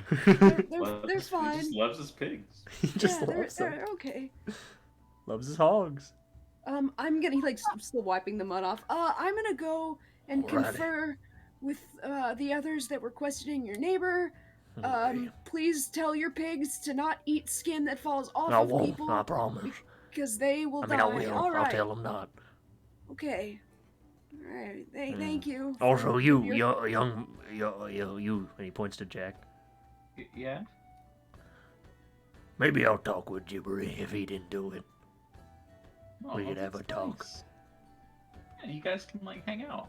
Make Maybe a ham time. sandwich together. Or maybe Or a lamb sandwich together. Or either we're gonna talk and figure this thing out, or we're gonna kill each other. But I think it would be good if you talked, because then maybe you guys can keep an eye out for each other and make sure that no scary guys break into either of your houses. Talk first. Yeah. Okay. All right. Y'all want any meat for the road? I could help you. I could hook you up. I don't. Ferrix, do you want any meat? Take some beef jerky or something. Yeah, he'll give you. He'll give you guys 5. He'll give you guys 5 rations. Hey. Okay. Yeah, I had to walk away to take some medicine, but I'm back now. Sure. Meat rations. You're hanging on a hook right now. Yeah. No, you're not. By the way, you're on your last save. Alright. By the way, if you told me Ferrix was hanging from a hook, he would 100 be like, I'm hanging from a wrecking ball. Okay, so you guys, I'm guessing you leave. Yeah. Okay. Yeah, and I imagine Brody and Zay are like outside looking at the window at this point, if it's lining up at the same time. Yeah. Yeah, Okay, you guys could reconverge. So I feel like almost certainly dating, or they were at some point. They might even be married right I now. did sense some, fun tension between them, with the way he talked about them. But the baker, for the most part, checked out his story. He seems like a pretty sweet guy, kind of a little bit of a psycho, wanting to kill him immediately. But The break-in is true, but undetermined who. I Door was found tried out who before. did it. If you want to know, that mystery is solved. oh yeah, go ahead, shoot. Taking off his boot, like dumping the mud out of it. So I talked to the pigs, and they said that it was a quote big scary guy that maybe smelled like shit with his skin falling off, which is horrifying. But I also the pigs got sick because they ate his skin that fell off his body, which is disgusting. But I don't know if you guys knew this, but the other day when I was gone, I was at like I guess a hostel poorhouse that the church puts up, and I was doing some healing, and there was someone there that had I guess I thought it was an infection, and I investigated it, and it was a curse. Pretty nasty. Not something that I could really deal with. Anyway, it was kind of the same thing that the pigs had. Only the difference is that the pigs ate this guy's skin, and the other guy was bit by the raccoon. I don't know what it means, but I don't think it's good. Interesting. Yeah. So this big scary green guy with the skin falling off, which is the most horrifying thing I've ever heard in my life, is also the one that stole the baker's pastries. Can I do a history Interesting. check to see if I might know something of that? Like skin falling off? Yes, skin falling off, and then A large creature that's big with skin falling off. Oh, nature. Alright. Could I also see if I know what the fuck that is? Sure. I can say we could like try and go to your hostel place if they were treating people like that. Well, yeah, we could. I think that at the moment they only have one patient, but they've seen a couple. Hey, Don. Yeah. So, nature is an intelligence-based stat. Yeah. Because I would know a decent bit about nature because of my subclass and background. Sure. Would I be able to roll that with intelligence? You mean wisdom? Yes, sorry. I'd say you could just take advantage. Okay. Fortunately, like, no. none of you really have an idea. Jack, we could go back, but I talked to her, and the head cleric there, I don't think she really knows anything. I get the sense that this isn't something where it's like an epidemic per se, but it's also not a one-off thing. It seems like it's something that's happened enough times for them to take notice, and it's pretty nasty. They've had to amputate limbs so people don't die. Well, yeah, I was just gonna like see if like maybe they might have known who this was or anything. I do think we could do that, with yeah. how serious the illness is, we should probably track down the footprints in Trello Shitskin to try to get this creature so we could stop it in its tracks. I am a little bit concerned about that because, like I said to you earlier, this is not a regular disease or sickness. I believe this is a form of curse. Fire purges everything. I did a little bit of research at the library the other day, and with the kind of curse that I think this is, there are three main possibilities as to what is causing this. It's either demons, undead, or some kind of man-made sickness. Now I'm leaning towards demons or undead, given the description that we've just received, but I don't think we should get into this unless we have a way to remove curses, because where we're standing, if one of us gets infected, there's nothing I can do. I actually have advantage to track fiends and undead as well as recall information about such creatures. Can I make any sort of? Can you make a what? Can you make a what check? I like a Arcana or or investigation just to see if I can like pick up any like weird vibes or anything? From like that area? Yeah. I would say make me Arcana with advantage. That's like a subclass thing for you, right? No, it's just a base class. Wow. Ooh. Yeah, 20. Wow, holy shit. Get 25. Okay. Damn. This is fiendish.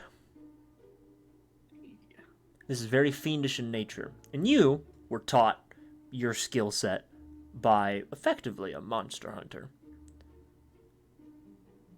I'll give you this since you got a nat 20. This curse, this energy, this aura, is something rotting. This is an aura that rots and decays things in its vicinity. Let me change the music. This is perhaps not the best. This may not also be the best. But these are too edgy. Oh my god. The pigs take out their knife. Roll for Turn initiative. around, they all have glowing red eyes. Whatever this is, it's a rot. And it's like some sort of magical rot that is decaying what you would guess life. And with the way it seems to work, in the idea, actually, as you do that and you kind of look around, because you're sensing stuff, right? Essentially, I guess. Yeah, well, it's to recall information such as that. Yeah, I have advantage on tracking them as well as recalling information. Okay. I would say this definitely seems just like some sort of rot. And given that, and given the nature of what's happening, undead curses usually are a little different in that they can spread and then they kill you and then you become a zombie. But this seems a little different. This seems more absolute. This seems like it is meant purely... Like, an undead curse wouldn't make you sick. It wouldn't make you, like, bedridden. You would function pretty normally until, of course, the curse takes effect and it hits you at your brain or something. This seems like a curse bent on death. And you can only think of one type of creature that would manage that, and that would be fiendish. Fiends tend to deal in things that have absolution of death rather than transformation or anything. Obviously, you know, demons and devils, there are processes to transform someone into that. This does not seem like that. You still can't necessarily rule out the fact that this could be a person.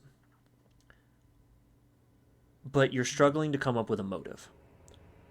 And when there is no motive for vile acts and, you know, if there's no motive for the creation of some sort of weird plague to indiscriminately harm animals, which would then indiscriminately harm people by a result, you get the sense this could be some sort of demonic presence in the woods that is giving off a aura of rot.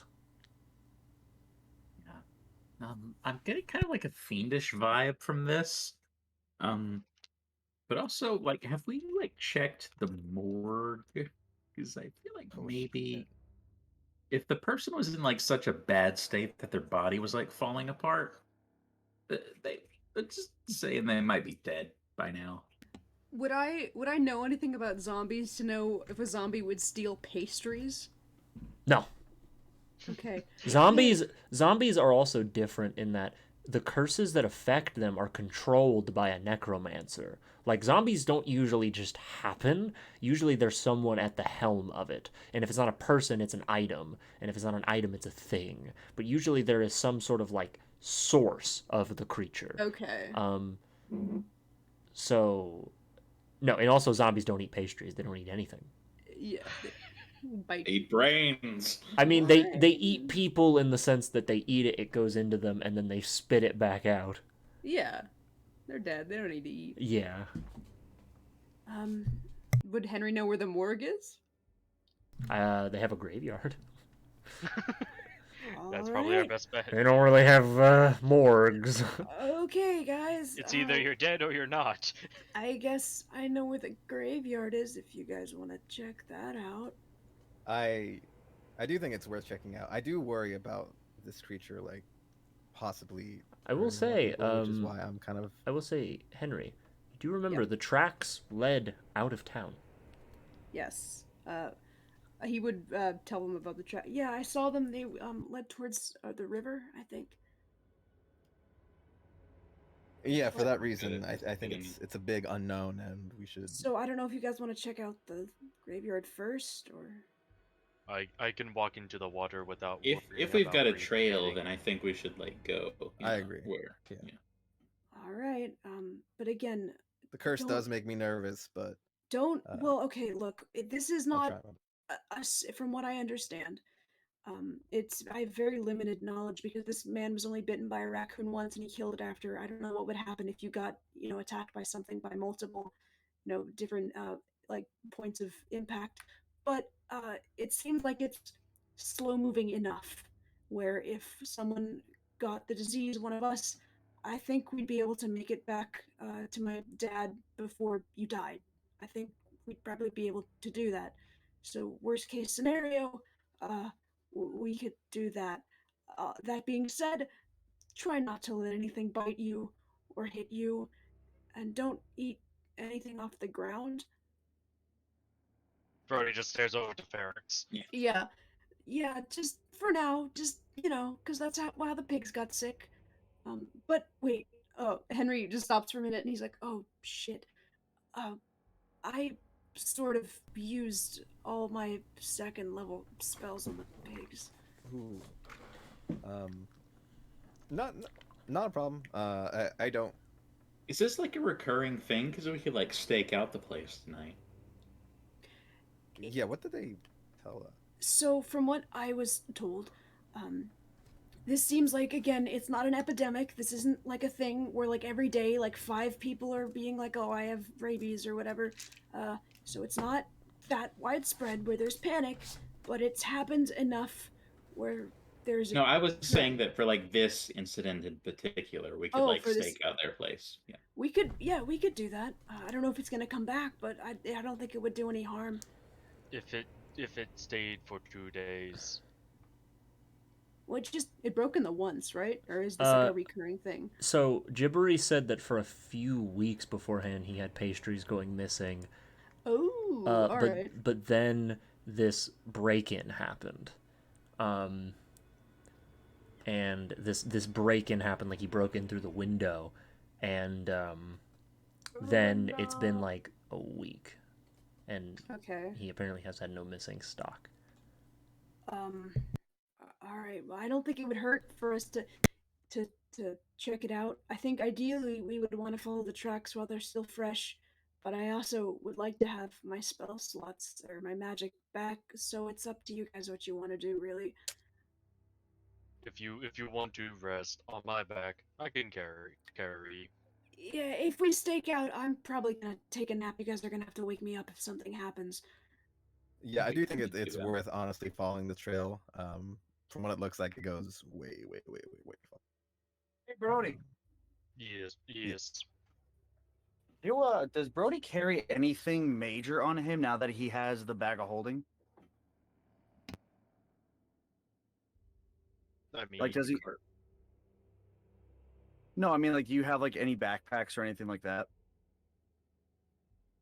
he has the normal backpack that everything gets shoved into, as well as the bag of holding. Are you trying to do something or what?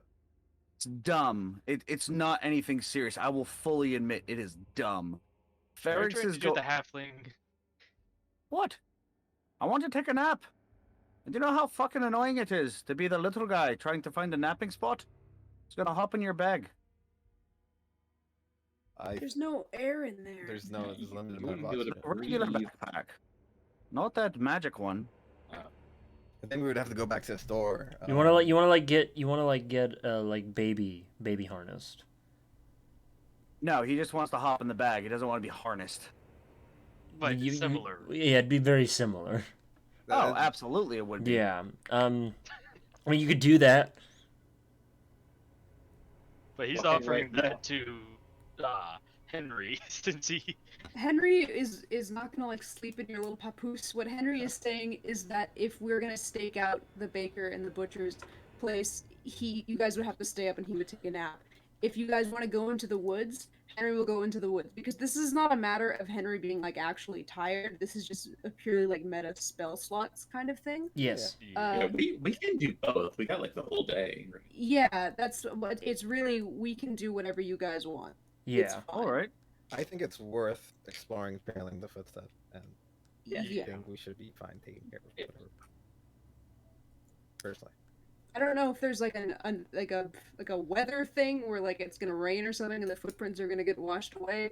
I don't know if it's gonna matter if we wait like an extra day with the footprints because again it was heading towards the river. There's a pretty good chance it just hits the water and they're gone. I can walk in the water to see if there's a hidden path. Well, do you guys want to stake out just in case, and then I can get my slots back and then we'll see in the morning. Yeah, we can do that. Sure. Yeah. Either. Or I mean, we could think just the like graveyard would be better. follow the tracks now and just see where they go. If they like go deep into the woods or Yeah, some we shit. also don't have to like fight all out. We could always like run away. If, Yeah, that's like, what I'm saying. No matter what we do, it's fine. It's up Yeah, to that's you why I guys. think it's not the biggest deal to just go in the forest. Yeah. Knock it out of the way. Yeah, that's fine. We can go right into the woods. Okay. So you guys begin to follow the track. You would have to cross the river, though. Thankfully, this part of the river that's kind of closer to the town is not as deep, but it is kind of a swim. So you guys are going to get wet. Wash off the mud. Wash the mud off, dog. Yeah, you wash your mud off. You guys swim across. Some people from their backyards do notice you. Just these freaks wading through the water. You get out to the other Oh, side. Brody just walks through it. Yeah, you just walk. You go under the water and then walk out the other side. Completely like unmoved. sitting on Brody's shoulders. Oh yeah, you're dry. You're super dry. Brody comes out the top. You're perfectly fine, Brody. You're water resistant. But you guys are across the way. But you guys are in the forest. I do need someone to make a survival check to track. I have a +4, so I don't know if anyone has more than that. No. I will assist Henry by like chopping. I have innate advantage to track. Oh yeah. That's Okay, well then yeah, you do. I've only got a +2 though. So. What yeah, type of creatures do you get advantage on? Fate and undead. This is actually neither of those. Ooh. These tracks are not Fey, Fiend, or Undead. Weirdly humanoid. They're just large sized. Oh, okay. All right. Somebody else might want to make it. So someone give me advantage. Yeah. I'll What go ahead and types? help you out. Hey, what types aren't it? Sorry. Boom. Fey, Told you. Fiend, Not or Fey, undead. Fiend, or undead. Fey, Fiend, or undead? Yeah, Henry. The tracks do disappear after you obviously cross the river. However, they pick back up. These are big tracks, and you get the sense whatever this thing or whoever this guy is, maybe not the best at covering them. So, you take off into the forest, following the trail. And as you do, you notice an occurrence. What's your passive perception? Mine is 16. Yeah, it's pretty high. I have 15. You also have it pretty high. You both would notice. Here, actually, let me just read you what I have written. What am I doing? Ba-ba-boo. Papa booey, papa So, booey. as you kind of enter the beginnings of the Gilded Forest, it's quite a dense woodlands. Much denser than anything you're used to, Henry, Zay, or Jack, or Brody. You're all not used to a forest this dense. Ferrix, you're doing great. You're doing very good in this environment. Any large rock, fallen tree, or tall grass is easily traversed using your monk skills and knowledge of the terrain. This place is comfortable for you, much more comfortable than the town you were previously in. And it feels good to be Just kind of humming along to myself, just to be completely surrounded by nature. And there's a sense of peace that sort of washes over you. However, as you sort of stand and breathe in and out, there's like a sudden chill that comes over you. Like someone just sort of stepped on your grave. And you wait a moment, and you sort of focus on the world around you. And then there it is again. That chill, it makes you shake. Something's wrong with the forest. And Henry, you would more physically notice. Every couple of steps, you see like a bush full of berries, a flower growing at the base of a tree, some mushrooms that are sort of growing on the ground. But when you look at them, they're dead. Like they've rotted. It's not like every blade of grass, but it's occasional. Just snippets. Because this kind of worked before, can I ritual cast Detect Poison and Disease and see if I can pick up anything? Yeah. It's very similar to what you saw in the pigs. Okay, interesting. Alright, well, I think we're on the right trail, at least. And as you follow the signs of this entity, you eventually find your way. And you see the huge stump of a tree. The stump itself is 30 feet tall. The top half of the tree is just missing, gone. Who the fuck knows where it went, because you don't see it in sight. But you can tell this tree is lived in, as there's a large wooden door that sits in the center, just sort of off in a clearing that this path leads to. You see there's a dirt path that shows signs of recent use. There's sort of like a pile of firewood on the outside with a stump for chopping. This looks like somebody's home. And you can tell by the plume of smoke out of a makeshift chimney on top. Someone's probably home.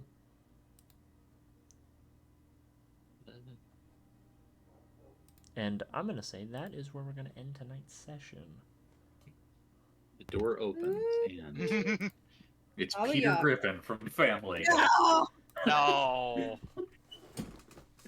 No! Yeah, we're gonna end tonight's session there. I think that's a good little spot. I wish I spoke more to Mario. Actually, It's maybe this is Luigi. Shit. Yeah. no. Let's go even deeper. It's Wario. Oh. Princess Peach. It's Bowser. That's the pig. That's the pig. I loved the pigs. You guys are talking mad shit. I loved their voices. Dude, I loved the pig. I wasn't talking shit. I was commenting. They're freaks. Fuck you, they're not. the pig voices were. You guys are gonna make me do animal voices, Melody, so was I gotta that keep was doing that it. everything that your We're hog only dream? Yeah, Oh, yeah. it was. I'm so happy. Does that Yeah. live up to your hog life? You know what? Those were domestic hogs. In my dream, I was a wild hog. We were a lot more free, but I think that those pigs, when domestic pigs are let loose, they get tusks. So I think those pigs have Yeah, potential. they like literally just transform. Yeah, so I'd like to maybe have an arc where we release the pigs, maybe. I'd like to have an arc where we become the pigs. Yeah, and I'd like to we- have a pig arc, Don. if you Okay, could write that interesting. down. All right, I'll write that down. Make a God. note. Make a note. A hog arc. Hog arc. I hope you guys enjoyed that. Yeah. Yes. One thing I think was a missed opportunity is Henry lifting the pig in the air, like in this message. Henry didn't want to end up on a meat hook. Is the thing? There's still No. time. There's still time, yeah. Once we get this fucker and we cure whatever, we're gonna go back and tell the butcher and the baker, and Henry's gonna go back and lift the pig's eyes to the night sky. Butcher would Pigs cry. He also would can't just see sob. that far, so it will not. The butcher loved his pig so much. It was. He did. He It liked was his. cute. It's He- adorable. He liked his pig. Just a man who loves his hogs. He loves his hogs. They're his babies. They're his children. Yeah. My kind of man, a man after my own heart. Man after my own hog. Man after my own hog. You know how it is, brother. Hope you guys enjoyed the session, and I'm gonna end the stream now. So, See ya. bye.